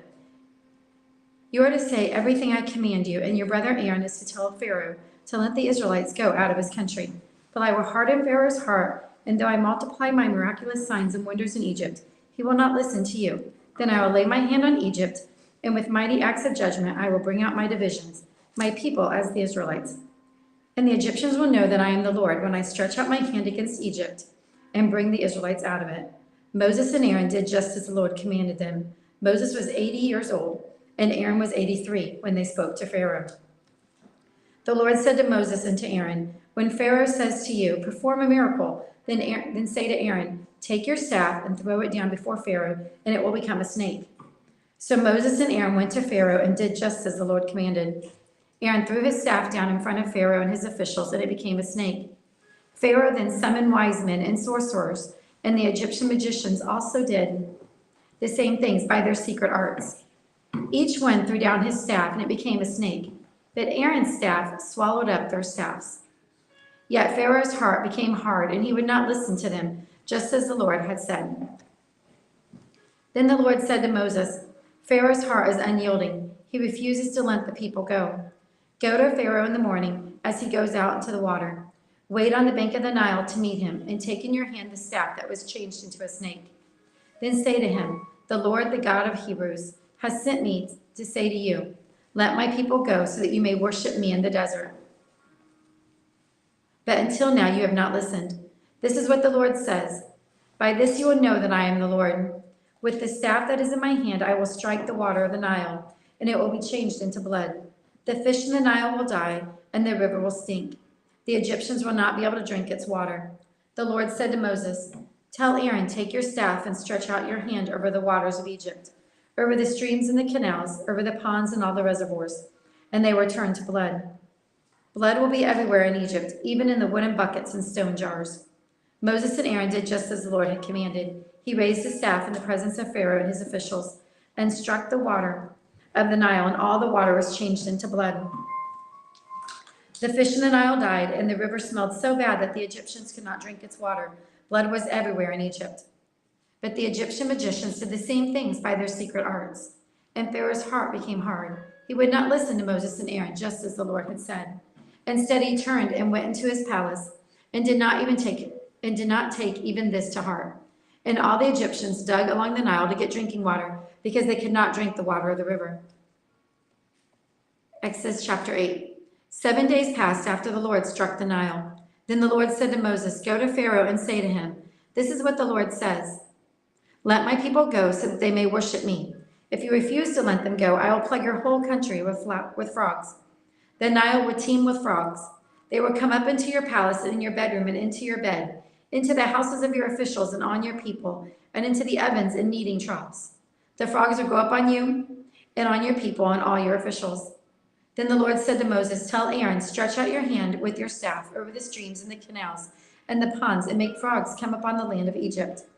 So Aaron stretched out his hand over the waters of Egypt, and the frogs came up and covered the land. But the magicians did the same things by their secret arts. They also made frogs come up out of the land of Egypt. Pharaoh summoned Moses and Aaron and said, pray to the Lord to take the frogs away from me and my people, and I will let your people go to offer sacrifices to the Lord. Moses said to Pharaoh, I leave to you the honor of setting the time for me to pray for you and your officials and your people, that you and your houses may be rid of the frogs, except for those that remain in the Nile. Tomorrow, Pharaoh said. Moses replied, it will be as you say, so that you may know that there is no one like the Lord our God. The frogs will leave you and your houses, your officials and your people. They will remain only in the Nile. After Moses and Aaron left Pharaoh, Moses cried out to the Lord about the frogs he had brought on Pharaoh. And the Lord did what Moses asked. The frogs died in the houses, in the courtyards, and in the fields. They were piled into heaps, and the land reeked of them. But when Pharaoh saw that there was relief, he hardened his heart and would not listen to Moses and Aaron, just as the Lord had said. Then the Lord said to Moses, tell Aaron, stretch out your staff and strike the dust of the ground, and throughout the land of Egypt the dust will become gnats. They did this, and when Aaron stretched out his hand with the staff and struck the dust of the ground, gnats came upon the men and animals. All the dust throughout the land of Egypt became gnats. But the magicians tried to produce gnats by their secret arts. They could not. And the gnats were on men and animals. The magicians said to Pharaoh, this is the finger of God. But Pharaoh's heart was hard, and he would not listen, just as the Lord had said. Then the Lord said to Moses, get up early in the morning and confront Pharaoh as he goes to the water, and say to him, this is what the Lord says. Let my people go so that they may worship me. If you do not let my people go, I will send swarms of flies on you and your officials, on your people, and into your houses. The houses of the Egyptians will be full of flies, even the ground where they are. But on that day, I will deal differently with the land of Goshen, where my people live. No swarms of flies will be there, so that you will know that I, the Lord, am in this land. I will make a distinction between my people and your people. This miraculous sign will occur tomorrow. And the Lord did this. Dense swarms of flies poured into Pharaoh's palace and into the houses of his officials, and throughout Egypt the land was ruined by the flies. Then Pharaoh summoned Moses and Aaron and said, "Go, sacrifice to your God here in the land." But Moses said, "That would not be right. The sacrifices we offer the Lord our God would be detestable to the Egyptians. And if we offer sacrifices that are detestable in their eyes, will they not stone us? We must take a 3-day journey into the desert to offer sacrifices to the Lord our God as he commands us." Pharaoh said, "I will let you go to offer your sacrifices to the Lord your God in the desert, but you must not go very far. Now pray for me." Moses answered, "As soon as I leave you, I will pray to the Lord, and tomorrow the flies will leave Pharaoh and his officials and his people. Only be sure that Pharaoh does not act deceitfully by not letting the people go to offer sacrifices to the Lord." Then Moses left Pharaoh and prayed to the Lord, and the Lord did what Moses asked. The flies left Pharaoh and his officials and his people, not a fly remained. But this time also Pharaoh hardened his heart and would not let the people go. Exodus chapter 9. Then the Lord said to Moses, "Go to Pharaoh and say to him, 'This is what the Lord, the God of the Hebrews, says: Let my people go so that they may worship me. If you refuse to let them go and continue to hold them back, the hand of the Lord will bring a terrible plague on your livestock in the field, on your horses and the donkeys and the camels, and on your cattle and the sheep and the goats. But the Lord will make a distinction between the livestock of Israel and that of Egypt, so that no animal belonging to the Israelites will die.' The Lord set a time and said, 'Tomorrow the Lord will do this in the land.' And the next day the Lord did it, and all the livestock of the Egyptians died, and not one animal belonging to the Israelites died. Pharaoh sent men to investigate and found that not even one of the animals of the Israelites had died. Yet his heart was unyielding, and he would not let the people go. Then the Lord said to Moses and Aaron, 'Take handfuls of soot from the furnace, and have Moses toss it in the air in the presence of Pharaoh. It will become fine dust over all the land of Egypt, and festering boils will break out on men and animals and throughout the land.' So they took soot from the furnace, stood before Pharaoh. Moses tossed it in the air, and festering boils broke out on the men and the animals. The magicians could not stand before Moses because of the boils that were on them, and all of the Egyptians. But the Lord hardened Pharaoh's heart, and he would not listen to Moses and Aaron, just as the Lord had said to Moses. Then the Lord said to Moses, 'Get up early in the morning, confront Pharaoh, and say to him, "This is what the Lord, the God of the Hebrews, says: Let my people go so that they may worship me. Or this time I will send the full force of my plagues against you and against your officials and your people, so that you may know that there is no one like me in all the earth. For by now I could have stretched out my hand and struck you and your people with a plague that would have wiped you off the earth. But I have raised you up for this very purpose, that I might show you my power and that my name might be proclaimed in all the earth. You still set yourself against my people and will not let them go? Therefore, at this time tomorrow, I will send the worst hailstorm that has ever fallen on Egypt from the day it was founded until now. Give an order now to bring your livestock and everything you have in the field to a place of shelter, because the hail will fall on every man and animal that has not been brought in and is still out in the field, and they will die." Those officials of the Pharaoh who feared the word of the Lord hurried to bring their slaves and their livestock inside. But those who ignored the word of the Lord left their slaves and livestock in the field. Then the Lord said to Moses, "Stretch out your hand toward the sky, so that hail will fall all over Egypt, on men and animals, and everything growing in the fields of Egypt." When Moses stretched out his hand toward the sky, the Lord sent thunder and hail, and lightning flashed down the ground. So the Lord rained the hail on the land of Egypt.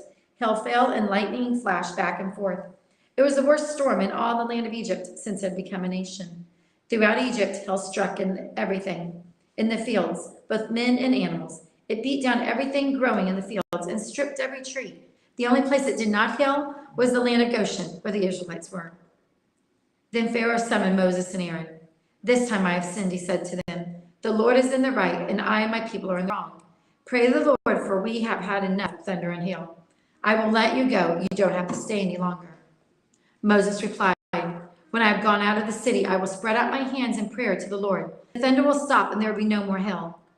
So you may know that the earth is the Lord's. But I know that you and your officials still do not fear the Lord God." The flax and barley were destroyed, since the barley had headed and the flax were in bloom. The wheat and spelt, however, were not destroyed, because they ripened later. Then Moses left Pharaoh and went out to the city. He spread out his hands toward the Lord. The thunder and the hail stopped, and the rain no longer pouring on the land. When Pharaoh saw that the rain and hail and thunder had stopped, he sinned again. He and his officials hardened their hearts. So Pharaoh's heart was hard, and he would not let the Israelites go, just as the Lord had said to Moses. Exodus chapter 10. Then the Lord said to Moses, "Go to Pharaoh, for I have hardened his heart and the hearts of his officials, so that I may perform these miraculous signs of mine among them, that you may tell your children and grandchildren how I dealt harshly with the Egyptians, and how I performed my signs among them, and that you may know that I am the Lord." So Moses and Aaron went to Pharaoh and said to him, "This is what the Lord, the God of the Hebrews, says. How long will you refuse to humble yourself before me? Let my people go, so that they may worship me. If you refuse to let them go, I will bring locusts in your country tomorrow. They will cover the face of the ground so that it cannot be seen. They will devour what little you have left after the hail, including every tree that is growing in your fields. They will fill your houses and those of all your officials and all the Egyptians, something neither your fathers nor your forefathers have ever seen from the day they settled in this land till now." Then Moses turned and left Pharaoh. Pharaoh's officials said to him, "How long will this man be a snare to us? Let the people go, so that they may worship the Lord their God. Do you not realize that Egypt is ruined?" Then Moses and Aaron were brought back to Pharaoh. "Go, worship the Lord your God." "But just who will be going?" he said. Moses answered, "We will go with our young and old, with our sons and daughters, with our flocks and herds, because we are to celebrate the festival to the Lord." Pharaoh said, "The Lord be with you, if I let you go, along with your women and children. Clearly you are bent on evil. No, have only the men go and worship the Lord, since that's what you have been asking for." Then Moses and Aaron were driven out of Pharaoh's presence. And the Lord said to Moses, "Stretch out your hand over Egypt, so that the locusts will swarm over the land and devour everything growing in the fields, everything left by the hail." So Moses stretched out his staff over Egypt, and the Lord made an east wind blow across the land all that day and all that night. By morning the wind had brought the locusts. They invaded all Egypt and settled down in every area of the country in great numbers. Never before had there been such a plague of locusts, nor will there ever be again. They covered all the ground until it was black. They devoured all that was left after the hail. Everything growing in the fields and the fruit on the trees, nothing green remained on a tree or plant in all the land of Egypt. Pharaoh quickly summoned Moses and Aaron and said, "I have sinned against the Lord your God and against you. Now forgive my sin once more, and pray to the Lord your God to take this deadly plague away from me." Moses then left Pharaoh and prayed to the Lord.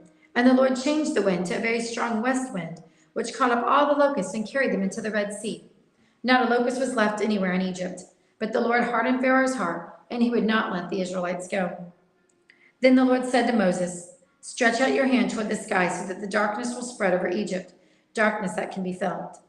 So Moses stretched out his hand toward the sky, and total darkness covered all Egypt for 3 days. No one could see anyone else or leave his place for 3 days.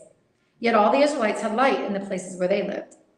Then Pharaoh summoned Moses and said, "Go, worship the Lord. Even your women and children may go with you. Only leave your flocks and herds behind." But Moses said, "You must allow us to have sacrifices and burnt offerings to present to the Lord our God.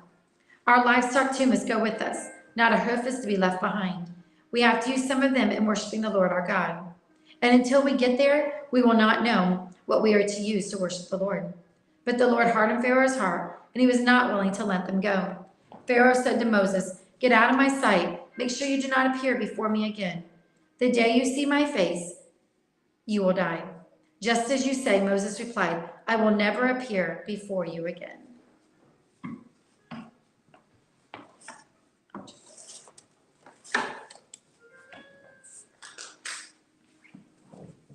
Genesis chapter 11, a final plague threatened. Or Exodus chapter 11, I'm sorry. The Lord said to Moses, "Yet one plague more I will bring upon you, Pharaoh, and upon Egypt. Afterward he will let you go from here. When he lets you go, he will drive you away completely. Speak now in hearing of the people, that they ask every man of his neighbor and every woman of her neighbor for silver and gold jewelry." And the Lord gave the people favor in the sight of the Egyptians. Moreover, the man Moses was very great in the land of Egypt, in the sight of Pharaoh's servants and in the sight of the people. So Moses said, "Thus says the Lord, about midnight I will go out in the midst of Egypt, and every firstborn in the land of Egypt shall die. from the firstborn of Pharaoh who sits on his throne, even the firstborn of the slave girl who is behind the handmill, and all the firstborn of the cattle. There shall be a great cry throughout all the land of Egypt, such as there has never been, nor will be again. But not a dog shall growl against any of the people of Israel, either man or beast, that you may know that the Lord makes a distinction between Egypt and Israel.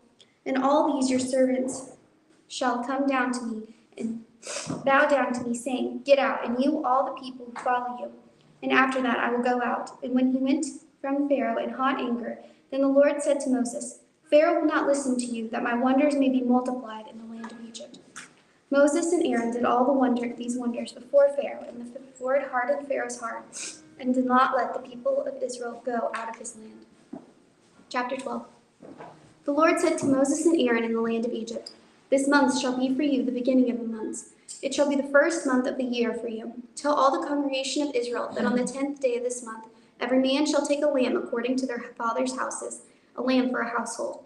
And if the household is too small for a lamb, then he and his nearest neighbor shall take according to the number of persons. According to what each can eat, you shall make your account for the lamb. Your lamb shall be without blemish, a male year old. You may take it from the sheep or from the goats, and you shall keep it until the 14th day of this month, when the whole assembly of the congregation of Israel shall kill their lambs at twilight. Then they shall take some of the blood and put it on the two doorposts in the lintel of the houses in which they eat. Thou shalt eat the flesh that night, roasted on the fire with unleavened bread and bitter herbs they shall eat it. Do not eat any of it raw or boiled in water, but roast it, its head with its legs and its inner parts. And you shall let none of it remain until the morning. Anything that remains until morning you shall burn. In this manner you shall eat it, with your belt fastened, your sandals on your feet, and your staff in your hand, and you shall eat it in haste. It is the Lord's Passover. For I will pass through the land of Egypt that night, and I will strike all the firstborn in the land of Egypt, both man and beast, and on all the gods of Egypt I will execute judgments. I am the Lord. The blood shall be a sign for you on the houses where you are, and when I see the blood I will pass over you, and no plague will befall you to destroy you when I strike the land of Egypt. This day shall be for you Memorial Day, and you shall keep it as a feast to the Lord throughout your generations, as a statute forever. You shall keep it as a feast. 7 days you shall eat unleavened bread, and the first day you shall remove leaven from out of your houses. For if anyone eats what is leavened from the first day until the 7th day, that person shall be cut off from Israel. On the first day you shall hold a holy assembly, and on the 7th day a holy assembly. No work shall be done in those days, but what everyone needs to eat, that alone may be prepared by you. And you shall observe the feast of the unleavened bread, for on this very day I brought your hosts out of the land of Egypt. Therefore you shall observe this day throughout your generations as a statute forever. In the first month, from the 14th day of the month at evening, you shall eat unleavened bread until the 21st day of the month at evening. For 7 days no leaven is to be found in your houses. If anyone eats what is leavened, that person will be cut off from the congregation of Israel, whether he is a sojourner or a native of the land. You shall eat nothing leavened in all your dwelling places. You shall eat unleavened bread. Then Moses called all the elders of Israel and said to them, Go and select lambs for yourselves, according to your clans, and kill the Passover lamb. Take a bunch of hyssop and dip it in the blood that is in the basin, and touch the lintel and the two doorposts with the blood that is in the basin. None of you shall go out the door of his house until the morning. For the Lord will pass through to strike Egyptians, and when he sees the blood on the lintel and on the two doorposts, the Lord will pass over the door, and will not allow the destroyer to enter your houses to strike you. You shall observe this rite as a statute for you and for your sons forever. And when you come to the land that the Lord will give you, as he has promised, you shall keep this service. And when your children say to you, What do you mean by this service? You shall say, It is the sacrifice of the Lord's Passover, for he passed over the houses of the people of Israel in Egypt. And when he struck the Egyptians that spared our houses, and people bowed their heads and worshipped. Then the people of Israel went and did so, as the Lord had commanded Moses and Aaron, so they did. At midnight the Lord struck down all the firstborn in the land of Egypt, from the firstborn of the Pharaoh who sat on his throne to the firstborn of the captive that was in the dungeon, and all the firstborn of the livestock. And Pharaoh rose up in the night, and he and all his servants and all the Egyptians, and there was a great cry in Egypt, for there was not a house where someone was not dead. Then he summoned Moses and Aaron by night and said, Up, go out from among my people, both of you, and the people of Israel, and go serve the Lord as you have said. Take your flocks and your herds, and as you have said, and be gone. Bless me also. The Egyptians were urgent with the people to send them out of the land in haste, for they said, We shall all be dead. So the people took their dough before it was leavened, their kneading bowls being bound up in their cloaks and on their shoulders. The people of Israel had also done as Moses told them, for they had asked the Egyptians for silver and gold jewelry and for clothing. And the Lord had given the people favor in the sight of the Egyptians, so they let them have what they asked. Thus they plundered the Egyptians. And the people of Israel journeyed from Ramses to Succoth, about 600,000 men on foot, besides women and children. A mixed multitude also went up with them, and very much livestock, both flocks and herds. And they baked unleavened cakes of dough that they had brought out of Egypt, for it was not leavened, because they were thrust out of Egypt and could not wait, nor had they prepared any provisions for themselves. The time the people of Israel lived in Egypt was 430 years ago. At the end of the 430 years, on that very day, all the hosts of the Lord went out of the land of Egypt. It was a night of watching by the Lord to bring them out of the land of Egypt. So this same night is a night of watching kept to the Lord by all the people of Israel throughout their generations. And the Lord said to Moses and Aaron, "This is a statute of the Passover. No foreigner shall eat it. But every slave that is bought for money may eat it after you have circumcised him. No foreigner or hired worker may eat it. It shall be eaten in one house. You shall not take any of the flesh outside the house, and you shall not break any of its bones. All the congregation of Israel shall keep it. If a stranger shall sojourn with you, and you keep the Passover to the Lord, let all males be circumcised. Then he may come near and keep it. He shall be as a native of the land, but no uncircumcised person shall eat it. There shall be one law for the native and for the stranger who sojourns among you." All the people of Israel did just as the Lord commanded Moses and Aaron, and on that very day the Lord brought the people out of Egypt, out of the land of Egypt by their hosts. The Lord said to Moses, "Consecrate me all the firstborn, whatever is first to open the womb among the people of Israel, both of man and of beast is mine."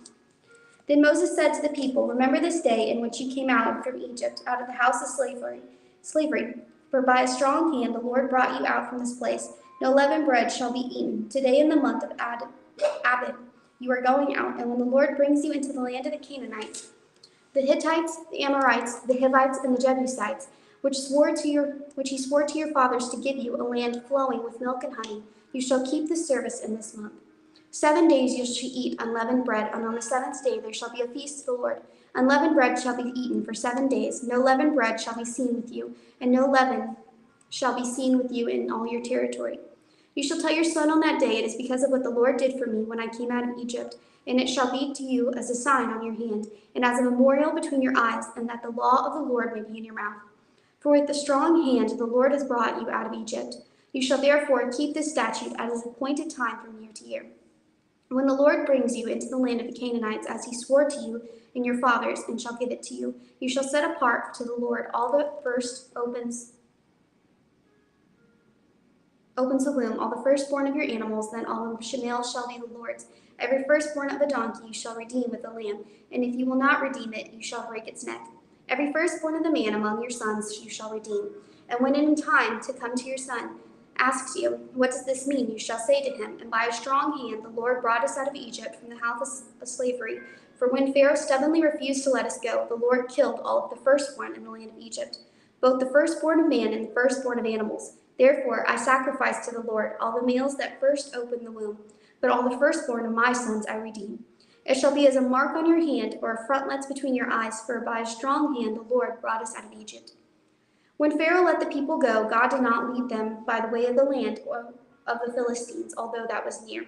For God said, lest the people change their minds when they see war and return to Egypt.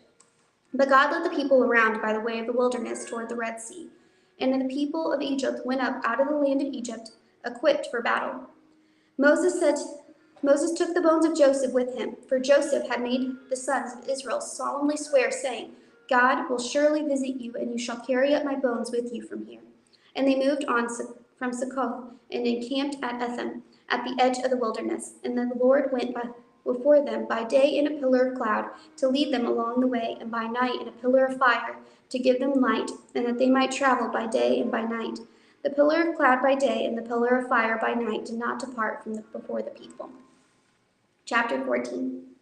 Then the Lord said to Moses, tell the people of Israel to turn back and encamp in front of Pi-hahiroth, between Migdol and the sea, in front of Baal-zeroth.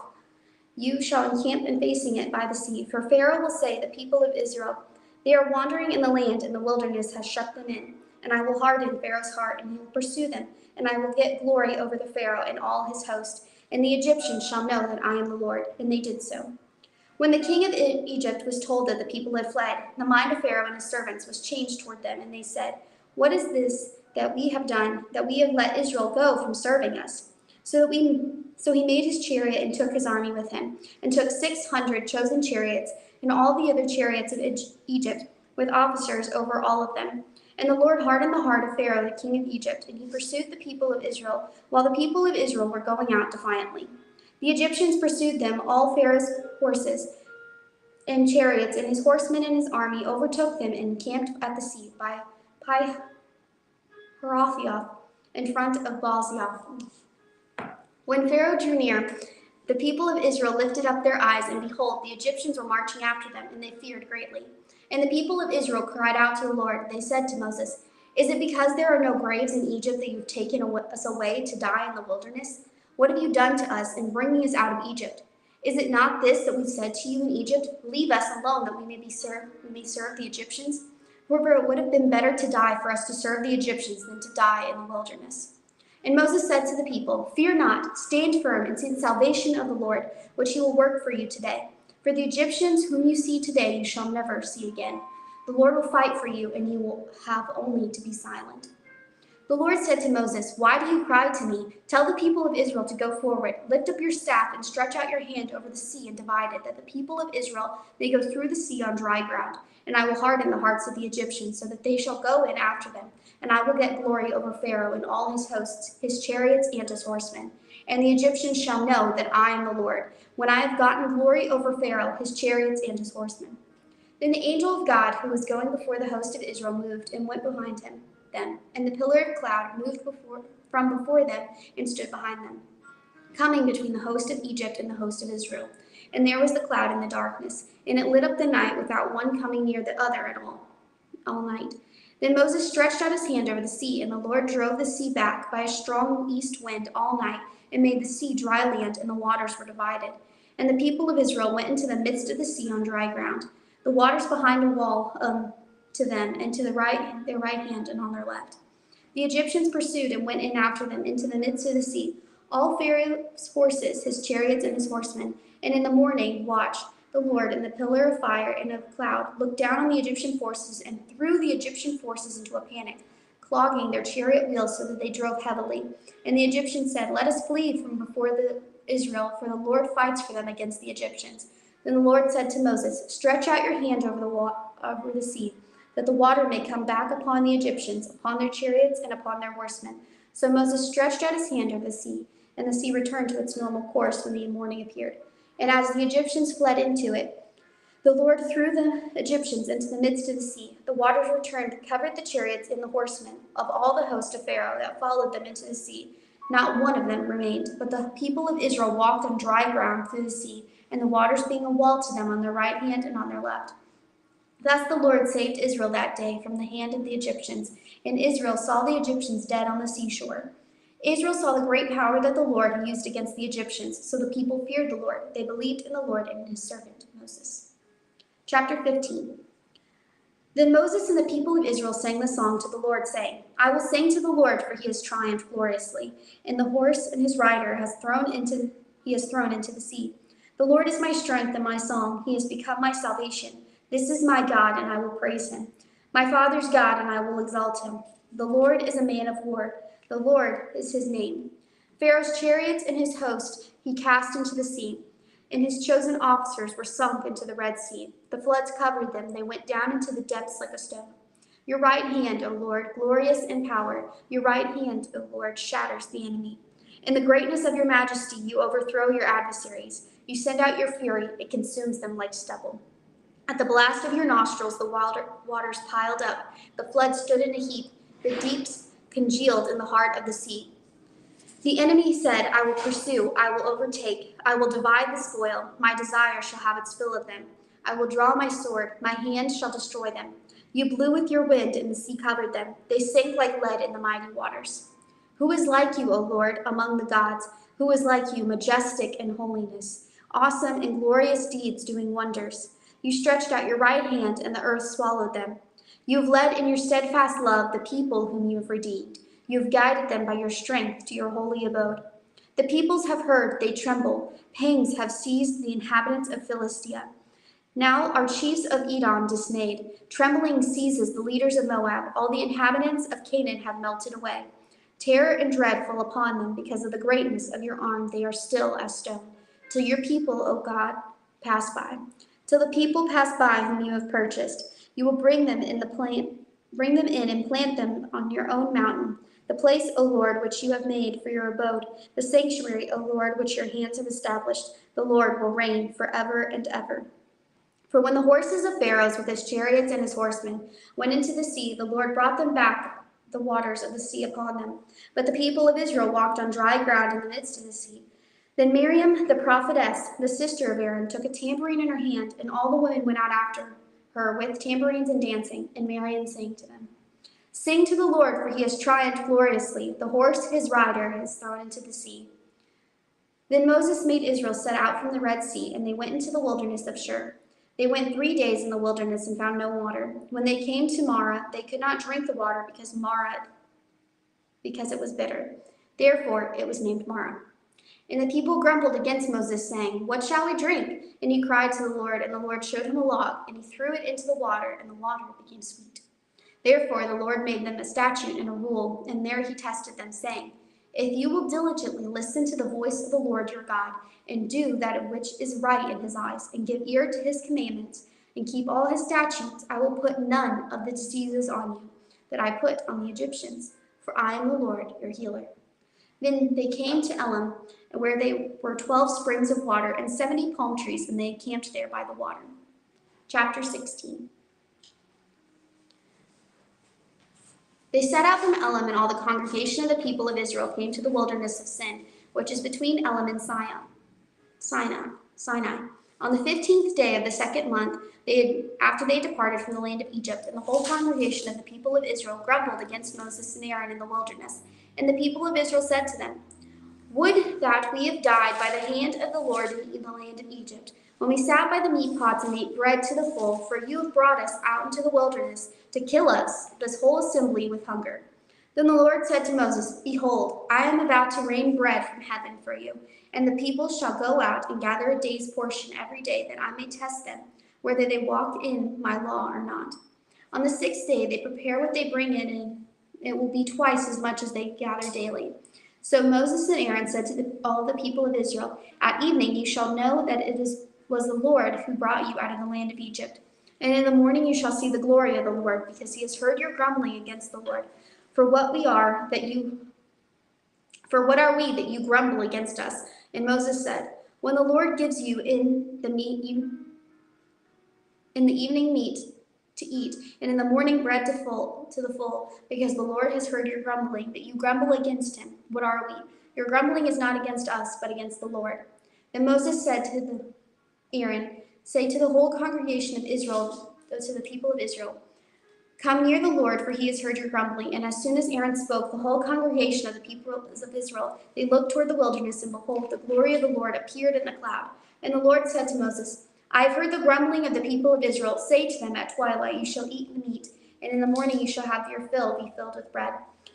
Then you shall know that I am the Lord your God. In the evening quail came up and covered the camp, and in the morning dew lay around the camp. When the dew had gone up, there was on the face of the wilderness a fine flake-like thing, fine as frost on the ground. When the people of Israel saw it, they said to one another, What is it? For they did not know what it was. And Moses said to them, It is the bread that the Lord has given you to eat.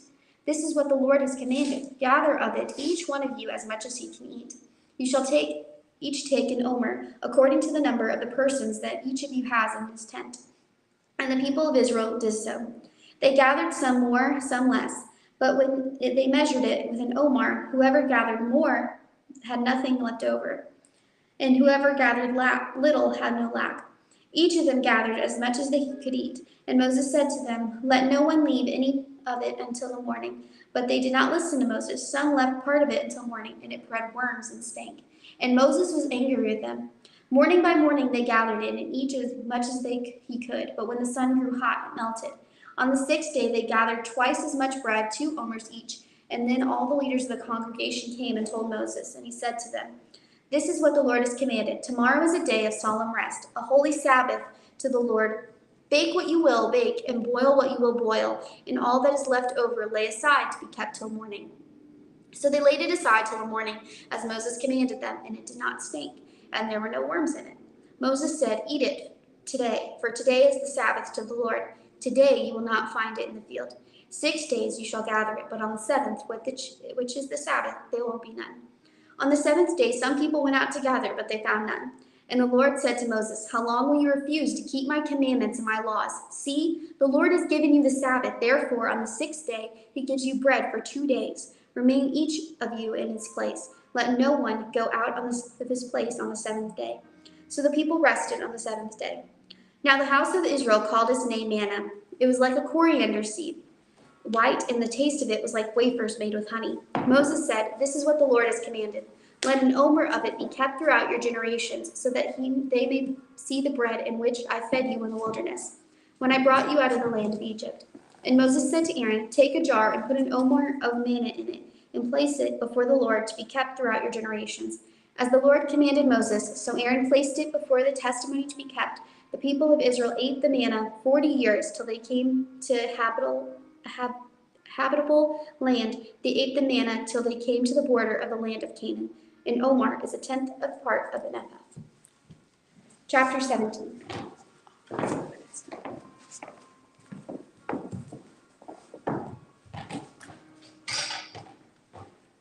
The whole Israelite community set out from the desert of Sin, traveling from place to place as the Lord commanded. They camped at Rephidim, but there was no water for the people to drink. So they quarreled with Moses and said, "Give us water to drink."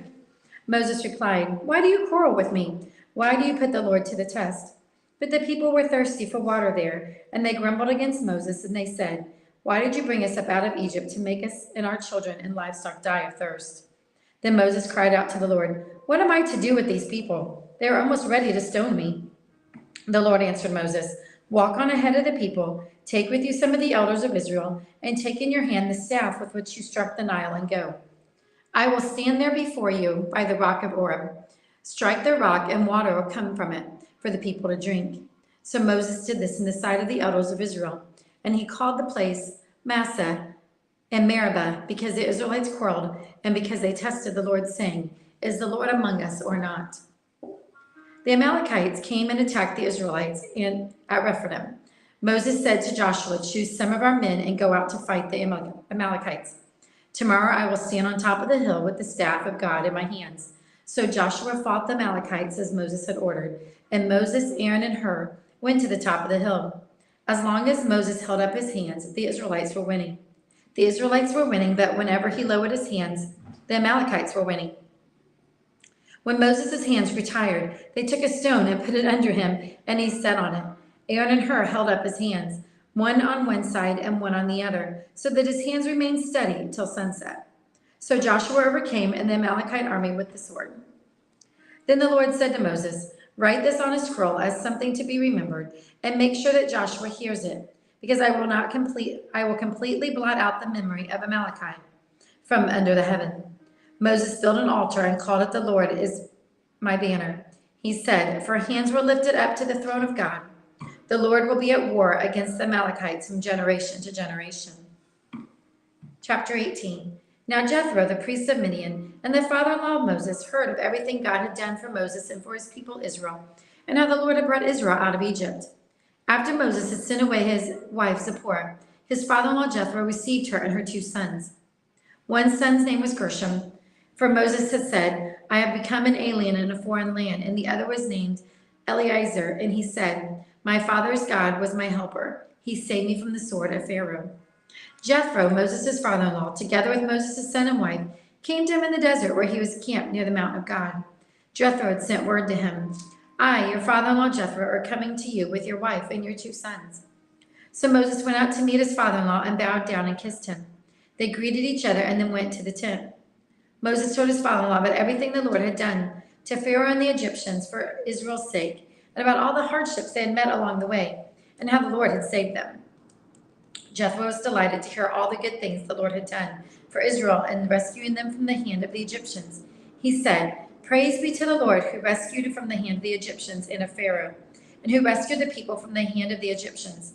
Now I know that the Lord is greater than all other gods, for he did this to those who had treated Israel arrogantly."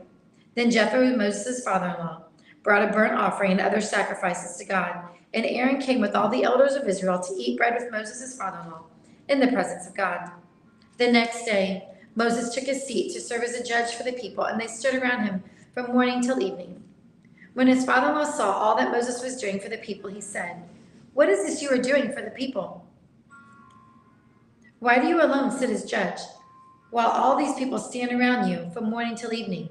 Moses answered him, "Because the people come to me to seek God's will. Whenever they have a dispute, it is brought to me, and I decide between the parties and inform them of God's decrees and laws." Moses' father-in-law replied, "What are you doing is not good. You and these people who come to you will only wear themselves out. The work is too heavy for you. You cannot handle it alone. Listen now to me, and I will give you some advice, and may God be with you. You must be the people's representative before God and bring their disputes to him. Teach them the decrees and the laws. Show them the way to live and the duties they are to perform. But select capable men from all the people, men who fear God, trustworthy men who hate dishonest gain, and appoint them as officials over the thousands, hundreds, fifties, and tens. Have them serve as judges for the people at all times, but have them bring every difficult case to you. The simple cases they can handle themselves. That will make your load lighter, because they will share it with you. If you do this and God so commands, you will be able to stand the strain, and all these people will go home satisfied." Moses listened to his father-in-law and did everything he said. He chose capable men from all of Israel and made them leaders of the people, officials over thousands, hundreds, fifties, and tens. They served as judges for the people at all times. The difficult cases they brought to Moses, but the simple ones they decided themselves. Then Moses sent his father-in-law on his way, and Jethro returned to his own country. Chapter 19. In the 3rd month after the Israelites left Egypt, on the very day they came to the desert of Sinai. They set out from Rephidim, and they entered the desert of Sinai, and Israel camped there in the desert in front of the mountain. Then Moses went up to God, and the Lord called to him from the mountain and said, "This is what you are to say to the house of Jacob, what you are to tell the people of Israel. You yourselves have seen what I did in Egypt, and how I carried you on eagle's wings and brought you to myself. Now if you obey me fully and keep my covenant, then you, out of all nations, you will be my treasured possession.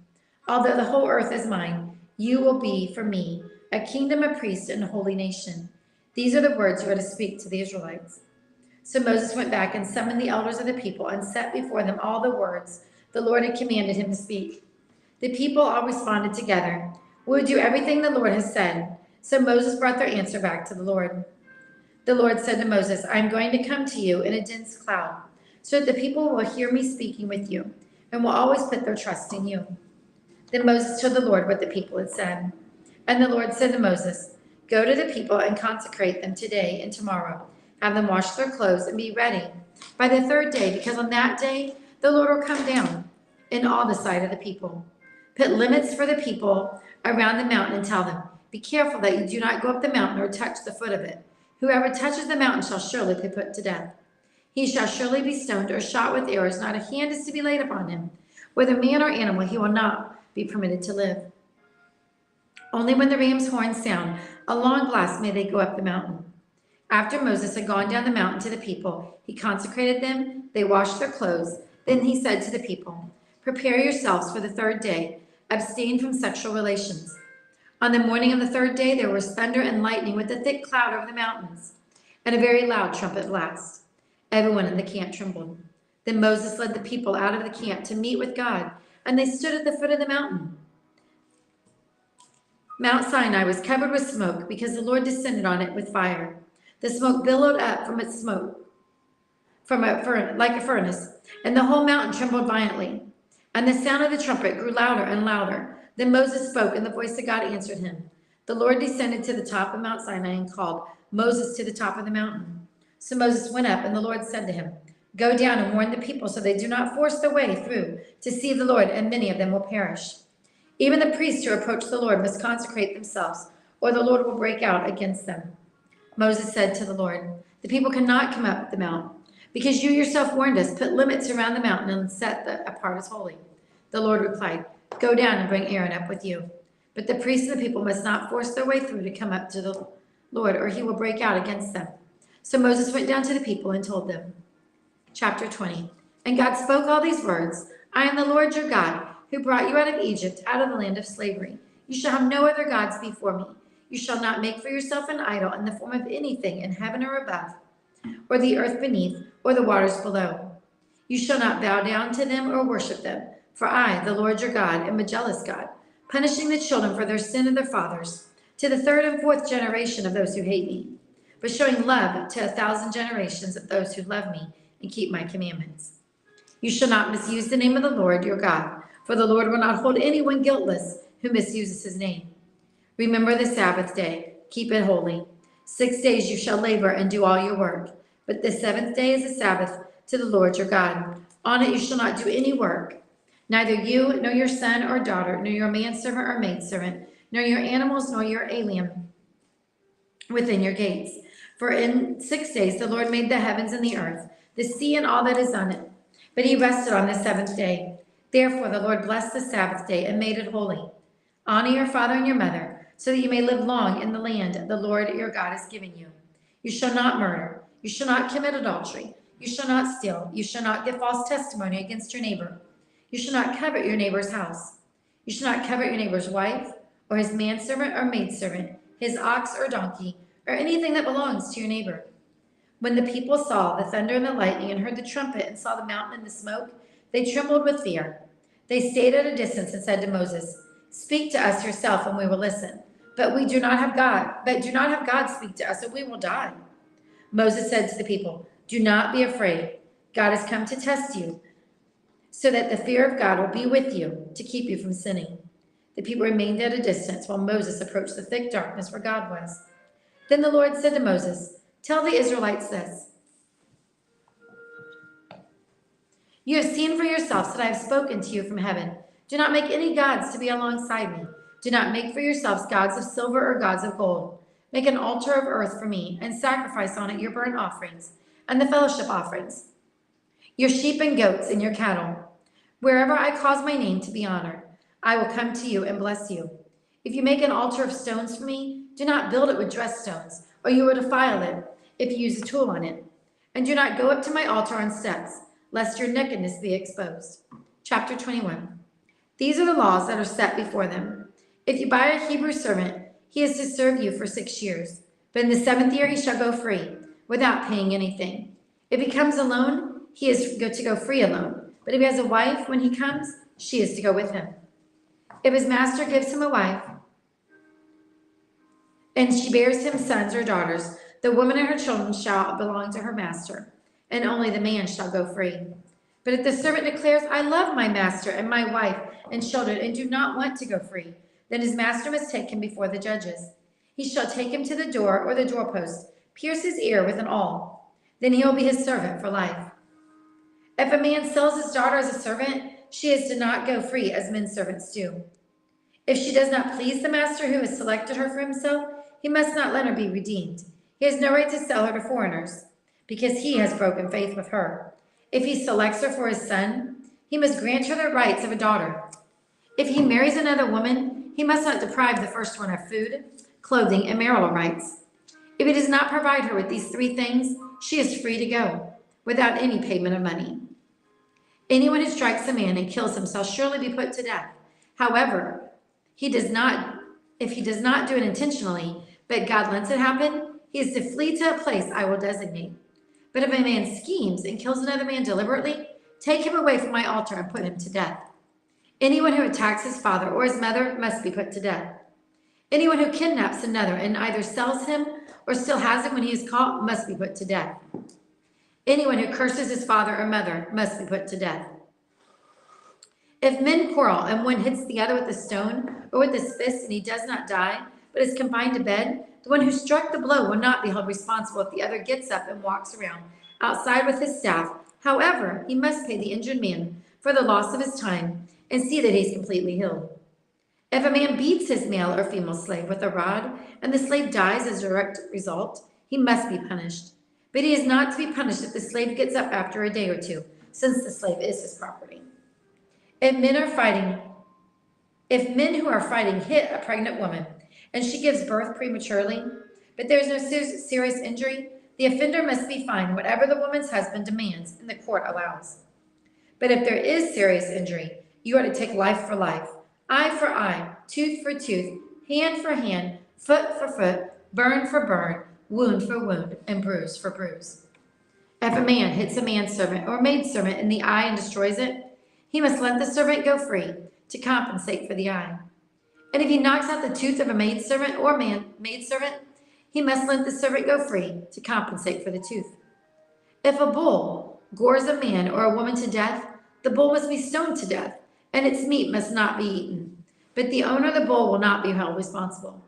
If, however, the bull has had the habit of goring, and the owner has been warned but has not kept it pinned up, and it kills a man or woman, the bull must be stoned, and the owner also must be put to death.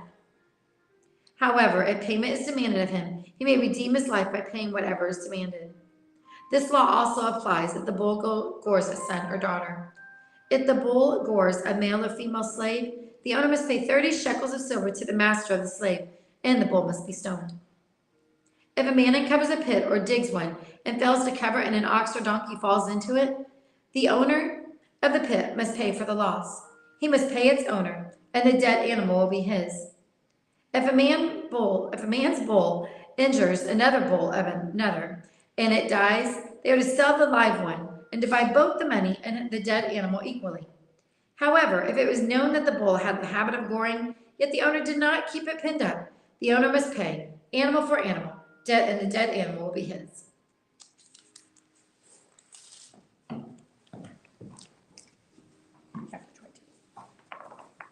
Chapter 22.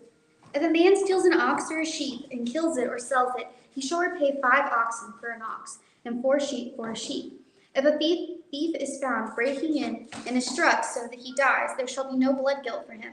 But if the sun is risen on him, there shall be blood guilt for him. He shall surely pay. If he has nothing, then he shall be sold for his theft.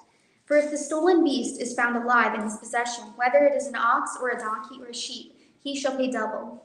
If a man causes a field or a vineyard to be grazed over and let his beast loose, it feeds in another man's field, he shall make restitution from the best in his own field and from his own vineyard.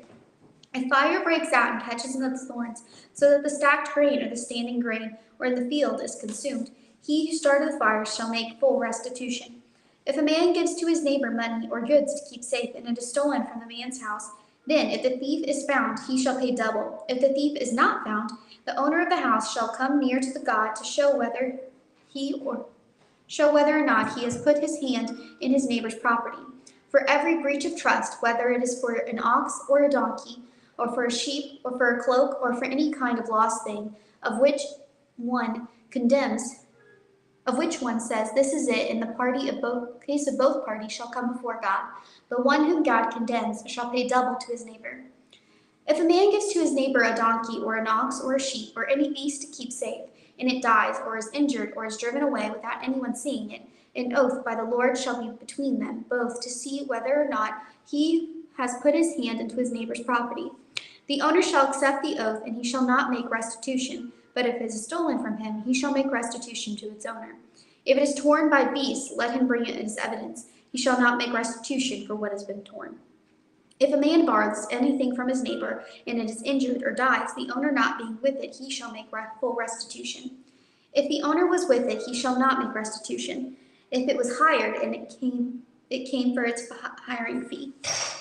If a man seduces a virgin who is betrothed and lies with her, he shall give the bride price for her and make her his wife. If her father utterly refuses to give her to him, he shall pay equal money to the bride price for virgins. You shall not permit a sorceress to live. Whoever lives with an animal shall be put to death. Whoever sacrifices to any god other than the Lord alone shall be devoted to destruction. You shall not wrong a sojourner or oppress him, for you were sojourners in the land of Egypt. You shall not mistreat any widow or fatherless child. If you do mistreat them and they cry out to me, I will surely hear their cry. And my wrath will burn, and I will kill you with the sword, and your wives shall become widows, and your children fatherless. If you lend money to any of my people with you, who is poor. You shall not be like a moneylender to him. You shall not exact interest from him. If you ever take your neighbor's cloak and pledge, you shall return it to him before the sun goes down. For that is his only covering, and it is cloak for his body, and what else shall he sleep? And if he cries to me, I will hear, for I am compassionate. You shall not reveal God, nor curse a ruler or of your people. You shall not delay to offer from the fullness of your harvest and from the outer flow of your presses. The firstborn of your sons you shall give to me. You shall do the same with your oxen and with your sheep. 7 days it shall be with its mother. On the 8th day you shall give it to me. You shall be consecrated to me. Therefore you shall not eat any flesh that is torn by beasts in the field. You shall throw it to the dogs. You shall not spread a false report. You shall not join hands with a wicked man, not to be a malicious witness. You shall not fall in with many to do evil, nor shall you bear witness in a lawsuit, siding with the many as to pervert justice, nor shall you be partial to a poor man in his lawsuit. If you meet your enemy's ox or his donkey going astray, you shall bring it back to him. If you see the donkey of whom he hates you lying down under its burden, you shall refrain from leaving it with it. You shall rescue it with him. You shall not pervert the justice due to your poor in his lawsuit. Keep far from the false charge, and do not kill the innocent and righteous, for I will not acquit the wicked. And you shall take no bribe, or for bribes blind the clear-sighted, and subverts the cause of those who are in the right. You shall not oppress a sojourner. You know the heart of a sojourner, for you were the sojourners in the land of Egypt. For 6 years you shall sow your land and gather in its yield, but the 7th year you shall let it rest and lie fallow, that the poor of your people may eat, and what they leave the beasts of the field may eat. You shall do likewise with your vineyard and with your olive orchard. 6 days you shall do your work, but on the 7th day you shall rest, that your ox and your donkey may have rest, the son of your servant woman and the alien may be refreshed. Pay attention to all that I have said to you, and make no mention of the names of other gods, nor let it be heard on your lips. 3 times in the year you shall keep a feast to me. You shall keep the feast of the unleavened bread. As I commanded you, you shall eat unleavened bread for 7 days as the appointed time in the month of Abib. For in it you came out of Egypt. None shall appear before me empty-handed. You shall keep the feast of the harvest of the first fruits for your labor, of what you sow in the field. You shall keep the feast of ingathering at the end of the year, when you gather in from the field of the fruit of your labor. 3 times in the year shall all your males appear before the Lord God. You shall not offer the blood of my sacrifice with anything leavened, or let the fat of my feast remain until the morning. The beast of the first fruits of your ground you shall bring into the house of the Lord your God. You shall not boil a young goat in its mother's milk. Behold, I send an angel before you to guard you on your way, and to bring you to the place that I have prepared. Pay careful attention to him and obey his voice. You do not rebel against him, for he will not pardon your transgression, for my name is in him. But if you carefully obey his voice and do all that I say, then I will be an enemy to your enemies and an adversary to your adversaries. When my angel goes before you and brings you to the Amorites and the Hittites and the Perizzites and the Canaanites, the Hivites and the Jebusites, I will blot them out. You shall not bow down to their gods nor serve them, nor do as they do, but you shall utterly overthrow them and break their pillars in pieces. You shall serve the Lord your God, and he will bless your bread and your water, and I will take sickness away from among you. None of you shall miscarry or be barren in your land. I will fulfill the number of your days. I will send my terror before you, and will throw into confusion all the people against whom you shall come. And I will make all your enemies turn their backs to you. And I will send hornets before you. You shall drive out the Hivites, the Canaanites, and the Hittites from before you. I will not drive them out from before you in 1 year, lest the land become desolate, and the wild beasts multiply against you. Little by little I will drive them out from before you, until you have increased and possessed the land. And I will set your border from the Red Sea to the Sea of the Philistines, and from the wilderness of the Euphrates. For I will give you the inhabitants of the land into your hand, and you shall drive them out before you. You shall make no covenant with them and their gods. They shall not dwell in your land, lest they make you sin against me. For if you serve their gods, it will surely be a snare to you. Chapter 24. Then he said to Moses, Come up to the Lord, you and Aaron, Nadab and Abihu, and the 70 of the elders of Israel, and worship from afar. Moses alone shall come near to the Lord, but the others shall not come near, and the people shall not come up with him. Moses came and told the people of the words of the Lord and all the rules. And all the people answered with one voice and said, All the words that the Lord has spoken we will do. And Moses wrote down all the words of the Lord. He rose early in the morning and built an altar at the foot of the mountain and 12 pillars according to the 12 tribes of Israel. And he sent young men of the people of Israel who offered burnt offerings and sacrificed peace offerings of the oxen to the Lord. And Moses took half of the blood and put it in basins, and half of the blood he threw against the altar. Then he took the book of the covenant and read it in the hearing of the people. And they said, all that the Lord has spoken we will do, and we will be obedient. And Moses took the blood and threw it on the people and said, behold, the blood of the covenant that the Lord has made with you in accordance with all these words. Then Moses and Aaron, Nadab and Abihu, and the 70 of the elders of Israel went up, and they saw the God of Israel. And there was under his feet, as it were a pavement of sapphire stone, like the very heaven for clearness. And he did not lay his hand on the chief of men of the people of Israel. They beheld God and ate and drank. The Lord said to Moses, come up to me on the mountain and wait there, that I may give you the tablets of stone with the law and the commandment, which I have written for their instruction.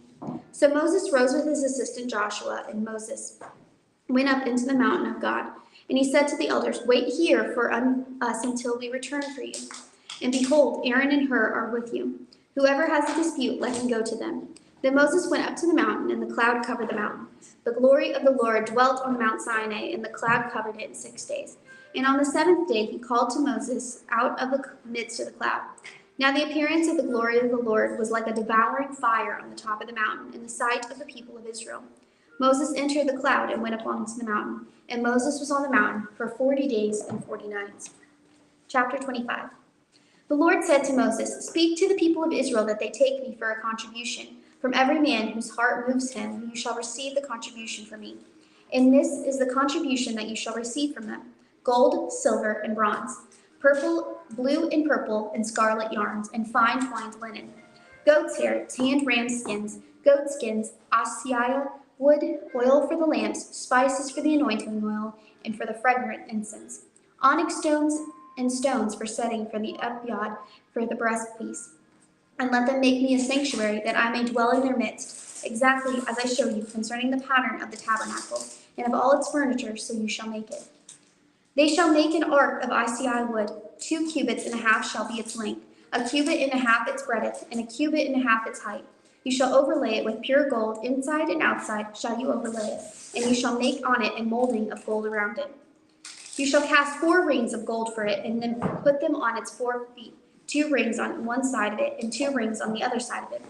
You shall make poles of asiah wood, and overlay them with gold, and you shall put the holes into the rings on the sides of the ark to carry the ark by them. The poles shall remain in the rings of the ark, they shall not be taken from it. And you shall put into the ark the testimony that I shall give you. You shall make a mercy seat of pure gold. 2 cubits and a half shall be its length, and a cubit and a half its breadth. And you shall make 2 cherubim of gold, and hammered work shall you make them, and on the 2 ends of the mercy seat. Make 1 cherubim on one end, and 1 cherubim on the other end. Of one piece with the mercy seat shall you make the cherubim on its 2 ends. The cherubim shall spread out their wings above, overshadowing the mercy seat with their wings, their faces one to the other, unto another. Toward the mercy seat shall the faces of the cherubim be. And you shall put the mercy seat on the top of the ark, and in the ark you shall put the testimony that I shall give you. There I will meet you, and from above the mercy seat, from between the 2 cherubim, there on the ark of the testimony, I will speak with you about all that I have give you in commandment for the people of Israel. You shall make a table of asiah wood. 2 cubits shall be its length, a cubit its breadth, and a cubit and a half its height. You shall overlay it with pure gold, and make a molding of gold around it. You shall make a rim around it, its hand breadth, wide, and a molding of gold around the rim. And you shall make for it 4 rings of gold, and fasten the rings to the 4 corners as its legs. Close to the frame, the rings shall lie as holders for the poles to carry the table. You shall make poles of asiah wood, and overlay them with gold, and the table shall be carried with these. And you shall make its plates and dishes for incense, and its flagons and bowls with it, which to pour the drink offerings. You shall make them of pure gold, and you shall set the bread of the presence on the table before me regularly.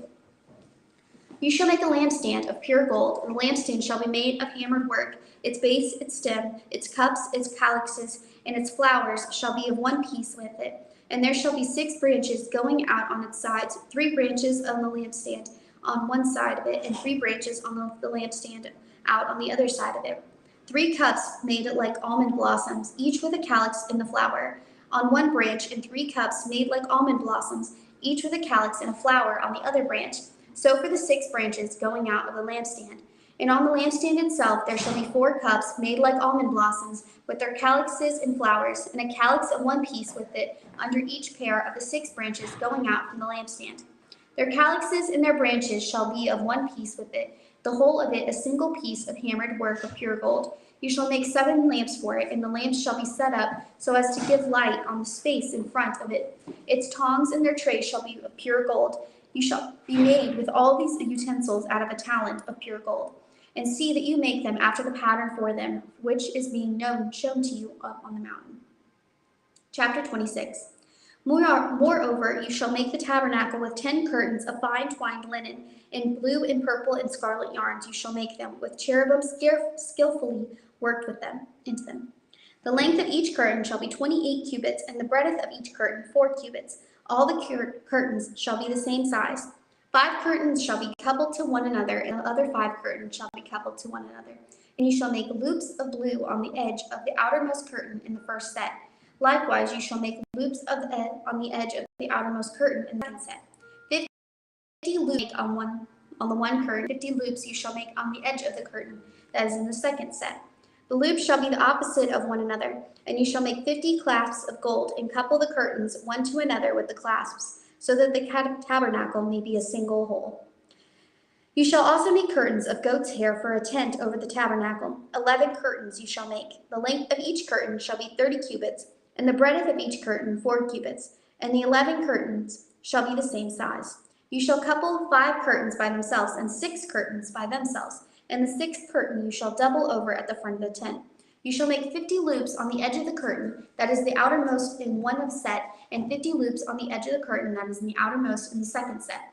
You shall make 50 clasps of bronze, and put the clasps into the loops in the couple of the tent together, that it may be a single whole. In the part that remains of the curtains of the tent, and the half curtain that remains shall hang over the back of the tabernacle.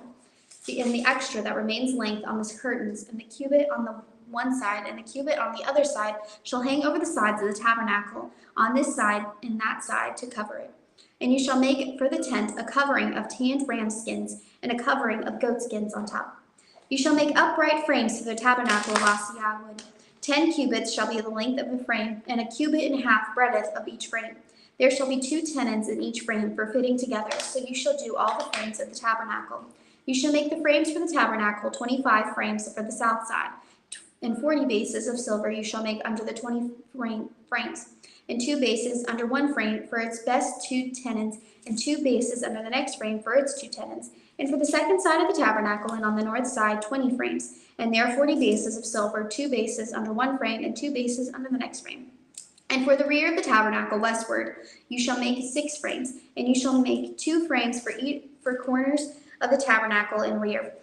They shall be separate beneath, but joined at the top at the first frame. Thus shall it be with both of them. They shall form from the 2 corners, and there shall be 8 frames with their bases of silver, 16 bases, 2 bases under one frame, and 2 bases under another frame. You shall make bars of ossia wood, 5 for the frames on the one side of the tabernacle, and 5 bars for the frames on the other side of the tabernacle, and 5 bars for the frames on the side of the tabernacle at the rear westward. The middle bar halfway up the frame shall run from end to end. You shall overlay the frames with gold, and shall make the rings of gold to holders for the bars, and you shall overlay the bars with gold. Then you shall erect the tabernacle according to the plan for it that you were shown on the mountain. And you shall make a veil of blue and purple and scarlet yarns and fine twined linen. It shall be made with cherubim skillfully worked into it, and you shall hang it on the 4 pillars of the ossia overlaid with gold, with hooks of gold on 4 bases of silver. And you shall hang the veil from the clasps, and bring the ark of the testimony in there within the veil. And the veil shall separate for you the holy place from the most holy. And you shall put the mercy seat on the ark of the testimony in the most holy place. And you shall set the table outside the veil, and the lampstand on the south side of the tabernacle opposite of the table. And you shall put the table on the north side. You shall make a screen for the entrance of the tent of blue, purple, and scarlet yarns, and fine twined linen, embroidered with needlework. You shall make for Bring 5 pillars of acai overlaid with gold. Their hooks shall be made of gold, and you shall cast 5 bases of bronze for them. Chapter 27.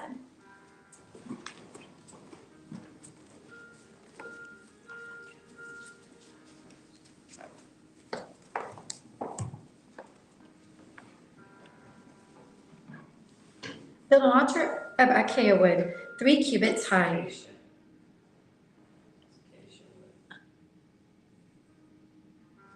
It is to be square, 5 cubits long and 5 cubits wide. Make a horn at each of the 4 corners so that the horns of the altar are one piece, and overlay the altar with bronze. Make all its utensils of bronze, its pots to remove the ashes, and its shovels, sprinkling bowls, meat forks, and fire pans. Make a grating for it and a bronze network. Make a bronze ring at each of the 4 corners of the network. Put it under the ledge of the altar so that it is halfway up the altar. Make poles of acacia wood for the altar and overlay them with bronze. The poles are to be inserted into the ring so that they will be on 2 sides of the altar when it is carried. Make the altar hollow out of the boards. It is to be made just as you were shown on the mountain. Make a courtyard for the tabernacle. The south side shall be 100 cubits long, and it have curtains of finely twisted linen, with 20 posts and 20 bronze bases, and with silver hooks and bands on the posts. The north side shall also be 100 cubits long, and is to have curtains with 20 posts and 20 bronze bases, and with silver hooks and bands on the posts. The west end of the courtyard shall be 50 cubits wide, and have curtains with 10 posts and 10 bases. On the east end, toward the sunrise, the courtyard shall also be 50 cubits wide. Curtains 15 cubits long are to be on one side of the entrance with 3 posts and 3 bases, and curtains 15 cubits long are to be on the other side with 3 posts and 3 bases. For the entrance to the courtyard, provide a curtain 20 cubits long, of blue, purple, and scarlet yarn, and finely twisted linen, the work of an embroiderer, with 4 posts and 4 bases. All the posts around the courtyard are to have silver bands and hooks and bronze bases. The courtyard shall have 100 cubits long and 50 cubits wide, with curtains of finely twisted linen 5 cubits high with bronze bases. All the other articles used in the service of the tabernacle, whatever their function, including all the tent pegs for it, and those for the courtyard, are to be of bronze. Command the Israelites to bring you clear oil of pressed olives for the light, so that the lamps may be kept burning. In the tent of meeting, outside the curtain that is in front of the testimony, Aaron and his sons are to keep the lamps burning before the Lord from evening till morning. This is to be a lasting ordinance among the Israelites for the generations to come. Chapter 28. Have Aaron, your brother, brought to you from among the Israelites, along with his sons Nadab and Abihu, Eleazar, Ithamar, and so that they may serve me as priests. Make sacred garments for your brother Aaron to give him dignity and honor. Tell all the skilled men to whom I have given wisdom in such matters that they are to make garments for Aaron for his consecration, so that he may serve me as a priest. These are the garments they are to make: a breastpiece, an ephod, a robe, a woven tunic, a turban, and a sash. They are to make these sacred garments for your brother Aaron and his sons, so that they may serve me as priests. Have them use gold and blue, purple and scarlet yarn, and fine linen. Make the ephod of gold and of blue, purple and scarlet yarn, and a finely twisted linen, the work of a skilled craftsman. It is to have 2 shoulder pieces attached to 2 of its corners, so it can be fastened. Its skillfully woven waistband is to be like of one piece with the ephod, and made with gold, and with blue, purple, and scarlet yarn, and finely twisted linen. Take 2 onyx stones and engrave them on the names of the sons of Israel, in the order of their birth, 6 names on one stone, and the remaining 6 on the other. Engrave the names of the sons of Israel on the 2 stones, the way a gem cutter engraves a seal. Then mount the stones in gold, filigree settings, and fasten them on the shoulder pieces of the ephod as a memorial stones for the sons of Israel. Aaron is to bear the names on his shoulder as a memorial before the Lord. Make gold filigree settings and 2 braided chains of pure gold, like a rope, and attach the chains to the settings. Fashion a breastpiece for the making decisions, the work of a skilled craftsman. Make it like the ephod of gold and of purple and scarlet yarn and a finely twisted linen. It is to be square, a span long and a span wide, and a folded double. Then mount 4 rows of precious stones on it. In the first row there shall be a ruby, a topaz, and a beryl. In the second row a turquoise, a sapphire, and an emerald. In the third row a jacinth, an agate, and an amethyst. In the fourth row, a chrysolite, an onyx, and a jasper. Mount them in the gold filigree settings. There are to be 12 stones, one for each of the names of the sons of Israel, each engraved like a seal with the name of one of the 12 tribes. For the breastpiece, make braided chains of pure gold like a rope. Make 2 gold rings for it and fasten them to 2 corners of the breastpiece. Fasten the 2 gold chains to the rings at the corners of the breastpiece, and the other ends of the chains to the 2 settings, attaching them to the shoulder pieces of the ephod at the front. Make them 2 gold rings and attach them to the other 2 corners of the breastpiece, on the inside edge next to the ephod. Make 2 more gold rings and attach them to the bottom of the shoulder pieces on the front of the ephod, close to the seam, just above the waistband of the ephod. The rings of the breastpiece are to be tied to the rings of the ephod with a blue cord, connecting it to the waistband so that the breastpiece will not swing out from the ephod. Whenever Aaron enters the holy place, he will bear the names of the sons of Israel over his heart on the breastpiece of decision as a continuing memorial before the Lord. Also put the Urim and the Thummim in the breastpiece, so that they may be over Aaron's heart whenever he enters the presence of the Lord. Thus Aaron will always bear the means of making decisions for the Israelites over his heart before the Lord.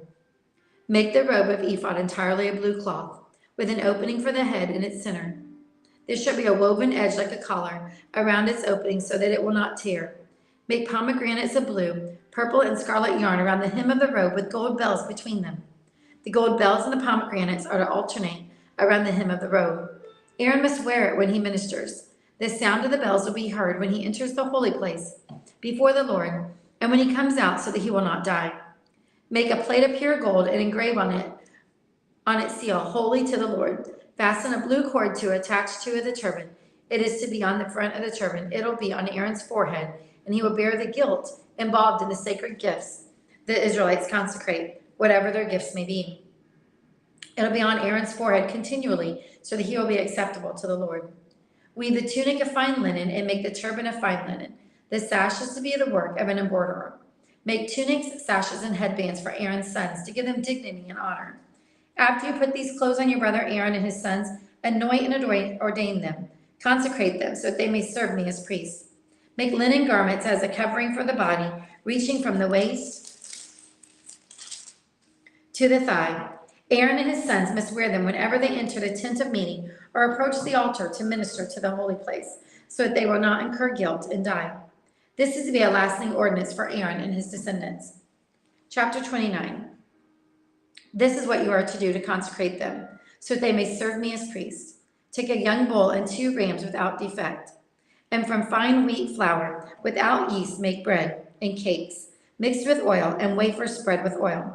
Put them in a basket and present them in it, along with the bull and the 2 rams. Then bring Aaron and his sons to the entrance to the tent of meeting and wash them with water. Take the garments and dress Aaron with the tunic, the robe of the ephod itself, and the breastpiece. Fasten the ephod on him by skillfully woven waistband. Put the turban on his head and attach the sacred diadem to the turban. Take the anointing oil and anoint him by pouring it on his head. Bringing his sons and dress them in the tunics and put headbands on them. Then tie sashes on Aaron and his sons. The priesthood is theirs by a lasting ordinance. In this way you shall ordain Aaron and his sons. Bring the bull to the front of the tent of meeting, and Aaron and his sons shall lay their hands on its head. Slaughter it in the Lord's presence at the entrance to the tent of meeting, taking some of the bull's blood and put it on the horns of the altar with your finger, and pour out the rest of it at the base of the altar. Then take all the fat around the inner parts, the covering of the liver, and both kidneys with the fat on them, and burn them on the altar. But burn the bull's flesh and its hide and its offal outside the camp. It is a sin offering. Take one of the rams, and Aaron and his sons shall lay their hands on its head. Slaughter it and take the blood and sprinkle it against the altar on all sides. Cut the ram into pieces and wash the inner parts and the legs, putting them with the head and the other pieces. Then burn the entire ram on the altar. It is a burnt offering to the Lord, a pleasing aroma, an offering made to the Lord by fire. Take the other ram, and Aaron and his sons shall lay their hands on its head. Slaughter it, take some of its blood, and put it in the lobes of the right ears of Aaron and his sons, on the thumbs of their right hands, and on the big toes of their right feet. Then sprinkle blood against the altar on all sides. Take some of the blood on the altar and some of the anointing oil, and sprinkle it on Aaron and his garments, and on his sons and their garments. Then he and his sons and the garments will be consecrated. Take from this ram the fat tail, the fat around the inner parts, the covering of the liver, both kidneys with the fat on them, and the right thigh. This is the ram for ordination. From the basket of bread made without yeast, which is before the Lord, take a loaf and a cake made with oil and a wafer. Put all these in the hands of Aaron and his sons, and wave them before the Lord as a wave offering. Then take them from their hands, burn them on the altar, along with the burnt offering for a pleasing aroma to the Lord, an offering made to the Lord by fire. After you take the breast of the ram for Aaron's ordination, wave it before the Lord as a wave offering, and it'll be your share. Consecrate those parts of the ordination ram that belong to Aaron and his sons, the breast that was waved, and the thigh that was presented. This is always to be regular share for the Israelites for Aaron and his sons. It is the contribution of the Israelites are to make to the Lord for their fellowship offerings. Aaron's sacred garments will belong to his descendants so that they can be anointed and ordained in them. The son who succeeds him as priest and comes to the tent of meeting to minister in the holy place is to wear them 7 days. Take the ram for the ordination and cook the meat in the sacred place. At the entrance to the tent of meeting, Aaron and his sons are to eat the meat of the ram and the bread that is in the basket. They are to eat these offerings by which atonement was made for their ordination and consecration. But no one else may eat them, because they are sacred. And if any of the meat of the ordination ram or any bread is left over till morning, burn it up. It must not be eaten because it is sacred. Do for Aaron and his sons everything I have commanded you, taking 7 days to ordain them. Sacrifice a bull each day as a sin offering to make atonement. Purify the altar by making atonement for it, and anoint it, consecrate it. For 7 days, make atonement for the altar and consecrate it. Then the altar will be most holy, and whatever touches it will be holy. This is what you are to offer on the altar regularly each day. 2 lambs a year old. Offer one in the morning and the other at twilight. With the first lamb, offer 1/10 of ephah of fine flour mixed with 1/4 of hin of oil from pressed olives, and 1/4 of hin of wine as a drink offering. Sacrifice the other lamb at twilight with the same grain offering and its drink offering as in the morning, a pleasing aroma, an offering made to the Lord by fire. For the generations to come, this burnt offering is to be made regularly at the entrance to the tent of meeting before the Lord. There I will meet you and speak to you. There also I will meet you with the Israelites, and the place will be consecrated by my glory. So I will consecrate the tent of meeting and the altar, and will consecrate Aaron and his sons to serve as my priests. Then I will dwell among the Israelites and be their God. They will know that I am the Lord their God, who brought them out of Egypt, so that I might dwell among them. I am the Lord their God. Chapter 30. Make an altar of acacia wood for burning incense. It is to be square, a cubit long and a cubit wide and 2 cubits high. Its horns of one piece with it. Overlay the top and all the sides and the horns with pure gold, and make a gold molding around it. Make 2 gold rings for the altar below the molding, 2 on opposite sides, to hold the poles used to carry it.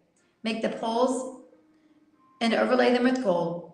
Put the altar in front of the curtain that is before the ark of the testimony, before the atonement cover that is over the testimony, where I will meet with you. Aaron must burn fragrant incense at the altar every morning when he tends the lamps. He must burn incense again when he lights the lamps at twilight. So incense were burned regularly before the Lord for generations to come. Do not offer on this altar any incense or any burnt offerings or grain offerings, and do not pour out a drink offering on it. Once a year, Aaron shall make atonement on its horns. The annual atonement must be made with the blood of the atoning sin offering for generations to come.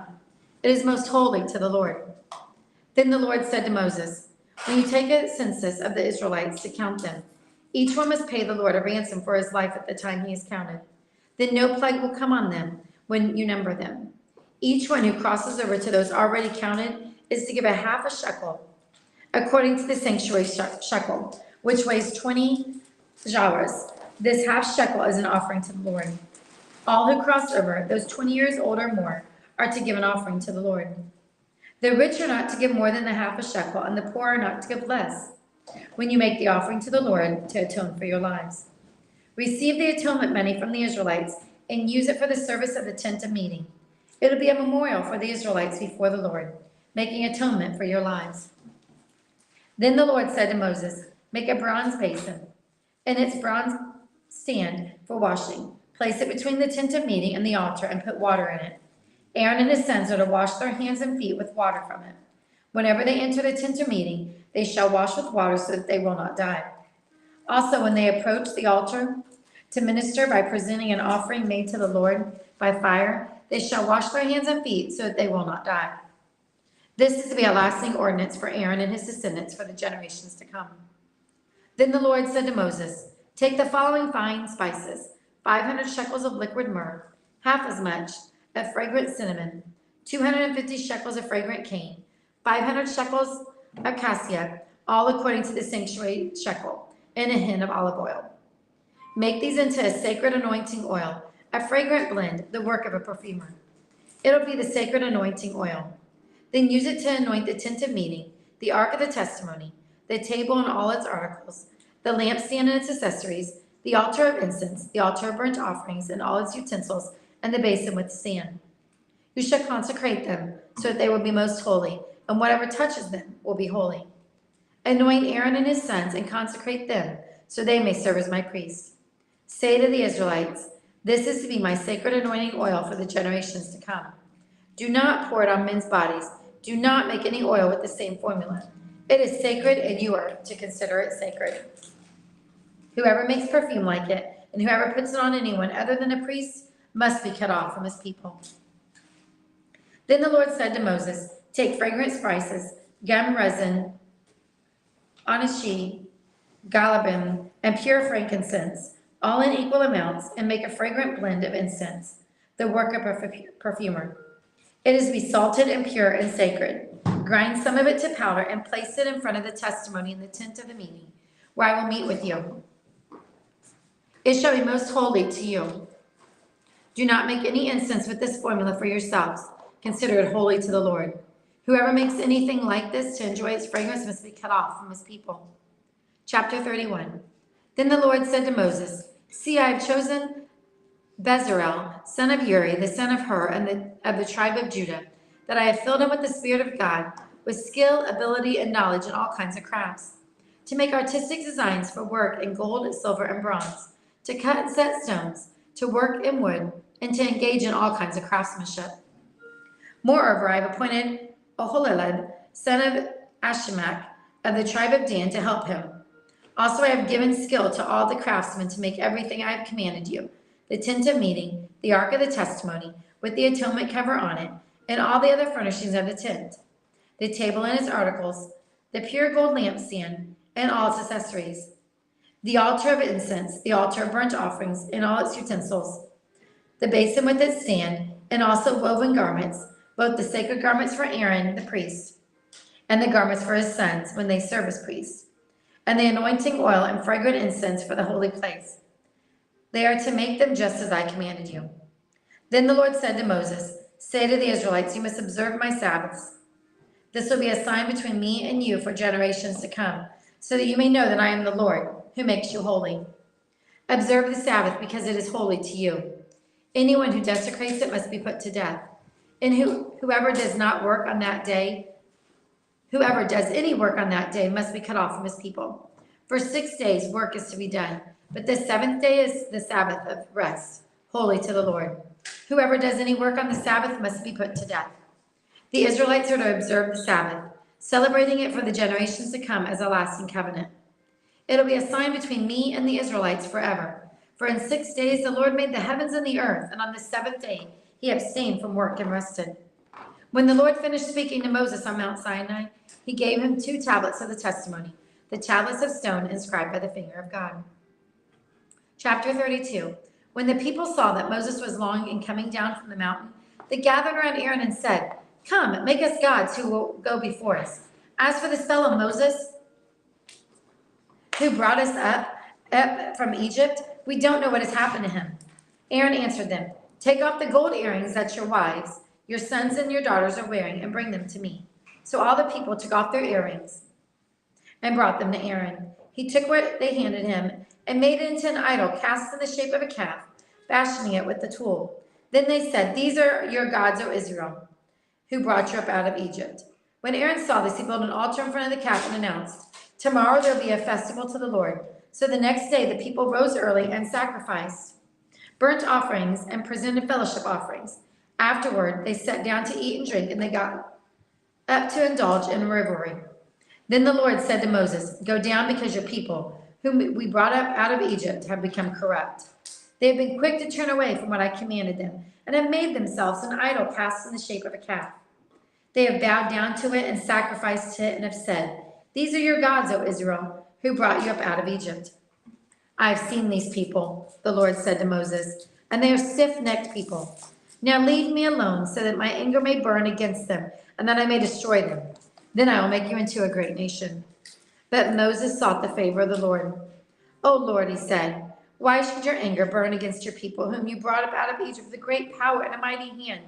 Why should the Egyptians say, 'It was with evil intent that he brought them out, to kill them in the mountains, and to wipe them off the face of the earth'? Turn from your fierce anger, relent, and do not bring disaster on your people. Remember your servants, Abraham, Isaac, and Israel, to whom you swore by your own self. I will make your descendants as numerous as the stars in the sky, and I will give your descendants all this land I promised them, and it will be their inheritance forever." Then the Lord relented and did not bring on his people the disaster he had threatened. Moses turned and went down the mountain, and the 2 tablets of the testimony in his hands. They were inscribed on both sides, front and back. The tablets were the work of God. The writing was the writing of God, and engraved on the tablets. When Joshua heard the noise of the people shouting, he said to Moses, "There is the sound of war in the camp." Moses replied, "It is not the sound of victory, it is the sound of defeat. It is the sound of singing that I hear." When Moses approached the camp and saw the calf and the dancing, his anger burned, and he threw the tablets out of his hands, breaking them to pieces at the foot of the mountain. Then he took the calf that they had made and burned it in the fire. Then he ground it into powder, scattered it on the water, and made the Israelites drink it. He said to Aaron, "What did these people do to you that you led them into such great sin?" "Do not be angry, my lord," Aaron answered. "You know how prone these people are to evil. They said to me, 'Make us gods who will go before us.' As for this fellow Moses who brought us out of Egypt, we don't know what's happened to him." So I told them, "Whoever has any gold jewelry, take it off." Then they gave me the gold, and I threw it into the fire, and out came this calf. Moses saw that the people were running wild, and that Aaron had let them get out of control, and so became a laughing stock to their enemies. So he stood at the entrance to the camp and said, "Whoever is for the Lord, come to me." And all the Levites rallied around him. Then he said to them, "This is what the Lord, the God of Israel, says.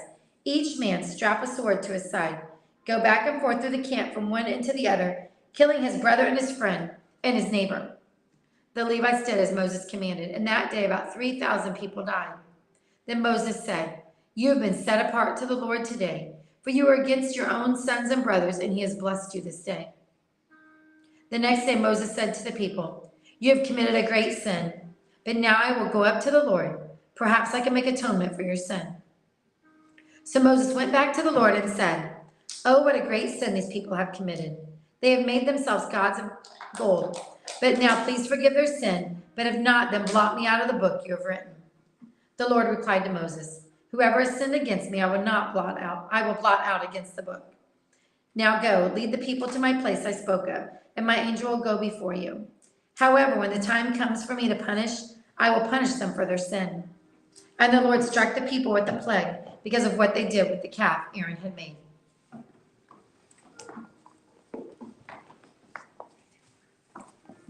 Chapter 33. The Lord said to Moses, "Depart, go up from here, and the people whom you have brought up out of the land of Egypt, to the land on which I swore to Abraham, Isaac, and Jacob, saying, 'To your offspring I will give it.' I will send an angel before you, and I will drive out the Canaanites, the Amorites, the Hittites, the Perizzites, the Hivites, and the Jebusites. Go up to the land of flowing with milk and honey. But I will not go up among you, lest I consume you on the way, for you are a stiff-necked people." When the people heard this disastrous word, they mourned, and no one put on his ornaments. For the Lord had said to Moses, "Say to the people of Israel, 'You are a stiff-necked people. If for a single moment I should go up among you, I would consume you. So take off your ornaments, and that I may know what to do with you.'" Therefore the people of Israel stripped themselves of their ornaments from Mount Horeb onward. Now Moses used to take the tent and pitch it outside the camp, far off from the camp, and he called it the tent of meeting. And everyone who saw the Lord would go out to the tent of meeting, which was outside the camp. Whenever Moses went out to the tent, all the people would rise up, and each one would stand at his tent door and watch Moses until he had gone into the tent. When Moses entered the tent, the pillar of cloud would descend and stand at the entrance of the tent, and the Lord would speak with Moses. And when all the people saw the pillar of the cloud standing at the entrance of the tent, all the people would rise up and worship, and each at his tent door. Thus the Lord used to speak to Moses face to face, as a man speaks to his friend. When Moses turned again to the camp, his assistant Joshua, the son of Nun, a young man, would not depart from the tent. Moses said to the Lord, "See, you say to me, 'Bring up this people,' but you have not let me know whom you will send with me. Yet you have said, 'I know you by name, and you have also found favor in my sight.' Now therefore, if I have found favor in your sight, please show me now your ways, that I may know you in order to find favor in your sight. Consider too that this nation is your people." And he said, "My presence will go with you, and I will give you rest." And he said to him, "If your presence will not go with me, do not bring us up from here, for how shall it be known that I have found favor in your sight, and I and your people? Is it not in you going with us, so that we are distinct, I and your people, from every other people on the face of the earth?" And the Lord said to Moses, "This very thing that you have spoken I will do, for you have found favor in my sight, and I know you by name." Moses said, "Please show me your glory." And he said, "I will make all my goodness pass before you, and will proclaim before you my name, the Lord. And I will be gracious to whom I will be gracious, and will show mercy on whom I will show mercy." But he said, "You cannot see my face, for a man shall not see me and live." And the Lord said, "Behold, there is a place by me where you shall stand on the rock. And while my glory passes by, I will put you in a cleft of the rock, and I will cover you with my hand until I have passed. Then I will take away my hand, and you shall see my back, but my face shall not be seen." Chapter 34. The Lord said to Moses, "Cut for yourself 2 tablets of stone like the first, and I will write on the tablets the words that were on the first tablets, which you broke. Be ready by morning, and come up in the morning to Mount Sinai, and present yourself there to me on the top of the mountain. No one shall come up with you, and let no one be seen throughout all of the mountain, lest no flock or herds graze opposite the mountain." So Moses cut 2 tablets of stone like the first, and he rose early in the morning and went up Mount Sinai, as the Lord had commanded him, and took in his hands 2 stone tablets. The Lord descended in the cloud and stood with him there, and proclaimed the name of the Lord. The Lord passed before him and proclaimed, the Lord, a God, merciful and gracious, slow to anger, and abounding in steadfast love and faithfulness, keeping steadfast love for thousands, forgiving iniquity and transgression and sin, but who will by no means clear the guilty, visiting the iniquity of the fathers on their children and the children's children, to the 3rd and 4th generation. And Moses quickly bowed his head toward the earth and worshipped. And he said, "If now I have found favor in your sight, O Lord, please let the Lord go in the midst of us, for it is a stiff-necked people, and pardon our iniquity and our sin, and take us for your inheritance." And he said, "Behold, I am making a covenant. Before all your people I will do marvels, such has not been created in the earth or in any nation. And all the people among whom you are shall see the work of the Lord, for it is an awesome thing that I will do with you. Observe what command you this day. Behold, I will drive out before you the Amorites, the Canaanites, the Hittites, the Perizzites, the Hivites, and the Jebusites. Take care, lest you make a covenant with the inhabitants of the land to which you go, lest it become a snare in your midst. You shall tear down their altars and break their pillars and cut down their Eshiam. Lest you make a covenant with their inhabitants of the land when they whore after their gods and sacrifice to their gods, and you are invited, and you eat of his sacrifice. You take of their daughters and of your sons, and their daughters whore after their gods, and make your sons whore after their gods. You shall not make for yourself any gods of cast metal. You shall keep the feast of the unleavened bread. 7 days you shall eat unleavened bread, as I have commanded you, at the time appointed in the month of Abib. For in the month of Abib you came out of Egypt. All that open the womb are mine, all your male livestock, the firstborn of cow and sheep. The firstborn of a donkey you shall redeem with a lamb, or if you shall not redeem it, you shall break its neck. All the firstborn of your sons you shall redeem, and none shall appear before me empty-handed. 6 days you shall work, but on the 7th day you shall rest. In plowing time and in the harvest you shall rest. You shall observe the feast of weeks, the first fruits of wheat harvest, and the feast of the ingathering at the year's end. 3 times in the year shall all your males appear before Lord God and the God of Israel. For I will cast out the nations before you and enlarge your borders. No one shall covet your land when you go up to appear before the Lord your God 3 times in the year. You shall not offer the blood of my sacrifice with anything leavened, or let the sacrifice of the feast of the Passover remain until the morning. The best of the first fruits of your ground shall bring to the house of the Lord your God. You shall not boil a young goat in its mother's milk. And the Lord said to Moses, Write these words, for in accordance with these words I have made a covenant with you and with Israel.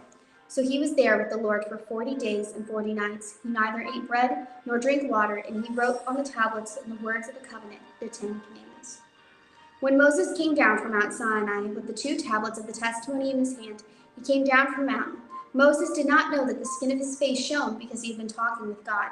Aaron and the people of Israel saw Moses, and behold, the skin of his face shone, and they were afraid to come near him. But Moses called to them, and Aaron and all the leaders of the congregation returned to him, and Moses talked with them. Afterward, all the people of Israel came near, and he commanded them all that the Lord had spoken with him in Mount Sinai. And when Moses had finished speaking with them, he put a veil over his face. Whenever Moses went in before the Lord to speak with him, he would remove the veil until he came out. And when he came out and told the people of Israel what he was commanded, the people of Israel would see the face of Moses, that the skin of Moses' face was shining. And Moses put a veil over his face again until he went in to speak with him. Chapter 35. Moses' assembled all the congregation of the people of Israel and said to them, These are the things that the Lord has commanded you to do. 6 days' work shall be done, but on the 7th day you shall have a Sabbath of solemn rest, holy to the Lord. Whoever does any work on it, that shall be put to death. You shall kindle no fire in all of your dwelling places on the Sabbath day. Moses said to all the congregation of the people of Israel, This is the thing that the Lord has commanded. Take from among you a contribution to the Lord. Whoever is of a generous heart, let him bring the Lord's contribution, gold, silver, and bronze, blue and purple and scarlet yarns, and fine twined linen, goat's hair, tanned ram skins, and goat skins, acacia wood, oil for the light, spices for the anointing oil, and for the fragrant incense, and onyx stones, and stones for the setting of ephod, and for the breastplate.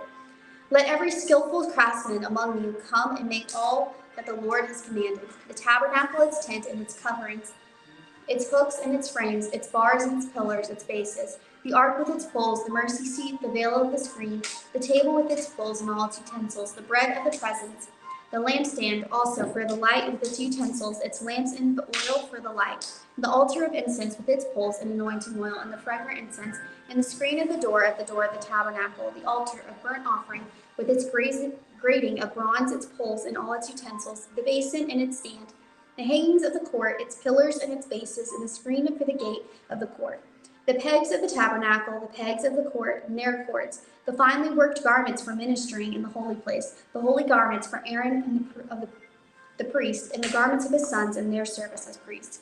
Then all the congregation of all the people of Israel departed from the presence of Moses.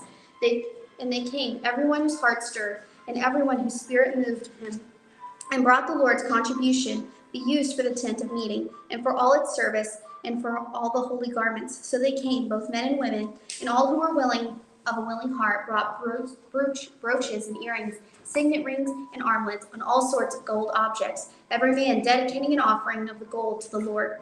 And everyone who possessed blue or purple or scarlet yarns, or fine linen, or goat's hair, or tanned ram skins, or goat skins brought them. Everyone who could make a contribution of silver or bronze brought it as the Lord's contribution. And everyone who possessed acacia wood of any use in the work brought it. And every skillful woman spun with her hands, and they all brought what they had spun in blue and purple and scarlet yarns and fine twined linen. All the women whose hearts stirred them to use their skill spun the goat's hair, and the leaders brought onyx stones and stones to be set for the ephod and for the breastplate, and the spices of oil and oil for the light and for the anointing oil and for fragrant incense. All the men and the people of Israel whose heart moved them to bring anything for the work that the Lord had commanded by Moses to be done, brought it as a freewill offering to the Lord. Then Moses said to the people of Israel, See, the Lord has called by name Bezalel, the son of Uri, son of Hur of the tribe of Judah, and he has filled him with the Spirit of God, with skill and intelligence, and with knowledge, and with all craftsmanship, to devise artistic designs, to work in gold and silver and bronze, in cutting stones and setting, and in carving wood for work. In every skilled craft he has inspired him to teach, both him and Eliab, the son of Ashimach of the tribe of Dan. He has filled them with the skill to do every work every sort of work done by an engraver or by a designer or by an embroiderer in blue and purple and scarlet yarns and the fine twined linen, or by a weaver, by any sort of workman or a skilled designer. Chapter 36.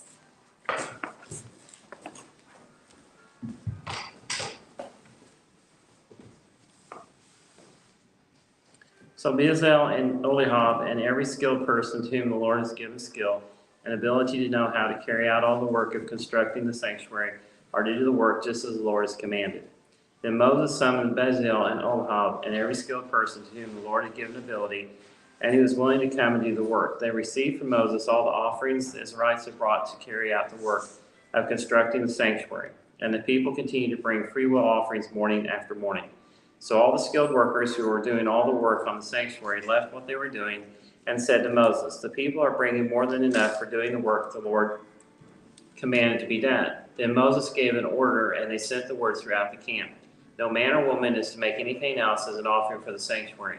And so the people were restrained from bringing more, because that they already had was more than enough to do all the work. All those who were skilled among the workers made the tabernacle of 10 curtains of finely twisted linen and blue and purple and scarlet yarn, with cherubim woven into them by expert hands. All the curtains were the same size, 28 cubits long and 4 cubits wide. They joined 5 of the curtains together and did the same with the other 5. Then they made loops of blue material on the edge of the end curtain in one set, and the same was done with the end curtain in the other set. They also made 50 loops on one curtain and 50 loops on the end curtain of the other set, with the loops opposite of each other. Then they made 50 gold clasps and used them to fasten the 2 sets of curtains together, so the tabernacle was a unit. They made curtain of goat hair for the tent over the tabernacle, 11 altogether. All 11 curtains were the same size, 30 cubits long and 4 cubits wide. They joined 5 of the curtains into one set and the other 6 into another set. Then they made 50 loops along the edge of the end curtain in one set and also along the edge of the end curtain in the other set. They made 50 bronze clasps to fasten the tent together as a unit. Then they made for the tent a covering of ram skin dyed red, and over that a covering of the other durable leather. They made upright frames of acacia wood for the tabernacle. Each frame was 10 cubits long and a cubit and a half wide. With 2 projections set parallel to each other, they made all the frames of the tabernacles in this way. They made 20 frames for the south side of the tabernacle and made 40 silver bases to go under them, 2 bases for each frame, 1 under each projection. For the other side, the north side of the tabernacle, they made 20 frames and 40 silver bases, 2 under each frame. They made 6 frames for the far end, that is, the west end of the tabernacle, and 2 frames were made for the corners of the tabernacle at the far end. As these 2 corners of the frames were doubled from the bottom all the way to the top and fitted into a single ring, both were made alike. So there were 8 frames and 16 silver bases, 2 under each frame. They also made crossbars of acacia wood, 5 for the frames on one side of the tabernacle, 5 for those on the other side, and 5 frames on the west at the far end of the tabernacle. They made center crossbars so extended from one end to the middle of the frames. They overlaid the frames with gold and made gold rings to hold the crossbars. They also overlaid crossbars with gold. They made the curtain of blue, purple, and scarlet yarn and finely twisted linen with cherubim woven into it by a skilled worker. They made 4 posts of acacia wood for it and overlaid them with gold. They made gold hooks for them and cast their 4 silver bases. For the entrance to the tent, they made a curtain of blue, purple, and scarlet yarn and finely twisted linen, the work of an embroiderer. And they made 5 posts with hooks for them. They overlaid the tops of the posts and their bands with gold and made their 5 bases of bronze. Chapter 37. Bezalel made the ark of acacia wood 2.5 cubits long, a cubit and a half wide, and a cubit and a half high. He overlaid the pure gold both inside and out and made a gold mounting. He cast 4 gold rings for it and fastened to its 4 feet, with 2 rings on one side and 2 on the other. Then he made poles of acacia wood and overlaid them with gold, and he inserted the poles into the rings on the sides of the ark to carry it. He made the atonement cover of pure gold, 2.5 cubits long and a cubit and a half wide. Then he made 2 cherubim out of hammered gold at the ends of the cover. He made 1 cherub on one end and the second cherub on the other. At the 2 ends he made them of one piece with the cover. The cherubim had their wings spread upward, they're shadowing the cover with them. The cherubim faced each other, looking toward the cover. They made the table of acacia wood 2 cubits long, a cubit wide, and a cubit and a half high. Then they overlaid it with pure gold and made gold mounting around it. They also made it around it a rim handbreadth wide and put a gold molding on the rim. They cast 4 gold rings from the table and fastened them for the 4 corners, where the 4 legs were. The rings were put close to the rim into the holes to hold the poles used in carrying the table. The poles for carrying the table were made of acacia wood and were overlaid with gold, and they made from pure gold the articles for the table, its plates and dishes and bowls and pitchers for the pouring out of the drink offerings. They made the lampstand of pure gold. They hammered out its base and shaft and made it flower-like cups, buds and blossoms of one piece with them. 6 branches extended from the sides of the lampstand, 3 on one side and 3 on the other. 3 cups shaped like almond flowers with buds and blossoms were on one branch, 3 on the next branch, and the same for all 6 branches extending from the lampstand. And the lampstands were 4 cups shaped like almond flowers with buds and blossoms. 1 bud was under the first pair of branches extending from the lampstand, a 2nd bud under the 2nd pair, and a 3rd bud under the 3rd pair. 6 branches in all. The buds and the branches were all one piece with the lampstand hammered out of pure gold. They made it 7 lamps as well as its wicks, trimmers, and trays of pure gold. They made the lampstand and all accessories from 1 talent of pure gold. They made the altar of incense out of acacia wood. It was square, a cubit long and a cubit wide and 2 cubits high. Its horns of one piece with it. They overlaid the top and all the sides of the horns with pure gold and made a gold mounting around it. They made 2 gold rings below the molding, 2 of each of the opposite sides, to hold the poles used to carry it. They made the poles of acacia wood and overlaid them with gold. They also made the sacred anointing oil and the pure fragrant incense, the work of the perfumer. Chapter 38. They built the altar of burnt offerings of acacia wood, 3 cubits high. It was square, 5 cubits long and 5 cubits wide. They made a horn at each of the 4 corners so that the horns and altars were of one piece, and they overlaid the altar with bronze. Where was I? Oh. Verse 3. Do what? Verse 3. Of what? Chapter 38. Oh, I lost my place. They made all the utensils of bronze, its pots, shovels, sprinkling bowls, meat forks, and fire pans. They made a grating for the altar, a bronze network to be under its ledge, halfway up the altar. They cast bronze rings to the poles for the 4 corners of the bronze grating. They made the poles of acacia wood and overlaid them with bronze. They inserted the poles into the rings so they would be on the side of the altar for carrying it. They made it out of hollow boards. They made the bronze basin and its bronze stand for the mirrors of the women who served at the entrance to the tent of the meeting. Next, they made the courtyard. The south side was 100 cubits long and had curtains of finely twisted linen, with 20 posts and 20 bronze bases, and with silver hooks and bands on the posts. The north side was also 100 cubits long, had 20 posts and 20 bronze bases, with silver hooks and bands on the posts.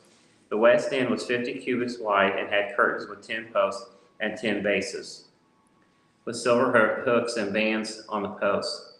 The east end toward the sunrise was also 50 cubits wide.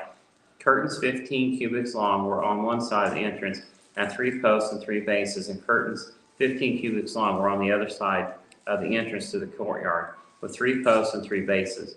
All the curtains around the courtyard were finely twisted linen. The base for the posts are bronze, the hooks and bands on the posts are silver, and the tops are overlaid with silver, so all the posts of the courtyard had silver bands. The curtain for the entrance to the courtyard was made of blue, purple, and scarlet yarn and finely twisted linen, the work of an embroiderer. It was 20 cubits long and like the curtains of the courtyard, 5 cubits high, with 4 posts and 4 bronze bases. Their hooks and bands were silver, and the tops were overlaid with silver. All the tent pegs of the tabernacle and the surrounding courtyard were bronze. These are the amounts of materials used for the tabernacle of the covenant of law, which were recorded of Moses' command by the Levites under the direction of Ithamar, son of Aaron, the priest. Balzeel, son of Uri, the son of Hur, of the tribe of Judah, made everything the Lord commanded Moses. With him was Ahab, son of Al-Samach, of the tribe of Dan, an engraver and a designer and an embroiderer, a blue, purple, and scarlet yarn and fine linen. The total amount of gold from the wave offering used for all the work on the sanctuary was 29 talents and 730 shekels, according to the sanctuary shekel. The silver obtained from those of the community were accounted in the census was 100 talents, 1,775 shekels, according to the sanctuary shekel. 1 bekah per person, that is, half a shekel, according to the sanctuary shekel. From everyone who had crossed over to those counted 20 years old or more, a total of 3,550 men. The 100 talents of silver were used to cast the bases for the sanctuary and for the curtain. 100 bases from the 100 talents, 1 talent from each base. They used 1,775 shekels to make the hooks for the posts, to overlay the tops of the posts, and to make the bands. The bronze from the wave offering was 70 talents and 2,400 shekels. They used it to make the bases for the entrance to the tent of meeting, the bronze altar with its bronze grating and all its utensils, the bases for the surrounding courtyard and those for the entrance, and all the tent pegs for the tabernacle, and those for the surrounding courtyard. Chapter 39. From the blue, purple, and scarlet yarn, they made woven garments for ministering in the sanctuary. They also made sacred garments for Aaron, as the Lord commanded. They made the ephod of gold and of blue, purple, and scarlet yarn, and of finely twisted linen. They hammered out the sheets of gold and cut strands to be worked into the blue, purple, and scarlet yarn and fine linen, the work of skilled hands. They made shoulder pieces for the ephod, which were attached to 2 of its corners so it could be fastened. Its skillfully woven waistband was like it, of 1 piece with the ephod, and made with gold, and with blue and purple yarn, and with finely twisted linen, as the Lord commanded Moses. They mounted the onyx stones and gold filigree settings and engraved them like a seal with the names of the son of Israel. Then they fastened them on the shoulder pieces of the ephod as memorial stones for the son of Israel, as the Lord commanded Moses. They fashioned the breastpiece of the work of skilled craftsmen. They made it like the ephod of gold, and of blue, purple, and scarlet yarn, and of finely twisted linen. It was square, a span long and a span wide, and folded double. Then they mounted 4 rows of precious stones on it. The first row was carnelian, chrysolite, and beryl, and the second row was turquoise, lapis lazuli, and emerald. The third row was jacinth, agate, and amethyst. The fourth row was topaz, onyx, and jasper. They were mounted in gold filigree settings. There were 12 stones, 1 for each of the names of the sons of Israel, each engraved like a seal with the name of one of the 12 tribes. For the breastpiece, they made braided chains of pure gold like a rope. They made 2 gold filigree settings and 2 gold rings, and fastened the rings to 2 corners of the breastpiece. They fastened the gold chains to the rings as the corners of the breastpiece, and the other ends of the chains to the 2 settings, attaching them to the shoulder pieces of the ephod at the front. They made 2 gold rings and attached them to the other 2 corners of the breastpiece on the inside edge next to the ephod.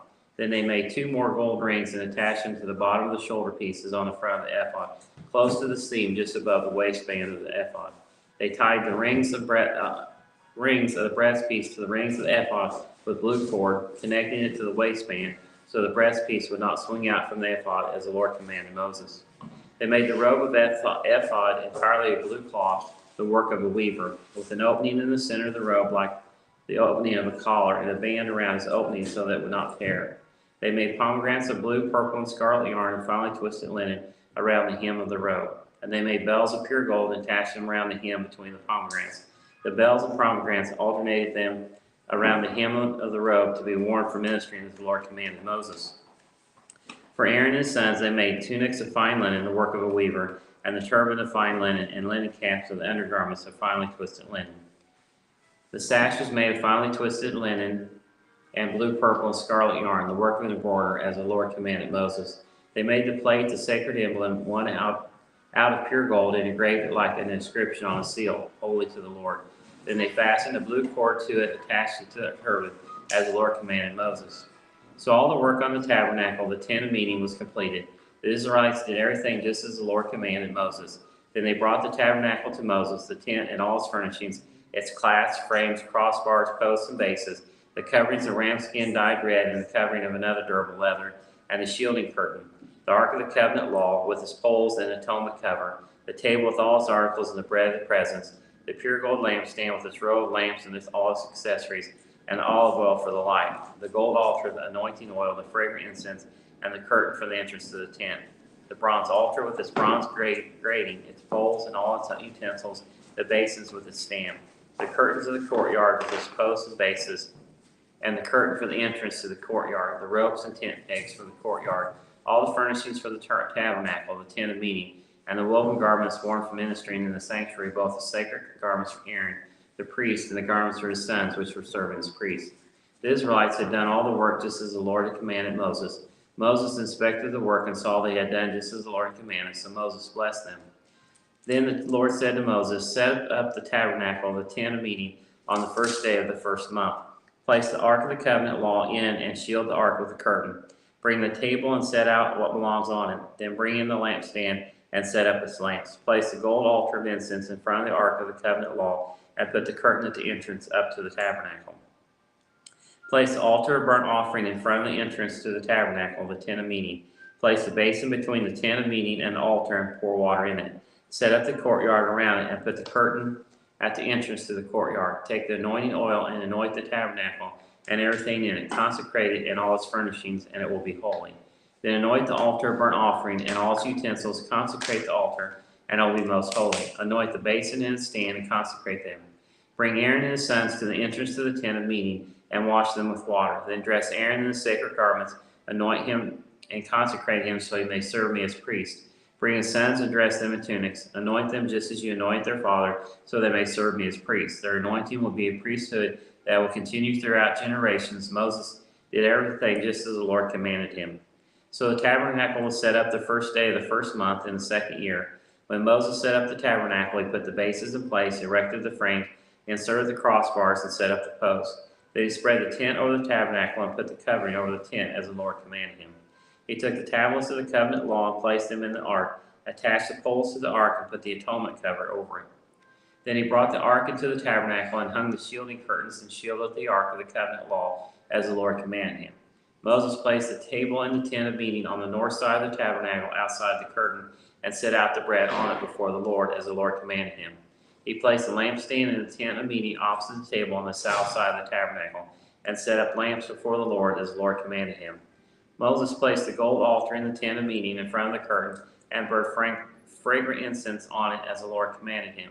Then he put up the curtain at the entrance to the tabernacle. He set the altar of burnt offering near the entrance to the tabernacle, the tent of meeting, and offered his burnt offerings and grain offerings as the Lord commanded him. He placed the basin between the tent of meeting and the altar and put in it water for washing. And Moses and Aaron and his sons used it to wash their hands and feet. They washed whenever they entered the tent of meeting or approached the altar as the Lord commanded Moses. Then Moses set up the courtyard. Around the tabernacle and altar put up the curtain at the entrance to the courtyard, and so Moses finished the work. The glory of the Lord. Then the cloud covered the tent of meeting. The glory of the Lord filled the tabernacle. Moses could not enter the tent of meeting because the cloud had settled on it, and the glory of the Lord filled the tabernacle. In all the travels of the Israelites, whenever the cloud lifted from above the tabernacle, they would set out. But if the cloud did not lift, they did not set out until the day it lifted. So the cloud of the Lord was over the tabernacle by day, and fire was in the cloud by night, in the sight of all the Israelites during all their travels.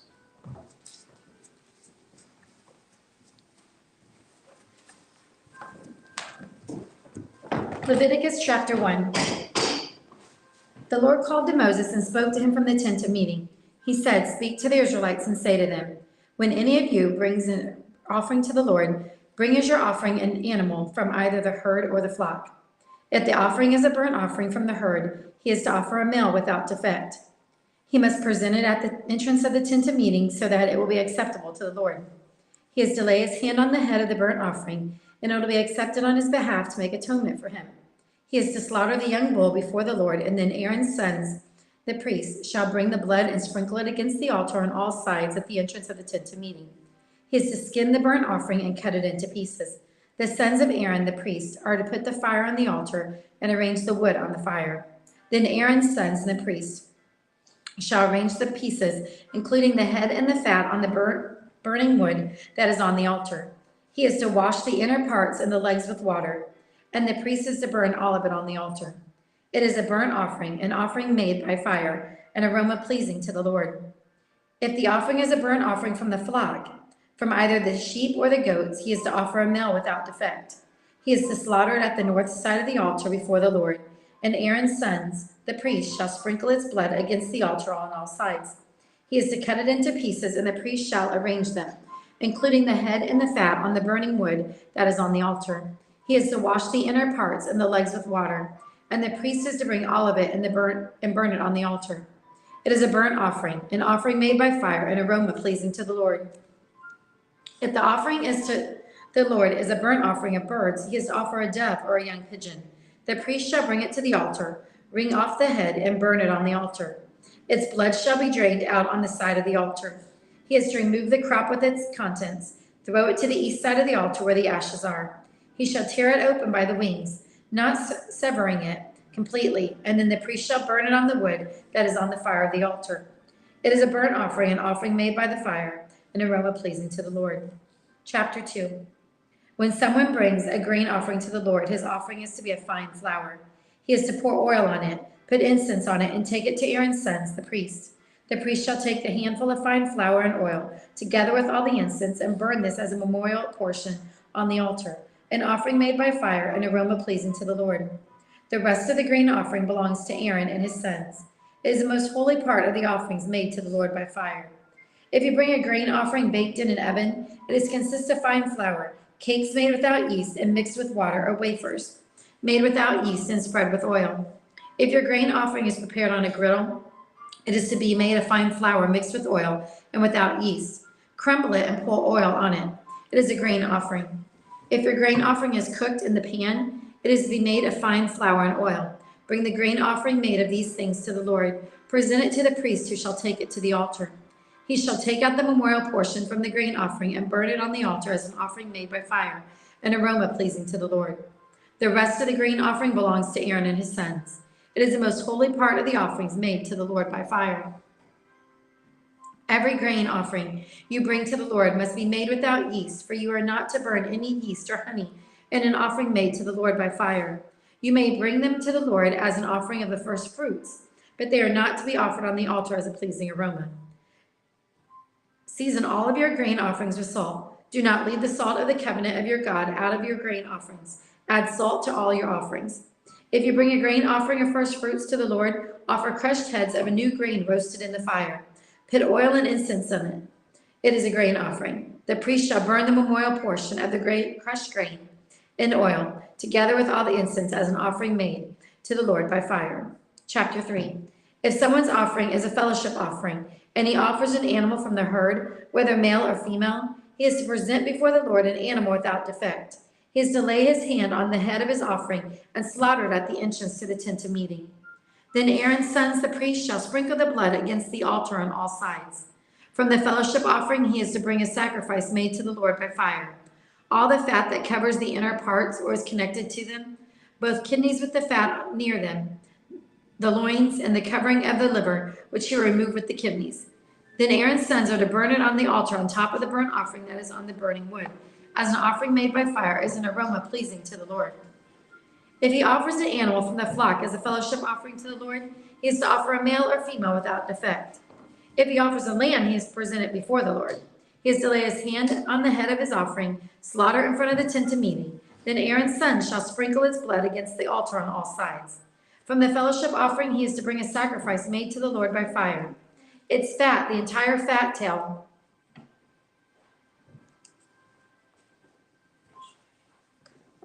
cut off close to the backbone, all the fat that covers the inner parts or is connected to them, both kidneys with the fat on them near the loins, and the covering of the liver, which he will remove with the kidneys.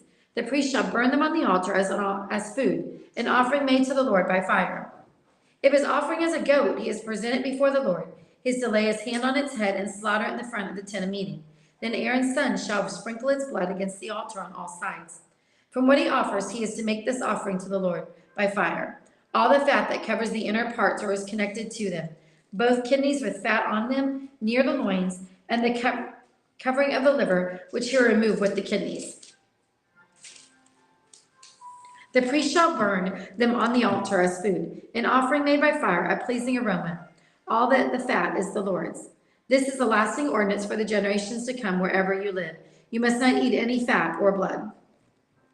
Chapter 4. The Lord said to Moses, say to the Israelites, when anyone sins unintentionally and does what it is forbidden in any of the Lord's commands, if the anointed priest sins, bringing guilt on the people, he must bring to the Lord a young bull without defect as a sin offering for the sin he has committed.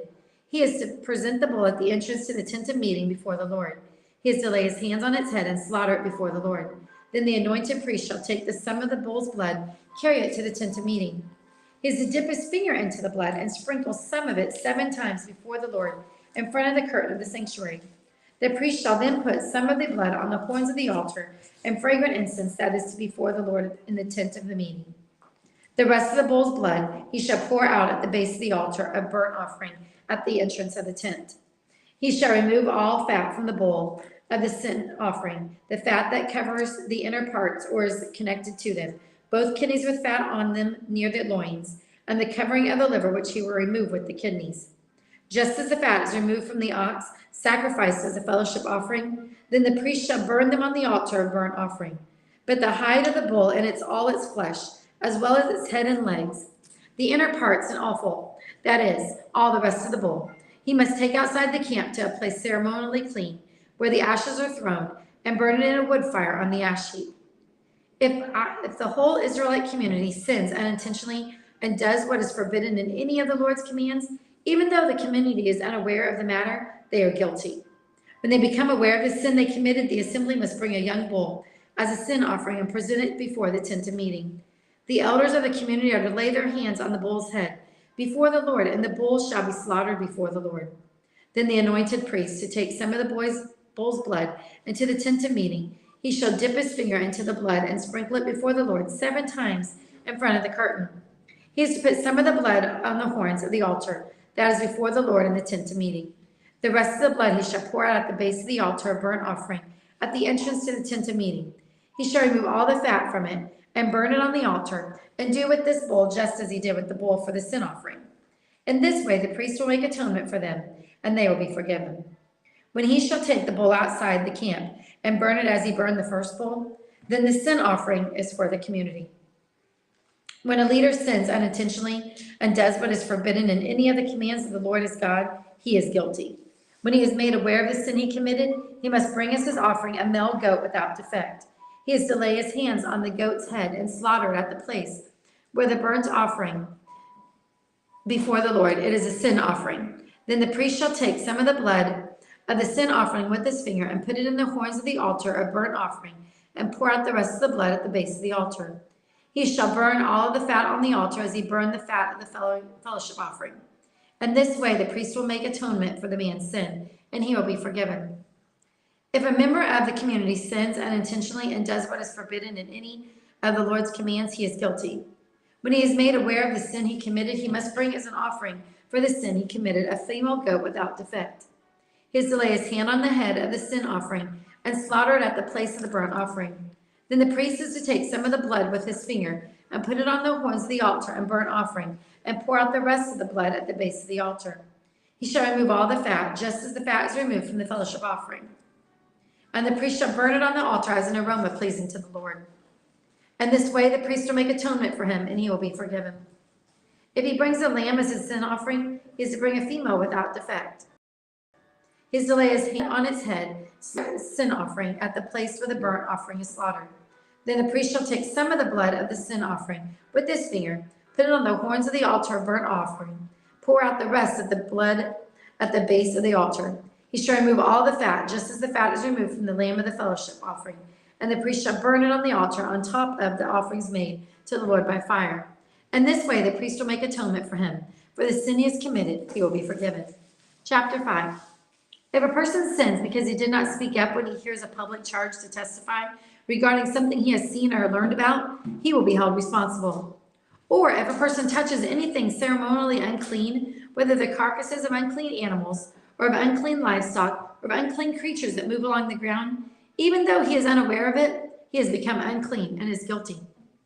Or if he touches human uncleanness, anything that would make him unclean, even though he is unaware of it, when he learns of it, he will be guilty. Or if a person thoughtlessly takes an oath to do anything, whether good or evil, in any matter one might carelessly swear about, even though he is unaware of it, in any case when he learns of it, he will be guilty. When anyone is guilty in any of these ways, he must confess in what way he has sinned. And as a penalty for the sin he has committed, he must bring the Lord a female lamb or goat from the flock as a sin offering, and the priest shall make atonement for him for his sin. If he cannot afford a lamb, he is to bring 2 doves or 2 young pigeons to the Lord as a penalty for his sin. one for the sin offering and the other for the burnt offering. He is to bring them to the priest, who shall one for the sin offering. He is to wring its head from its neck, not severing it completely, and to sprinkle some of the blood of the sin offering against the side of the altar. The rest of the blood must be drained out at the base of the altar. It is a sin offering. The priest shall then offer the other as a burnt offering in the prescribed way, and make atonement for him for the sin he has committed, and he will be forgiven. If, however, he cannot afford 2 doves or 2 young pigeons, he is to bring an offering for his sin, a tenth of an ephah of fine flour for a sin offering. He must not put an oil or incense in it, because it is a sin offering. He is to bring it to the priest, who shall take a handful of it as a memorial proportion, and burn it on the altar at the top of the offerings made to the Lord by fire. It is a sin offering. In this way, the priest will make atonement for him for any of these sins he has committed, and he will be forgiven. The rest of the offering will belong to the priest, as in case of the grain offering. The Lord said to Moses, when a person commits a violation and sins unintentionally in regard to any of the Lord's holy things, he is to bring to the Lord as a penalty a ram from the flock, one without defect, and of the proper value in silver, according to the sanctuary shekel. It is a guilt offering. He must make restitution for what he has failed to do in regard to the holy things, add a fifth of value to that, and give it all to the priest, who will make atonement for him with the ram as a guilt offering, and he will be forgiven. If a person sins and does what is forbidden in any of the Lord's commands, even though he does not know it, he is guilty and will be held responsible. He is to bring a priest as a guilt offering, a ram from the flock, one without defect, and the proper value. It is his way the priest will make atonement for him for the wrong he has committed unintentionally, and he will be forgiven. It is guilt offering he has been guilty of wrongdoing against the Lord. Chapter 6.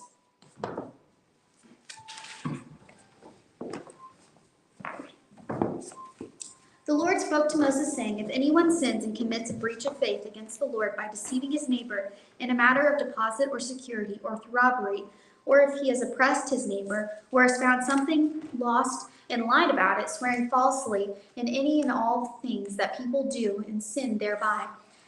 If he has sinned and has realized his guilt and will restore what he took by robbery or what he got by oppression, or the deposit that was committed to him, or the lost thing that he found, or anything about which he has sworn falsely, he shall restore it in its full, and shall add a fifth to it, and give it to him to whom it belongs on the day that he realizes his guilt. And he shall bring the priest as his compensation to the Lord a ram without blemish out of the flock, or its equivalent for a guilt offering. And the priest shall make an atonement for him before the Lord, and he shall be forgiven of any of the things that one may do and thereby become guilty. The Lord spoke to Moses, saying, command Aaron and his sons, saying, this is the law of the burnt offering. The burnt offering shall be on the hearth, on the altar all night until the morning, and the fire of the altar shall be kept burning on it. And the priest shall put on his linen garment and put his linen undergarment on his body, and he shall take up the ashes to which the fire has reduced the burnt offering on the altar, and put them beside the altar. Then he shall take off his garments and put on the other garments, and carry the ashes outside the camp to a clean place. The fire on the altar shall be kept burning on it, and it shall not go out. The priest shall burn wood on it every morning, and he shall arrange the burnt offering on it, and shall burn on it the fat for the peace offerings. Fire shall be kept burning on the altar continually, it shall not go out. And this is the law of the grain offering. The sons of Aaron shall offer it before the Lord in front of the altar, and one shall take it from a handful of fine flour of the grain offering and its oil, and all the frankincense that is on the grain offering, and burn this as its memorial portion on the altar, a pleasing aroma to the Lord. And the rest of it Aaron and his sons shall eat. It shall be eaten unleavened in a holy place. In the court of the tent meeting they shall eat it. It shall not be baked with leaven. I have given it as their portion of my food offerings. It is a thing most holy, like the sin offering and the guilt offering. Every male among the children of Aaron may eat of it as decreed forever throughout your generations. From the Lord's food offerings, whatever touches them become holy. The Lord spoke to Moses, saying, this is the offering that Aaron and his sons shall offer to the Lord on the day when he is anointed. A tenth of an ephah of fine flour as a regular grain offering, half of it in the morning and half of it in the evening. It shall be made with oil on a griddle, and you shall bring it well mixed and baked pieces like your grain offering, and offer it for a pleasing aroma to the Lord. The priest from among Aaron's sons, who is anointed to succeed him, shall offer it to the Lord as decreed forever. The whole of it shall be burnt. Every grain offering of a priest shall be wholly burnt, and it shall not be eaten. The Lord spoke to Moses, saying, Speak to Aaron and his sons, saying, This is the law of the sin offering. In the place where the burnt offering is killed shall the sin offering be killed before the Lord. It is most holy. The priest who offers it for the sin shall eat it. In a holy place it shall be eaten, in the court of the tent of meeting. Whatever touches its flesh shall be holy, and when any of its blood is splashed on a garment, you shall wash that on which is splashed in a holy place. And the earthenware vessel in which it is boiled shall be broken, but if it is boiled in a bronze vessel, that shall be scored and rinsed with water. Every male among the priests may eat of it, and it is most holy, but no sin offering shall be eaten from which any blood is brought into the tent of meeting to make atonement in the holy place, that shall be burned up with fire. This is the law of the guilt offering, it is most holy. In the place where they kill the burnt offering, they shall kill the guilt offering, and its blood shall be thrown against the sides of the altar, and all its fat shall be offered.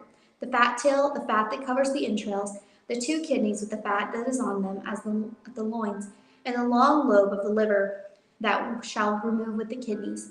The priest shall burn them on the altar as a food offering to the Lord. It is the guilt offering. Every male among the priests may eat of it. It shall be eaten in a holy place. It is most holy. The guilt offering is just like the sin offering. There is one law for them. The priest who make atonement with it shall have it. The priest who makes offers any man's burnt offering shall have them for himself, the skin of the burnt offering that he has been offered. And every grain offering baked in the oven and all that is prepared on a pan or a griddle shall belong to the priest who offers it. And every grain offering mixed with oil or dry shall be shared equally among all the sons of Aaron. And this is the law of the sacrifice of peace offerings, that one may offer of the Lord. If he offers it for thanksgiving, then he shall offer it with the thanksgiving sacrificed unleavened loaves mixed with oil, unleavened wafers smeared with oil, and loaves of fine flour well mixed with oil. With the sacrifice of his peace offerings for thanksgiving, he shall bring his offerings with loaves of leavened bread, and from it he shall offer 1 loaf from each offering as a gift to the Lord. It shall belong to the priest who throws the blood of the peace offerings. And the flesh of the sacrifice of his peace offerings for thanksgiving shall be eaten on the day of his offering. He shall not eat any of it until morning. But if the sacrifice of his offering is a vow offering or a freewill offering, it shall be eaten on the day that he offers his sacrifice. And on the next day what remains of it shall be eaten. But what remains of the flesh of the sacrifice on the 3rd day shall be burned up with fire. If any of the flesh of the sacrifice of his peace offering is eaten on the 3rd day, he who offers it shall not be accepted, neither shall it be credited to him. It is tainted, and he who eats of it shall bear his iniquity.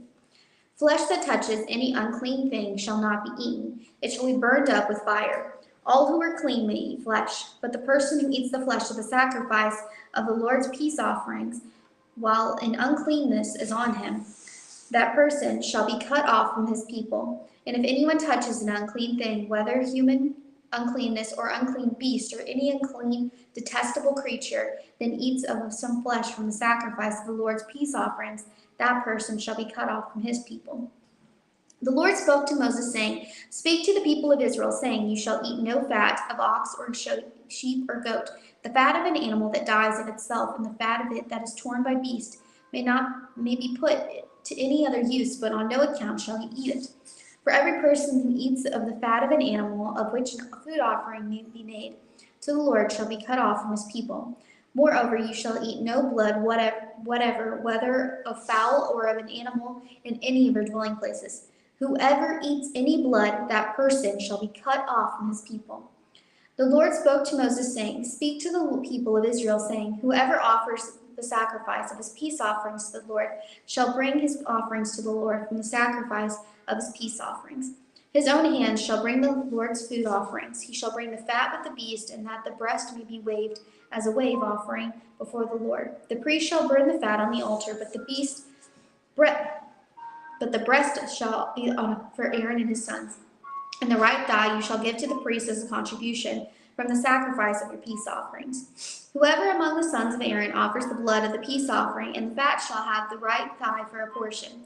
For the breast that is waved and the thigh that is contributed, I have taken from you the people of Israel out of the sacrifice of the peace offerings. I have given them to Aaron and the priest and his sons. as a perpetual due from the people of Israel. This is the portion of Aaron and of his sons from the Lord's food offerings from the day that they were presented to serve as priests to the Lord. And the Lord commanded this to be given to them by the people of Israel from the day that he anointed them. It is a perpetual due throughout their generations. This is the law of the burnt offerings, of the grain offering, of the sin offering, of the guilt offering, of the ordination offering, and of the peace offering, which the Lord commanded Moses on Mount Sinai on the day that he commanded the people of Israel to bring their offerings to the Lord in the wilderness of Sinai. Chapter 8. The Lord spoke to Moses, saying, Take Aaron and his sons with him, and the garments and the anointing oil, and the bowl of sin offering, and the 2 rams, and the basket of unleavened bread, and assemble all the congregation at the entrance of the tent of meeting. And Moses did as the Lord commanded, and the congregation was assembled at the entrance of the tent of meeting. And Moses said to the congregation, This is the thing that the Lord has commanded to be done. And Moses brought Aaron and his sons, and washed them with water, and he put on the coat on him, and tied the sash around his waist, and clothed him with the robe, and put the ephod on him, and tied the skillfully woven band of ephod around him, binding it to him with the band. And he placed the breastpiece on him, and in the breastpiece he put the Urim and the Thummim. And he set the turban on his head, and on the turban in front he set the golden plate, the holy crown, as the Lord God commanded Moses. Then Moses took the anointing oil and anointed the tabernacle and all that was in it, and consecrated them. And he sprinkled some of it on the altar 7 times, and anointed the altar and all its utensils, and the basin and its stand to consecrate them. And he poured some of the anointing oil on Aaron's head, and anointed him to consecrate him. And Moses brought Aaron's sons, and clothed them with coats, and tied sashes around their waist, and bound caps on them. And as the Lord commanded Moses, then he brought the bull of the sin offering. And Aaron and his sons laid their hands on the head of the bull of the sin offering, and he killed it. And Moses took the blood and with his finger and put it on the horns on the altar around it, and purified the altar, and poured out the blood at the base of the altar, and consecrated it to make atonement for it. And he took all the fat that was on the entrails, and the long lobe of the liver, and 2 kidneys with their fat, and Moses burned them up on the altar. But the bull and its skin and its flesh and its dung he burned up out the fire outside the camp, as the Lord commanded Moses. Then he presented the ram of the burnt offering, and Aaron and his sons laid their hands on the head of the ram, and he killed it. And Moses threw the blood against the sides of the altar. He cut the ram into pieces, and Moses burned the head and the pieces of fat. And he washed the entrails and the legs with water, and Moses burned the whole ram on the altar. It was a burnt offering with a pleasing aroma, a food offering for the Lord, as the Lord commanded Moses. He then presented the other ram, the ram of ordination. And Aaron and his sons laid their hands on the head of the ram, and he killed it. And Moses took some of its blood and put it on the lobe of Aaron's right ear, and on the thumb of his right hand, and on the big toe of his right foot. Then he presented Aaron's sons, and Moses put some of the blood on their lobes of their right ears, and on the thumbs of their right hands, and on the big toes of their right feet. And Moses threw the blood against the sides of the altar. Then he took the fat and the fat tail, and all the fat that was on the entrails, and the long lobe of liver, and the 2 kidneys with their fat in the right thigh, and out of the basket of unleavened bread that was before the Lord, he took 1 unleavened loaf and 1 loaf of bread with oil and 1 wafer, and placed them on the pieces of fat and on the right thigh. And he put all these things in the hands of Aaron and in the hands of his sons, and waved them as a wave offering before the Lord. Then Moses took them from their hands and burned them on the altar with the burnt offering. This was an ordination offering with a pleasing aroma, a food offering to the Lord. And Moses took the breast and waved it for a wave offering before the Lord. It was Moses' portion of the ram of ordination, as the Lord commanded Moses.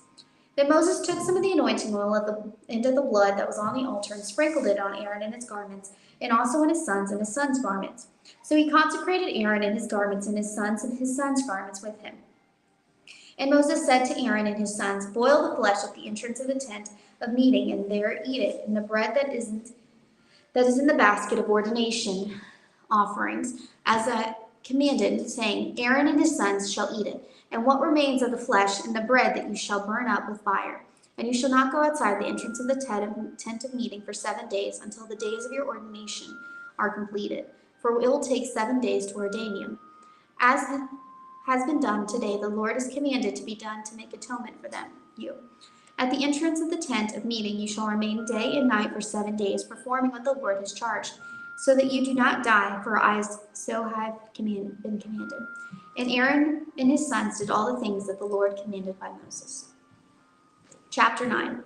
On the eighth day, Moses called Aaron and his sons and the elders of Israel, and he said to Aaron, "Take for yourself a bull calf for a sin offering and a ram for a burnt offering, both without blemish, and offer them before the Lord, and say to the people of Israel, take a male goat for a sin offering, and a calf and a lamb, and both a year old without blemish for a burnt offering, and an ox and a ram for a peace offerings to sacrifice before the Lord, and a grain offering mixed with oil, for today the Lord will appear to you."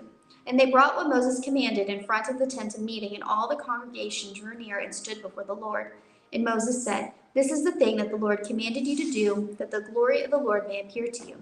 Then Moses said to Aaron, "Draw near to the altar and offer your sin offering and your burnt offerings, and make atonement for yourself and for the people. And bring the offering of the people and make atonement for them, as the Lord has commanded." So Aaron drew near to the altar and killed the calf for the sin offering, which was for himself. And the sons of Aaron presented the blood to him, and he dipped his finger in the blood and put it on the horns of the altar, and poured out the blood at the base of the altar. But the fat and the kidneys and the long lobe of the liver from the liver, from the sin offering he burned on the altar, as the Lord commanded Moses. The flesh and the skin he burned up with the fire outside the camp. Then he killed the burnt offering, and Aaron's sons handed him the blood, and he threw it on against the sides of the altar. And they handed the burnt offering to him piece by piece, the head, and then he burned them on the altar. And he washed the entrails and the legs, and burned them with the burnt offering on the altar. Then he presented the people's offerings, and took the goat of the sin offering that was for the people, and killed it, and offered it as a sin offering, like the first one. And he presented the burnt offering, and offered it according to the rule. And he presented the grain offering, took a handful of it, and burned it on the altar, besides the burnt offering of the morning. Then he killed the ox and ram in the sacrifice of peace offerings for the people. And Aaron's sons handed him the blood, and he threw it against the sides of the altar. But the fat pieces of the ox and the ram, the fat tail, and that which covers the entrails and the kidneys, and the long lobe of liver, they put the fat pieces on the breast, and he burned the fat pieces on the altar. But the breast and the right thigh Aaron waved for a wave offering before the Lord, as Moses commanded. Then Aaron lifted up his hands toward the people and blessed them, and he came down from the offering, the sin offering, and the burnt offering, and the peace offerings. And Moses and Aaron went into the tent of meeting, and when they came out, they blessed the people. And the glory of the Lord appeared to all the people, and the fire came out from before the Lord, and consumed the burnt offering and the pieces of the fat on the altar. And when all the people saw it, they shouted and fell on their faces. Chapter 10. Now Nadab and Abihu, the sons of Aaron, each took his censer and put fire in it, and laid incense on it, and offered unauthorized fire before the Lord, which he had not commanded them. And the fire came out from before the Lord and consumed them, and they died before the Lord. Then Moses said to Aaron, "This is what the Lord has said. Among those who are near me I will be sanctified, and then before all the people I will be glorified." And Aaron held his peace. And Moses called Mishael and Elzaphan, the sons of Uzziel, the uncle of Aaron, and said to them, "Come near, carry your brothers away from the front of the sanctuary and out of the camp." So they came near and carried them in their coats out of the camp, as Moses had said. And Moses said to Aaron and to Eleazar and Ithiam his sons, "Do not let the hair of your heads hang loose, and do not tear your clothes lest you die, and wrath come upon all the congregation, but let your brothers, the whole house of Israel, bewail the burning that the Lord has kindled. And do not go outside the entrance of the tent of meeting, lest you die, for the anointing oil of the Lord is upon you." And they did according to the word of Moses. And the Lord spoke to Aaron, saying, "Drink no wine or strong drink, you or your sons with you, when you go into the tent of meeting, lest you die. It shall be a statute forever throughout your generations. You are to distinguish between the holy and the forever and the common, and between the unclean and the clean. And you are to teach the people of Israel all the statutes that the Lord has spoken to them by Moses." Moses spoke to Aaron and Eleazar and Ithiam, his surviving sons, "Take the grain offering that is left of the Lord's food offerings and eat it unleavened beside the altar, for it is holy. You shall eat it in a holy place, because it is your due, and your sons' due, from the Lord's food offerings, so far as commanded. But the breast that is waved and the thigh that is contributed, you shall eat in a clean place, you and your sons and your daughters with you. For they are given as your due, and your sons' due from the sacrifices of the peace offerings of the people of Israel. The thigh that is contributed and the beast that is waved they shall bring with the food offerings of the fat pieces to wave for a wave offering before the Lord. and it shall be yours and your sons with you as due forever, as the Lord has commanded. Now Moses diligently inquired about the goat of the sin offering, and behold, it was burned up, and he was angry with Eleazar and Ithamar, the surviving sons of Aaron, saying, Why have you not eaten the sin offering in the place of the sanctuary, since it is a thing most holy, and has been given to you, that you may bear the iniquity of the congregation to make atonement for them before the Lord? Behold, its blood was not brought into the inner part of the sanctuary. You certainly ought to have eaten it in the sanctuary as I commanded. And Aaron said to Moses, Behold, today they offered their sin offering and their burnt offering before the Lord, and yet such things as these have happened to me. If I had eaten the sin offering today, would the Lord have approved? And when Moses heard that, he approved. Chapter 11. The Lord said to Moses and Aaron, Say to the Israelites, all of the animals that live on the land, these are the ones you may eat. You may eat any animal that has a split hoof, completely divided, and that chews the cud. There are some that only chew the cud or only have a split hoof, but you must not eat them. The camel, though it chews the cud, does not have a split hoof. It is ceremonially unclean for you. The coney, though it chews the cud, does not have a split hoof. It is unclean for you. The rabbit, though it chews the cud, does not have a split hoof. It is unclean for you. And the pig, though it has a split hoof, completely divided, does not chew the cud. It is unclean for you. You must not eat their meat or touch their carcasses. They are unclean. Of all the creatures living in the water of the seas and the streams, you may eat any that have fins and scales. But all creatures in the seas or streams that do not have fins and scales, whether among all the swarming things or among all the other living things in the water, you are to detest. And since you are to detest them, you must not eat their meat, and you must detest their carcasses. Anything living in the water that does not have fins and scales is to be detestable to you. These are the birds you are to detest and not eat because they are detestable: the eagle, the vulture, the black vulture, the red kite, any kind of black kite, any kind of raven, the horned owl, the screech owl, the gull, any kind of hawk, the little owl, the cormorant, the great owl, the white owl, the desert owl, the osprey, the stork, any kind of heron, the hoopie, and the bat. All flying insects that walk on all fours are to be detestable to you. There are, however, some winged creatures that walk on all fours that you may eat, those that have jointed legs for hopping on the ground. Of these you may eat any kind of locust, catechid, cricket, or grasshopper, but all other winged creatures that have 4 legs you are to detest. You will make yourselves unclean by these. Whoever touches their carcasses will be unclean till evening. Whoever picks up one of their carcasses must wash his clothes, and he'll be unclean till evening. Every animal that has a split hoof, not completely divided, or that does not chew the cud is unclean for you. Whoever touches the carcass of any of them will be unclean. Of all the animals that walk on all fours, those that walk on their paws are unclean for you. Whoever touches their carcasses will be unclean till evening. Anyone who picks up their carcasses must wash his clothes and will be unclean until evening. They are unclean for you. Of the animals that move about the ground, these are unclean for you: the weasel, the rat, any kind of great lizard, the gecko, the monitor lizard, the wall lizard, the skink, and the chameleon. Of all of those that move along the ground, these are unclean for you. Whoever touches them when they are dead will be unclean until evening. When one of them dies and falls on something, that article, whatever it is, will be unclean. Whether it is made of wood, cloth, hide, or sackcloth, put it in water, it'll be unclean till evening, then it will be clean. If one of them falls into a clay pot, everything in it will be unclean, and you must break the pot. Any food that can be eaten but has water on it from such a pot is unclean, and any liquid that can be drunk from it is unclean. Anything that one of their carcasses falls on becomes unclean. An oven or cooking pot must be broken up. They are unclean, and you are to regard them as unclean. A spring, however, or a cistern for collecting water remains clean, but anyone who touches one of the carcasses is unclean. If a carcass falls on any seeds that are be planted, they may remain clean. But if water put on the seed and a carcass falls on it, it is unclean for you. If an animal that you are allowed to eat dies, anyone who touches the carcass will be unclean until evening. Anyone who eats some of the carcass must wash his clothes. He will be unclean till evening. Anyone who picks up the carcass must wash his clothes, and he will be unclean till evening. Every creature that moves about the ground is detestable. It is not to be eaten. You are not to eat any creature that moves about the ground, whether it is on its belly or walks on all fours, or many feet, it is detestable. Do not defile yourselves by any of these creatures. Do not make yourselves unclean by means of them, or be made unclean by them. I am the Lord your God. Consecrate yourselves and be holy, because I am holy. Do not make yourselves unclean by any creature that moves about the ground. I am the Lord who brought you up out of Egypt to be your God. Therefore be holy, because I am holy.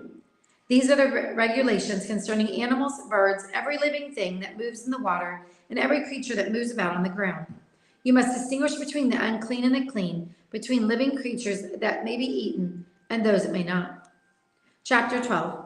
The Lord says to Moses, say to the Israelites, a woman who becomes pregnant and gives birth to a son was ceremonially unclean for 7 days, just as she is unclean during her monthly period.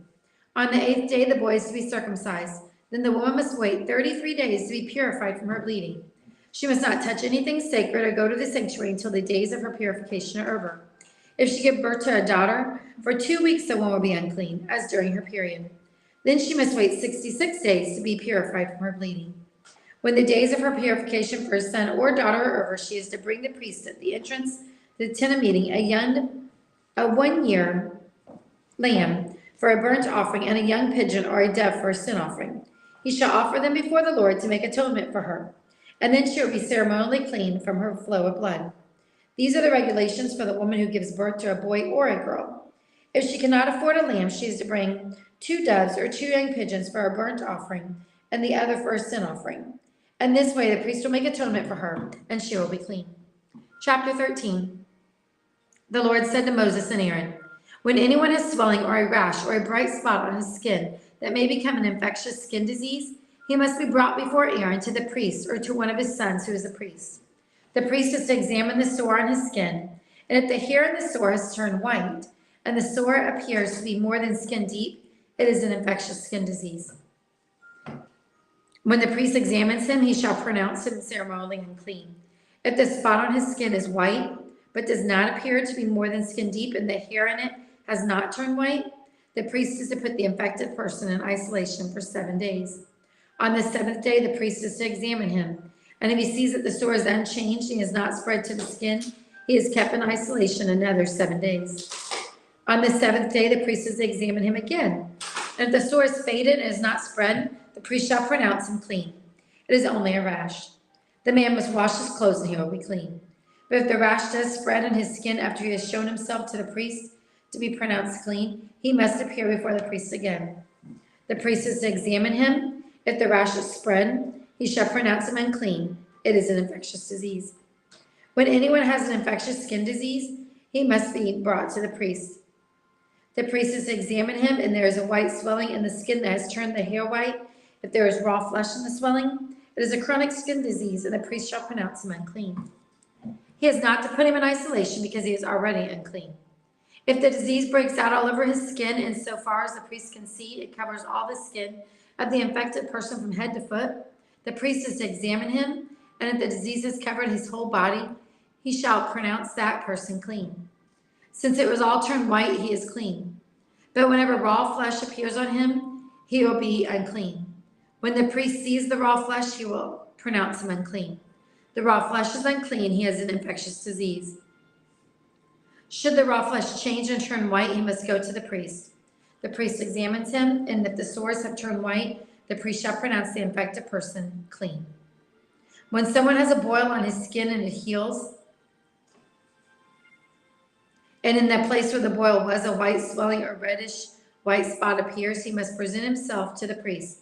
The priest is to examine it, and if it appears to be more than skin deep, the hair in it is turned white, the priest shall pronounce him unclean. It is an infectious skin disease that has broken out where the boil was. But if when the priest examines it, there is no white hair in it, and it is not more than skin deep and it is faded, then the priest is to put him in isolation for 7 days. If it is spreading to the skin, the priest shall pronounce him unclean. It is infectious. But if the spot is unchanged and is not spread, it is only a scar from the boil, and the priest shall pronounce him clean.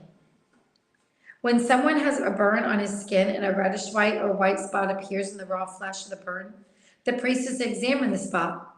And if the hair in it has turned white and it appears to be more than skin deep, it is an infectious disease and has broken out in the burn. The priest shall pronounce him unclean. It is an infectious skin disease. But if the priest examines it and there is no white hair in the spot, and if there is not more than skin deep and it is faded, the priest is to put him in isolation. On the 7th day, the priest is to examine him. If it is, and if it is spreading in the skin, the priest shall pronounce him unclean. It is an infectious disease. If, however, the spot is unchanged and is not spread in the skin, but has faded, it is swelling from the burn, and the priest shall pronounce him clear. It is only a scar from the burn. If a man or woman has a sore on the head or the chin, the priest is to examine the sore, and if it appears more than skin deep, and the hair on it is yellow and thin, the priest shall pronounce the person unclean. It is an itch, an infectious disease of the head or chin. But if when the priest examines this kind of sore, it does not seem to be more than skin deep, and there is no black hair in it, then the priest is to put the infected person in isolation. On the 7th day, the priest is to examine them.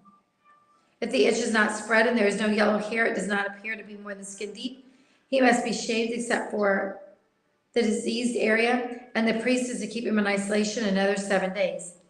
On the 7th day, the priest is to examine the itch, and if it is not spread in the skin and appears to be no more than skin deep, the priest shall pronounce him clean. He must wash his clothes, and he will be clean. But if the itch does spread in the skin after he was pronounced clean, the priest is to examine him, and if the itch is spread in the skin, the priest does not need to look for yellow hair. The person is unclean. If, however, in his judgment is unchanged and a black hair is grown in it, the itch is healed. He is clean, and the priest shall pronounce him clean. Whenever a man or a woman has white spots on the skin, the priest is to examine them.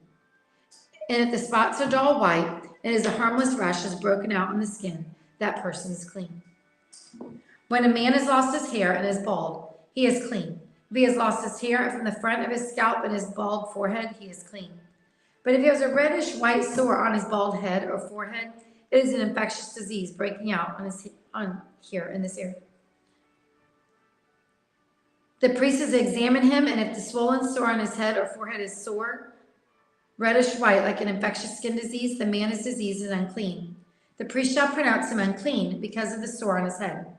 The person with such an infectious disease must wear torn clothes, let his hair be unkept, cover the lower part of his face, and cry out, unclean, unclean. As long as he has the infection, he remains unclean. He must live alone. He must live outside the camp.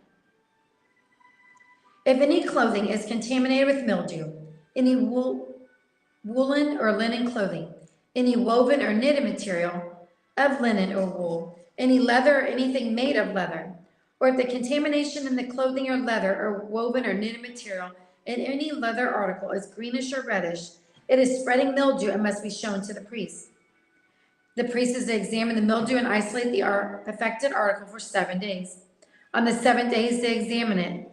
If it is spread, or the woven or knitted material, other leather, whatever its use, is a destructive mildew, the article is unclean. He must burn up the clothing, or the woven or knitted material, or wool or linen, or any other leather article that has a contamination in it because the mildew is destructive, the article must be burned up. But if, when the priest examines it, the mildew has not spread, he shall order that the contaminated article be washed. Then he is to isolate it for another 7 days. After the affected article has been washed, the priest is to examine it. If the mildew has not changed its appearance, even though it is not spread, it's unclean. Burn it with fire, whether the mildew has affected one side or the other.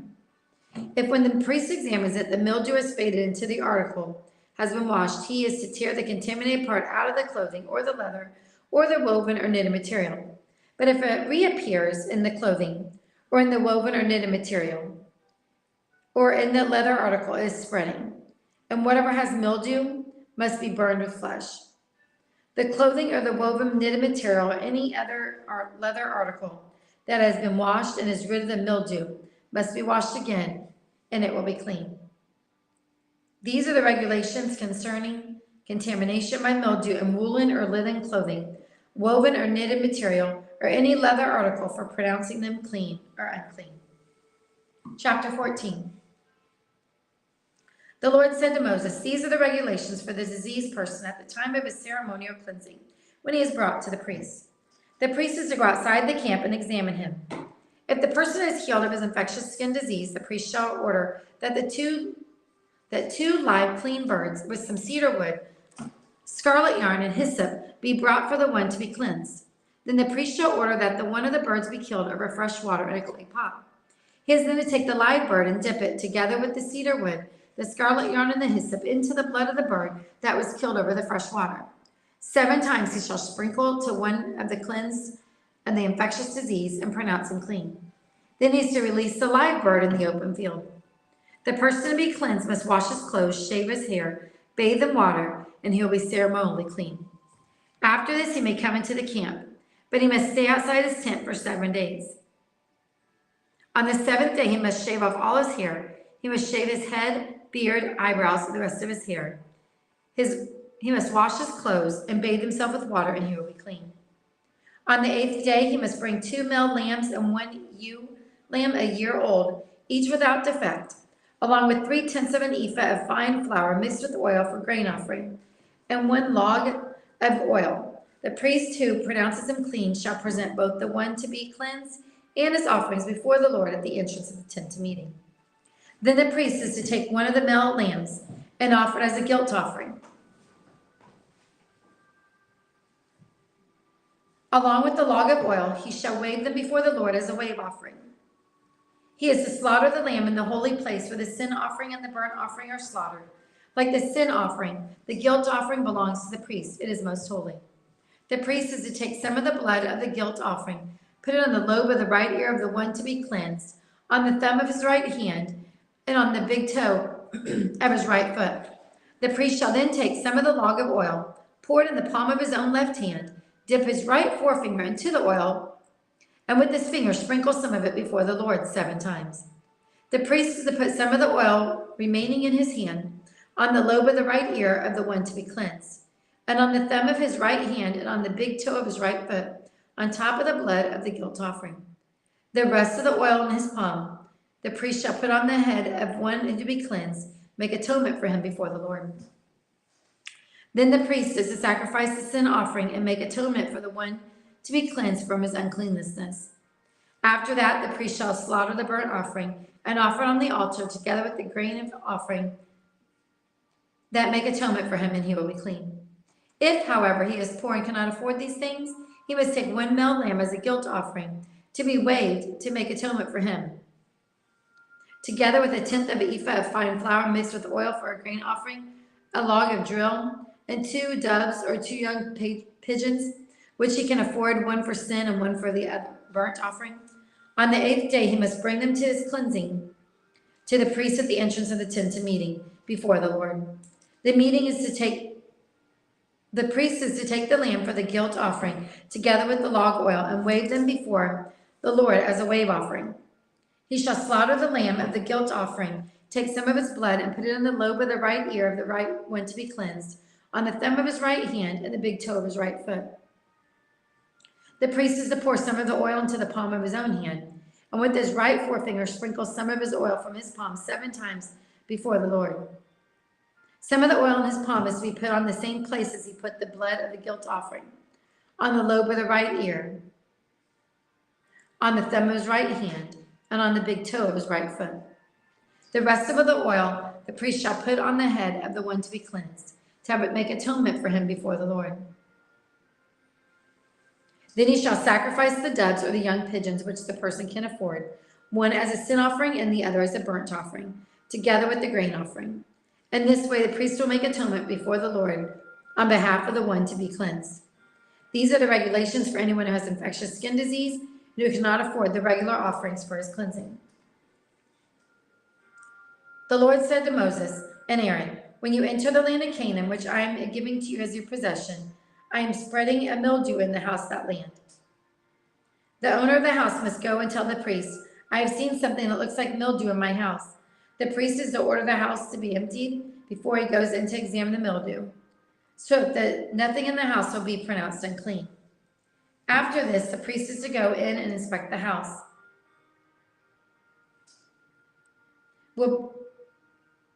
He is to examine the mildew on the walls, and if it's greenish or reddish depressions that appear to be deeper than the surface of the wall, the priest shall go out of the doorway of the house and close it up for 7 days. On the seventh day, the priest shall return to inspect the house. If the mildew has spread, he is to order that the contaminated stones be torn out and thrown into an unclean place outside town. He must have the inside walls of the house scraped and the material that is scraped off dumped into the unclean place outside town. When they take the other stones to replace these and take new clay and plaster the house. If mildew reappears in the house after the stones have been torn out and the house scraped and plastered, the priest is to go and examine it. And if the mildew has spread in the house, it is destructive mildew, the house is unclean. It must be torn down, its stones, timbers, and all the plaster, taken out of town and put in the unclean place. Anyone who goes into the house while it's closed up will be unclean until evening. Anyone who sleeps or eats in the house must wash his clothes. But if the priest comes to examine it and the mildew has not spread after the house has been plastered, he shall pronounce the house clean, because the mildew is gone. To purify the house, he is to take 2 birds and some cedar wood, scarlet yarn, and hyssop. He shall kill one of the birds over fresh water in a clay pot. Then he is to take the cedar wood, the hyssop, and the scarlet yarn, and the live bird, dip them into the blood of the dead bird in the fresh water, and sprinkle the house 7 times. He shall purify the house with the bird's blood, the fresh water, the live bird, the cedar wood, the hyssop, and the scarlet yarn. Then he is to release the live bird in the open fields outside the town. And this way he will make an atonement for the house, and it will be clean. These are the regulations for infectious skin disease, for an itch, for a mildew in the clothing or in the house, and for the swelling or rash or a bright spot, to determine when something is unclean or clean. These are the regulations of infectious disease and mildew.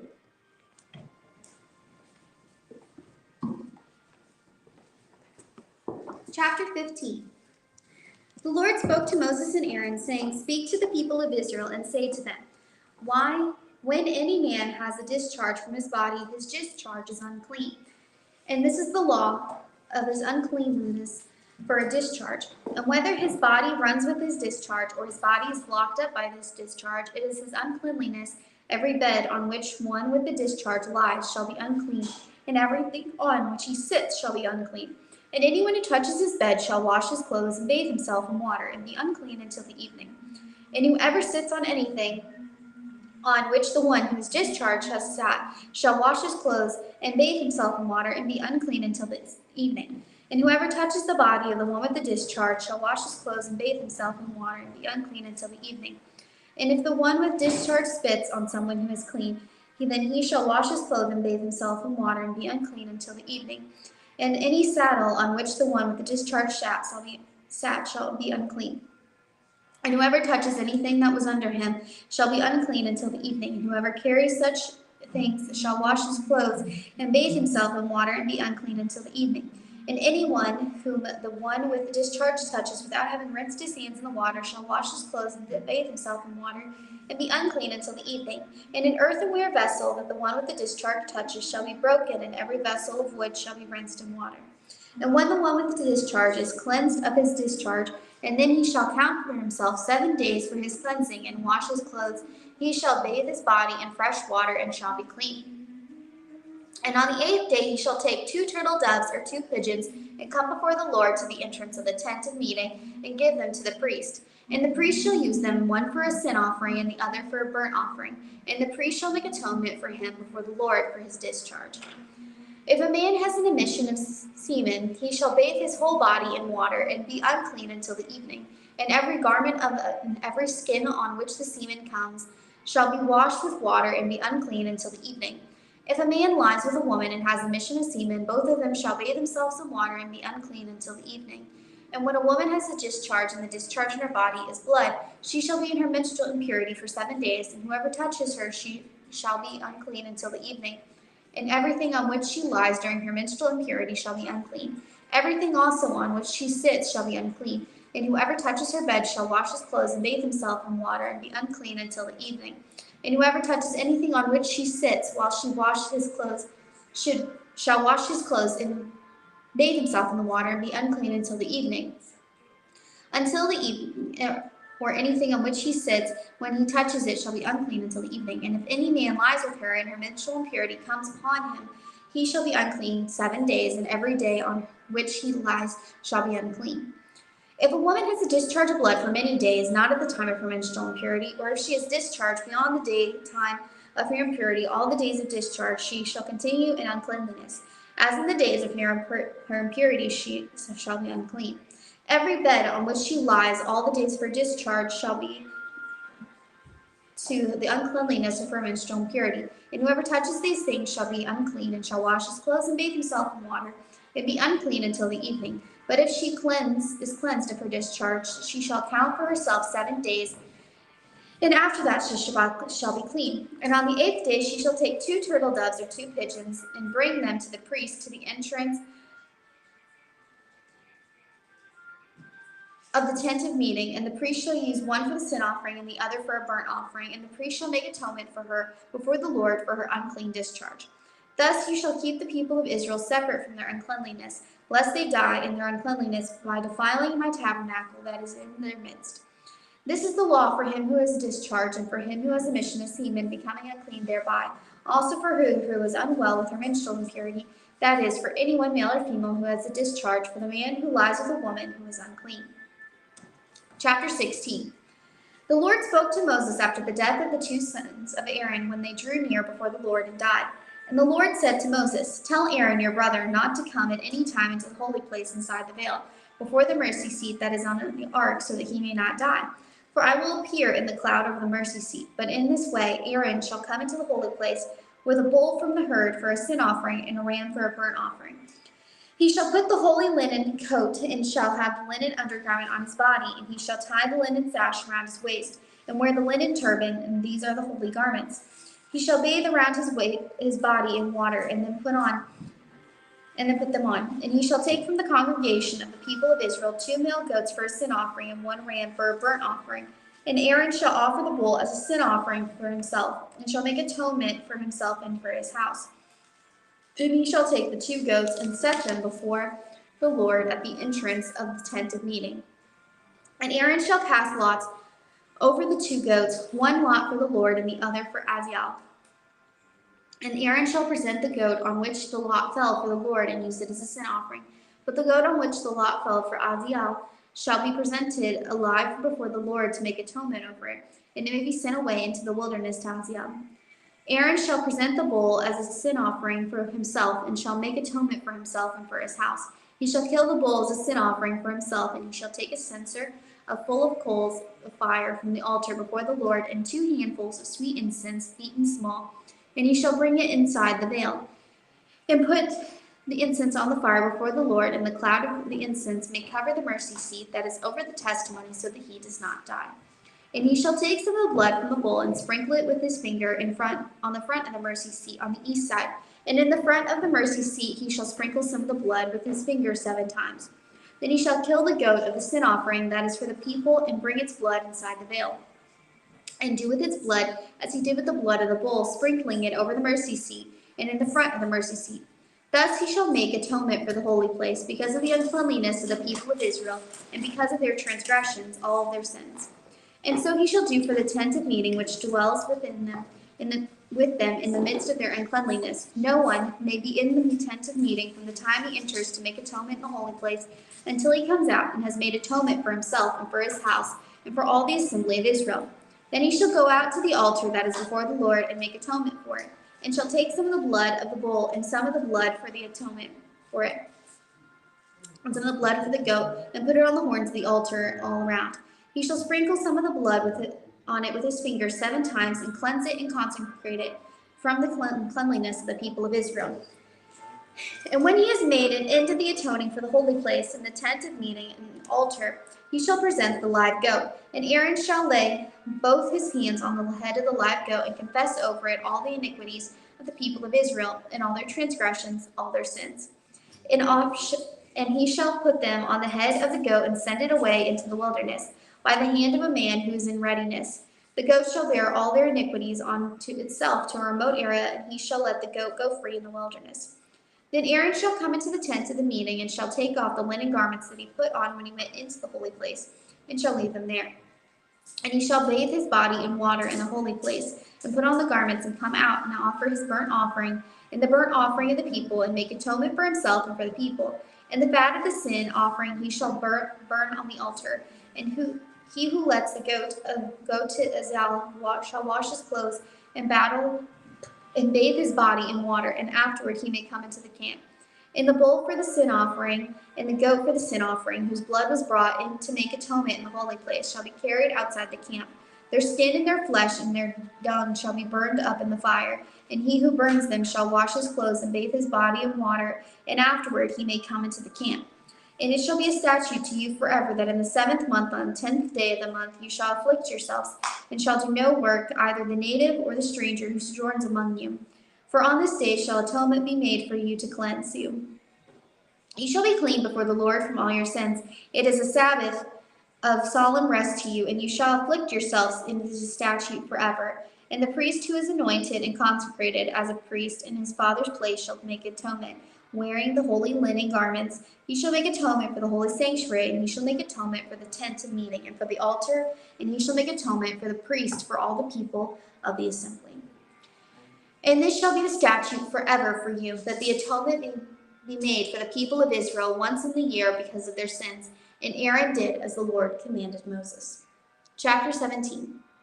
And the Lord spoke to Moses, saying, Speak to Aaron and his sons and to all the people of Israel, and say to them, This is the thing that the Lord has commanded. If anyone of the house of Israel kills an ox or a lamb or a goat in the camp, or kills it outside the camp, and does not bring it to the entrance of the tent of meeting to offer it as a gift to the Lord in front of the tabernacle of the Lord, blood guilt shall be imputed to that man. He has shed blood, and that man shall be cut off from among his people. And this is to the end that the people of Israel may bring their sacrifices, and they sacrifice in the open field, and they may bring them to the Lord, to the priest at the entrance of the tent of meeting, and sacrifice them as sacrifices of peace offerings to the Lord. And the priest shall throw the blood on the altar of the Lord at the entrance of the tent of meeting, and burn the fat for a pleasing aroma to the Lord. So they shall know more sacrifices, their sacrifices to goat demons after whom they whore. This shall be a statute forever for them throughout their generations. And you shall say to them, Any one of the house of Israel, or of the strangers who sojourn with them, who offers a burnt offering or sacrifice, and does not bring it to the entrance of the tent of meeting to offer it to the Lord, that man shall be cut off from his people. If anyone in the house of Israel, or the strangers who sojourn among them, eats any blood, I will set my face against the person who eats blood, and will cut him off from among his people. For the life of the flesh is in the blood, and I have given it for you on the altar to make atonement for your souls. And for it is the blood that makes atonement by the life. Therefore I have said to the people of Israel, No person among you shall eat blood, neither shall any stranger who sojourns among you eat blood. And anyone also of the people of Israel, or the strangers who sojourn among them, who takes in hunting any beast or bird that may be eaten, shall pour out its blood and cover it with the earth. Who takes in hunting any beast or bird that may have been eaten shall pour out its blood and cover it with the earth.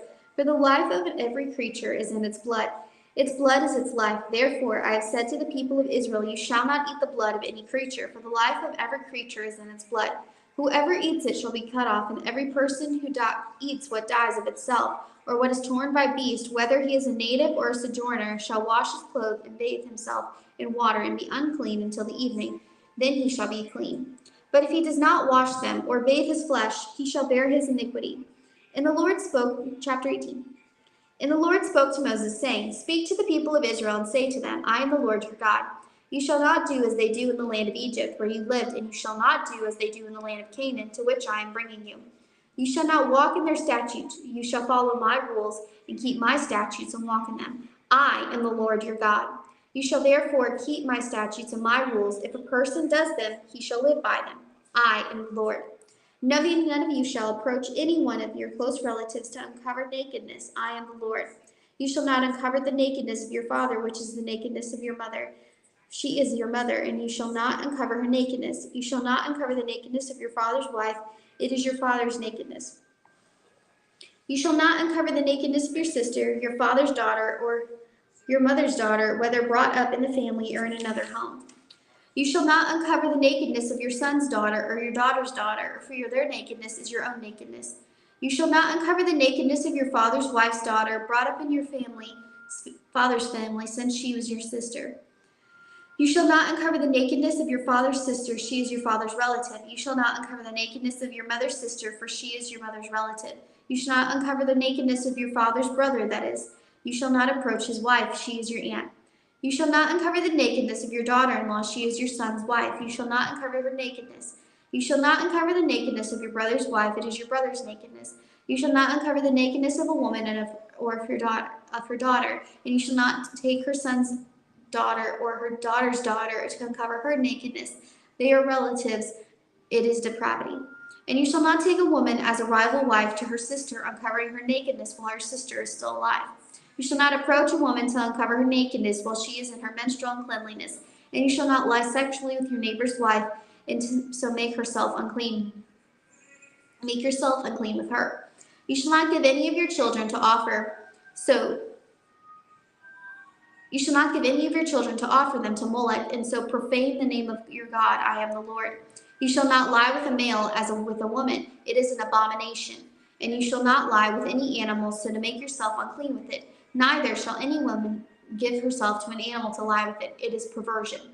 Do not make yourselves unclean by any of these things, for by all the nations I am driving out before you become unclean. And the land became unclean, so that I punished its iniquity, and the land vomited out its inhabitants. But you shall keep my statutes and my rules, and do none of these abominations. Either you shall keep my statutes and my rules, and do none of these abominations, either the native or the stranger who sojourns among you, lest the land vomit you out when you make it unclean, as it vomited out the nation that was before you. For everyone who does any of these abominations, the persons who do them shall be cut off from among their people. So keep my charge, never practice any of these abominable customs that were practiced before you, and never make yourselves unclean by them. I am the Lord your God. Chapter 19. And the Lord spoke to Moses, saying, Speak to all the congregation of the people of Israel, and say to them, You shall be holy, for I, the Lord your God, am holy. Every one of you shall revere his mother and father. You shall keep my Sabbaths. I am the Lord your God. Do not turn to idols or make yourselves any gods of cast metal. I am the Lord your God. When you offer a sacrifice of peace offerings to the Lord, you shall offer it so that you may be accepted. It shall be eaten the same day you offer it, or the day after, and anything left over until the third day shall be burned up with fire. If it is eaten at all on the third day, it is tainted, and it will not be accepted. Everyone who eats it shall bear his iniquity, and because he has profaned what is holy to the Lord, that person shall be cut off from his people. When you reap the harvest of your land, you shall not reap your field right up unto its edge. Neither shall you gather the gleanings after your harvest, and you shall not strip your vineyard bare.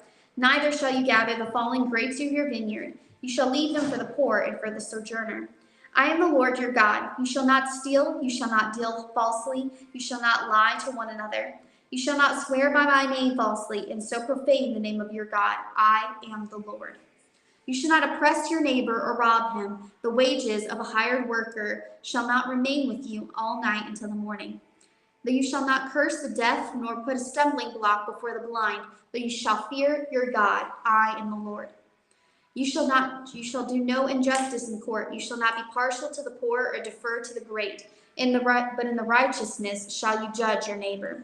You shall not go around as a slanderer among your people, and you shall not stand up against the life of your neighbor. I am the Lord.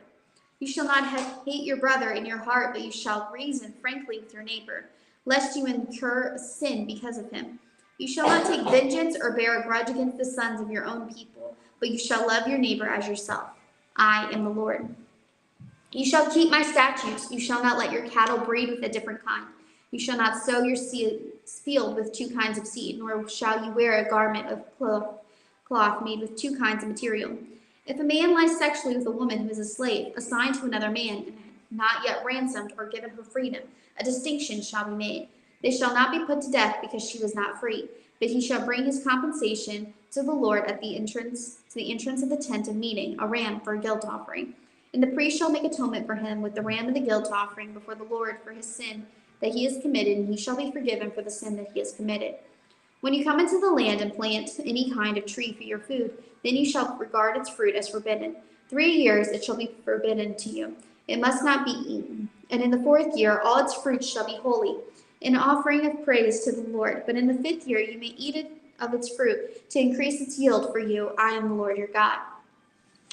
You shall not eat any flesh with blood in it. You shall not interpret omens or tell fortunes. You shall not round off your hair on your temples or mar the edges of your beard. You shall not make any cuts on your body or tattoo yourselves. I am the Lord. Do not profane your daughter by making her a prostitute, lest the land fall into prostitution and the land become full of depravity. You shall keep my Sabbaths and reverence my sanctuary. I am the Lord.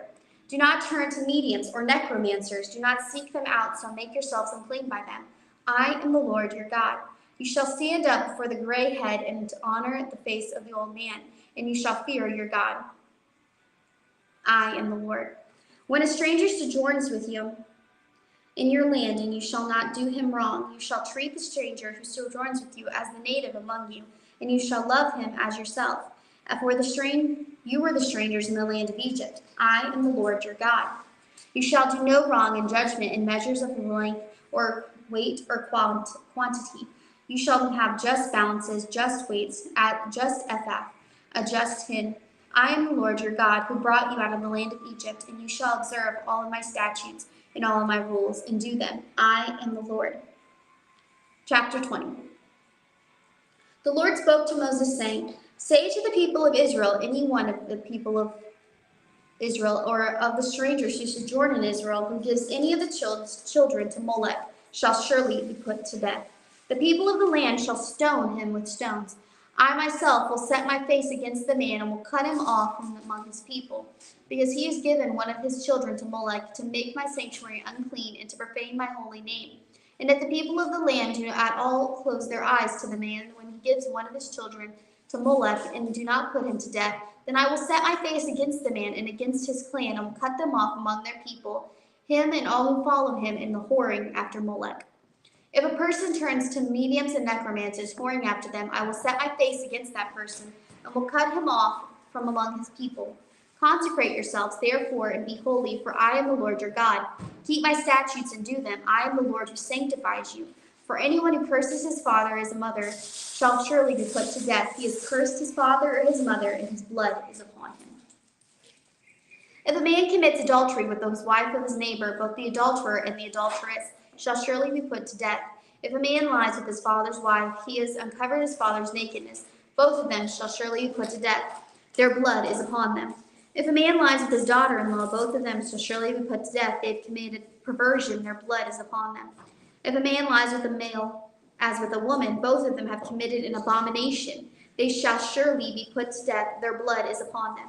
If a man takes a woman and her mother also, it is depravity, and he and they shall be burned with fire, for there may be no depravity among you. If a man lies with an animal, he shall surely be put to death, and you shall kill the animal. If a woman approaches any animal and lies with it, you shall kill the woman and the animal, and they shall surely be put to death.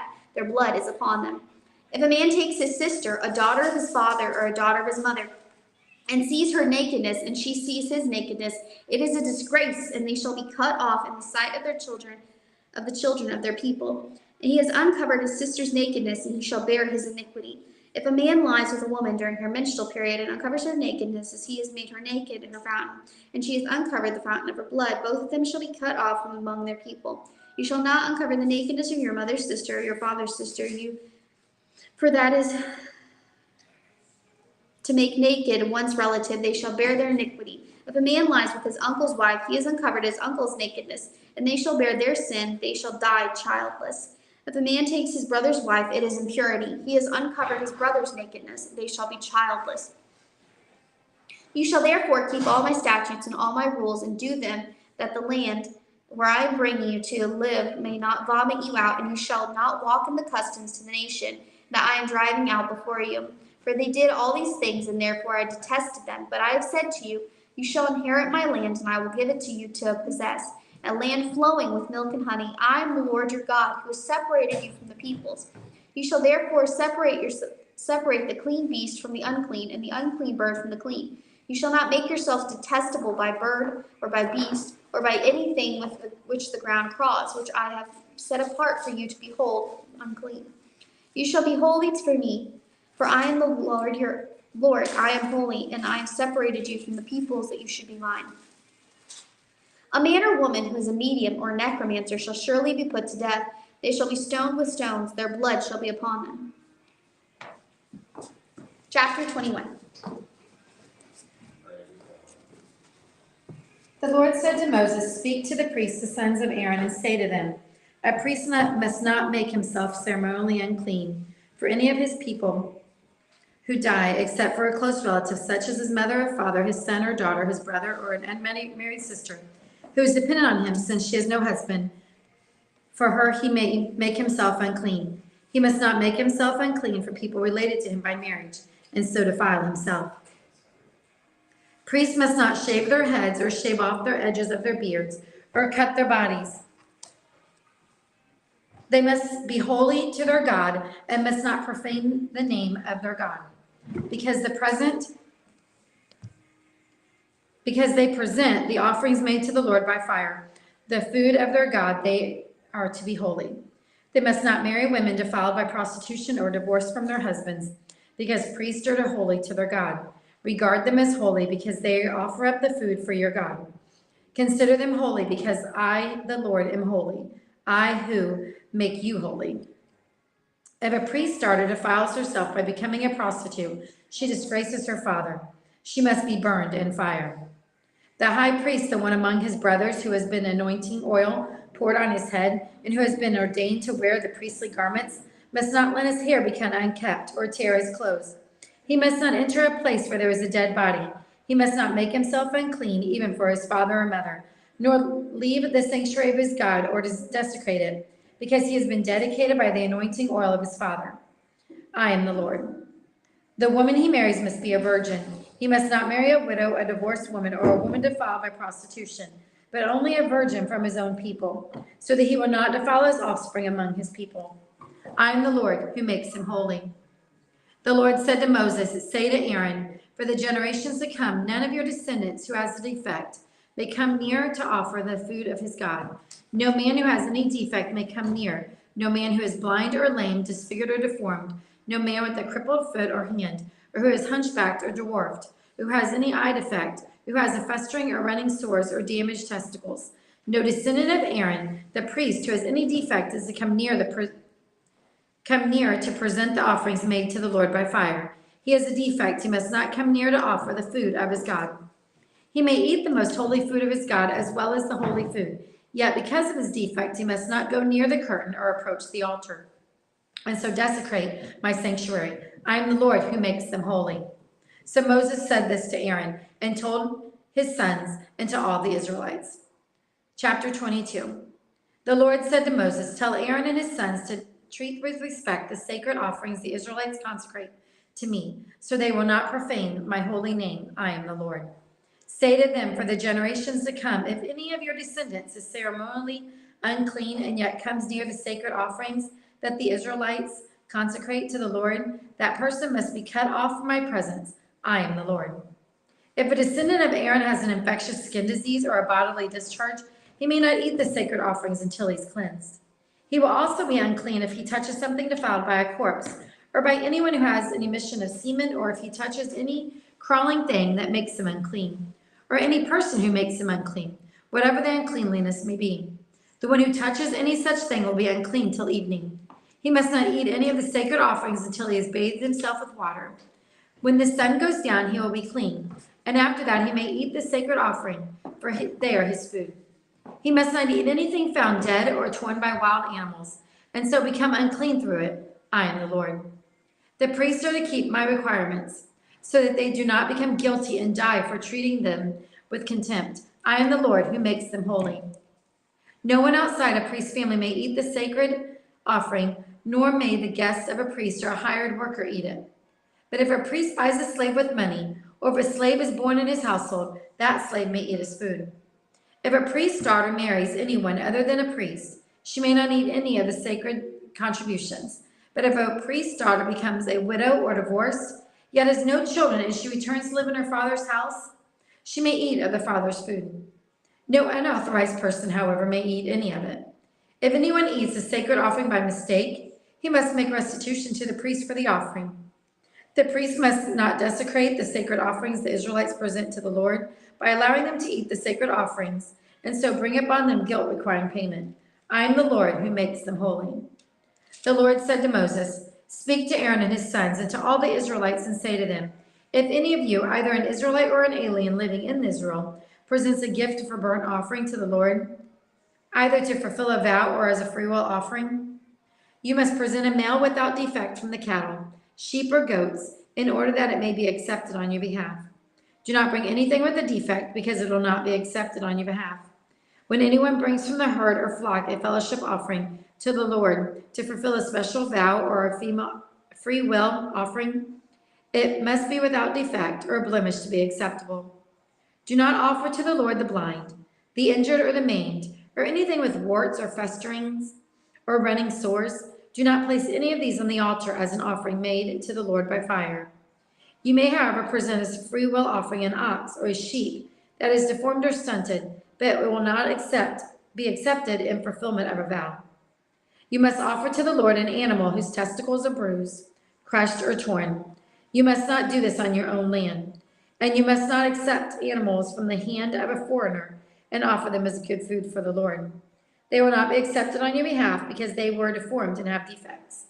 The Lord said to Moses, when a calf, a lamb, or a goat is born, it is to remain with its father for 7 days. From the 8th day on, it will be acceptable as an offering made to the Lord by fire. Do not slaughter a cow or a sheep and its young on the same day. When you sacrifice a thank you offering to the Lord, sacrifice it in such a way that it will be accepted on your behalf. It must be eaten that same day. Leave none of it till morning. I am the Lord. Keep my commands and follow them. I am the Lord. Do not profane my holy name. I must be acknowledged as holy by the Israelites. I am the Lord who makes you holy and who brought you out of Egypt to be your God. I am the Lord. Chapter 23. The Lord said to Moses, speak to the Israelites and say to them, these are my appointed feasts, the appointed feasts of the Lord, which are to proclaim as sacred assemblies. There are 6 days when you may work, but the 7th day is the Sabbath of rest, a day of sacred assembly. You are not to do any work, wherever you live. It is a Sabbath to the Lord. These are the Lord's appointed feasts, the sacred assemblies you are to proclaim at their appointed times. The Lord's Passover begins at twilight on the 14th day of the first month. On the 15th day of that month, the Lord's feast of unleavened bread begins. For 7 days you must eat bread made without yeast. On the first day hold a sacred assembly and do no regular work. For 7 days present an offering made to the Lord by fire. And on the 7th day hold a sacred assembly and do no regular work. The Lord said to Moses, speak to the Israelites and say to them, when you enter the land I am going to give you, and reap its harvest, bring to the priest a sheaf of the first grain you harvest. He is to wave the sheaf before the Lord, and so it will be accepted on your behalf. The priest is to wave it on the day after the Sabbath. On the day you wave the sheaf, you must sacrifice as a burnt offering to the Lord a lamb a year old without defect, together with his grain offering of 2/10 of an ephah of fine flour, mixed with oil, an offering made to the Lord by fire, a pleasing aroma, and its drink offering of 1/4 of a hin of wine. You must not eat any bread, or roasted or new grain, until every day you bring this offering to your God. This is to be the lasting ordinance for the generations to come, wherever you live. From the day after the Sabbath, the day you brought the sheaf of the wave offering, count off 7 full weeks. Count off 50 days up to the day after the Sabbath. Then present an offering of new grain to the Lord. From wherever you live, bring 2 loaves made of 2/10 of an ephah of fine flour, baked with yeast, as a wave offering of first fruits to the Lord. Present with this bread 7 male lambs, each a year old and without defect, 1 young bull and 2 rams, and they will be a burnt offering to the Lord, together with the grain offerings and drink offerings, an offering made by fire, an aroma pleasing to the Lord. Then sacrifice 1 male goat for a sin offering and 2 lambs, each a year old, for a fellowship offering. The priest is to wave the 2 lambs before the Lord as a wave offering, together with the bread of the first fruits. They are a sacred offering to the Lord. On that same day, you are to proclaim a sacred assembly and do no regular work. This is to be a lasting ordinance for the generations to come wherever they live. When you reap the harvest of your land, do not reap to the very edges of your fields or gather the gleanings of your harvest. Leave them for the poor and the alien. I am the Lord your God. The Lord said to Moses, say to the Israelites, on the first day of the 7th month, you are to have a day of rest, a sacred assembly commemorated with trumpet blasts. Do no regular work, but present an offering made by the Lord by fire. The Lord said to Moses, the 10th day of the 7th month is the Day of Atonement. Hold a sacred assembly and deny yourselves, and present an offering made to the Lord by fire. Do no work on that day because it is Day of Atonement. And when atonement is made for you before the Lord your God, anyone who does not deny himself on that day must be cut off from his people. I will destroy from among his people anyone who does any work on that day. You shall do no work at all. This is to be a lasting ordinance for your generations to come, wherever you visit. It is a Sabbath of rest. It is a Sabbath of rest for you, and you must deny yourselves. From the evening of the 9th day of the month until the following evening, you are to observe the Sabbath. The Lord said to Moses, say to the Israelites, on the 15th day, the 7th month, the Lord's Feast of Tabernacle begins, and it lasts for 7 days. The first day is a sacred assembly, do no regular work. For 7 days, present offerings made to the Lord by fire, and on the 8th day, hold a sacred assembly and present an offering made to the Lord by fire. It is a closing assembly, do no regular work. These are the Lord's appointed feasts, which are to proclaim a sacred assembly for bringing offerings made to the Lord by fire, the burnt offerings and grain offerings, sacrifices and drink offerings required for each day. These offerings are in addition to those for the Lord's Sabbath, and in addition to your gifts and whatever you have vowed, and all the freewill offerings you give the Lord. So beginning with the 15th day of the 7th month, after you have gathered the crops of the land, celebrate the festival with them. For 7 days, the first day of rest, and the 8th day is also a day of rest. On the first day, you are to take choice fruit from the trees, and palm fronds, leafy branches, and pollers, and rejoice before the Lord your God for 7 days. Celebrate this as a festival to the Lord for 7 days each year. This is to be a lasting ordinance for the generations to come. Celebrate it in the 7th month. Live in booths for 7 days. All native-born Israelites are to live in booths, so their descendants will know that I had Israelites live in the booths when I brought them out of Egypt. I am the Lord your God. So Moses announced to the Israelites the appointed feast of the people. Chapter 24. The Lord said to Moses, command the Israelites to bring you clear oil of pressed olives for the light, so that the lamps may be kept burning continually. Outside the curtain of the testimony, Aaron is to tend the lamps before the Lord from evening till morning continually. Take fine flour and bake 12 loaves of bread, using 2/10 of an ephah for each loaf. Set them in 2 rows, 6 in each row, on the table of pure gold before the Lord. Along each row put some pure incense as a memorial portion to represent the bread and to be an offering made by the Lord of fire. This bread is to be set out before the Lord regularly, Sabbath after Sabbath, on behalf of the Israelites, as a lasting covenant. It belongs to Aaron and his sons, who are to eat it in a holy place, because it is the most holy part of their regular share of the offerings made to the Lord by fire. Now the son of an Israelite mother and an Egyptian father went out among the Israelites, and a fight broke out in the camp between him and the Israelite. The son of the Israelite woman blasphemed the name with a curse, so they brought him to Moses. His mother's name was Shalom, the daughter of Dibri the Danite. They put him in custody until the will of the Lord could be made clear to them. Then the Lord said to Moses, take the blasphemer outside of camp. All those who heard him are to lay their hands on him, and the enemy entire assembly is to stone him. Say to the Israelites, if anyone curses his God, he will be held responsible. Anyone who blasphemes the name of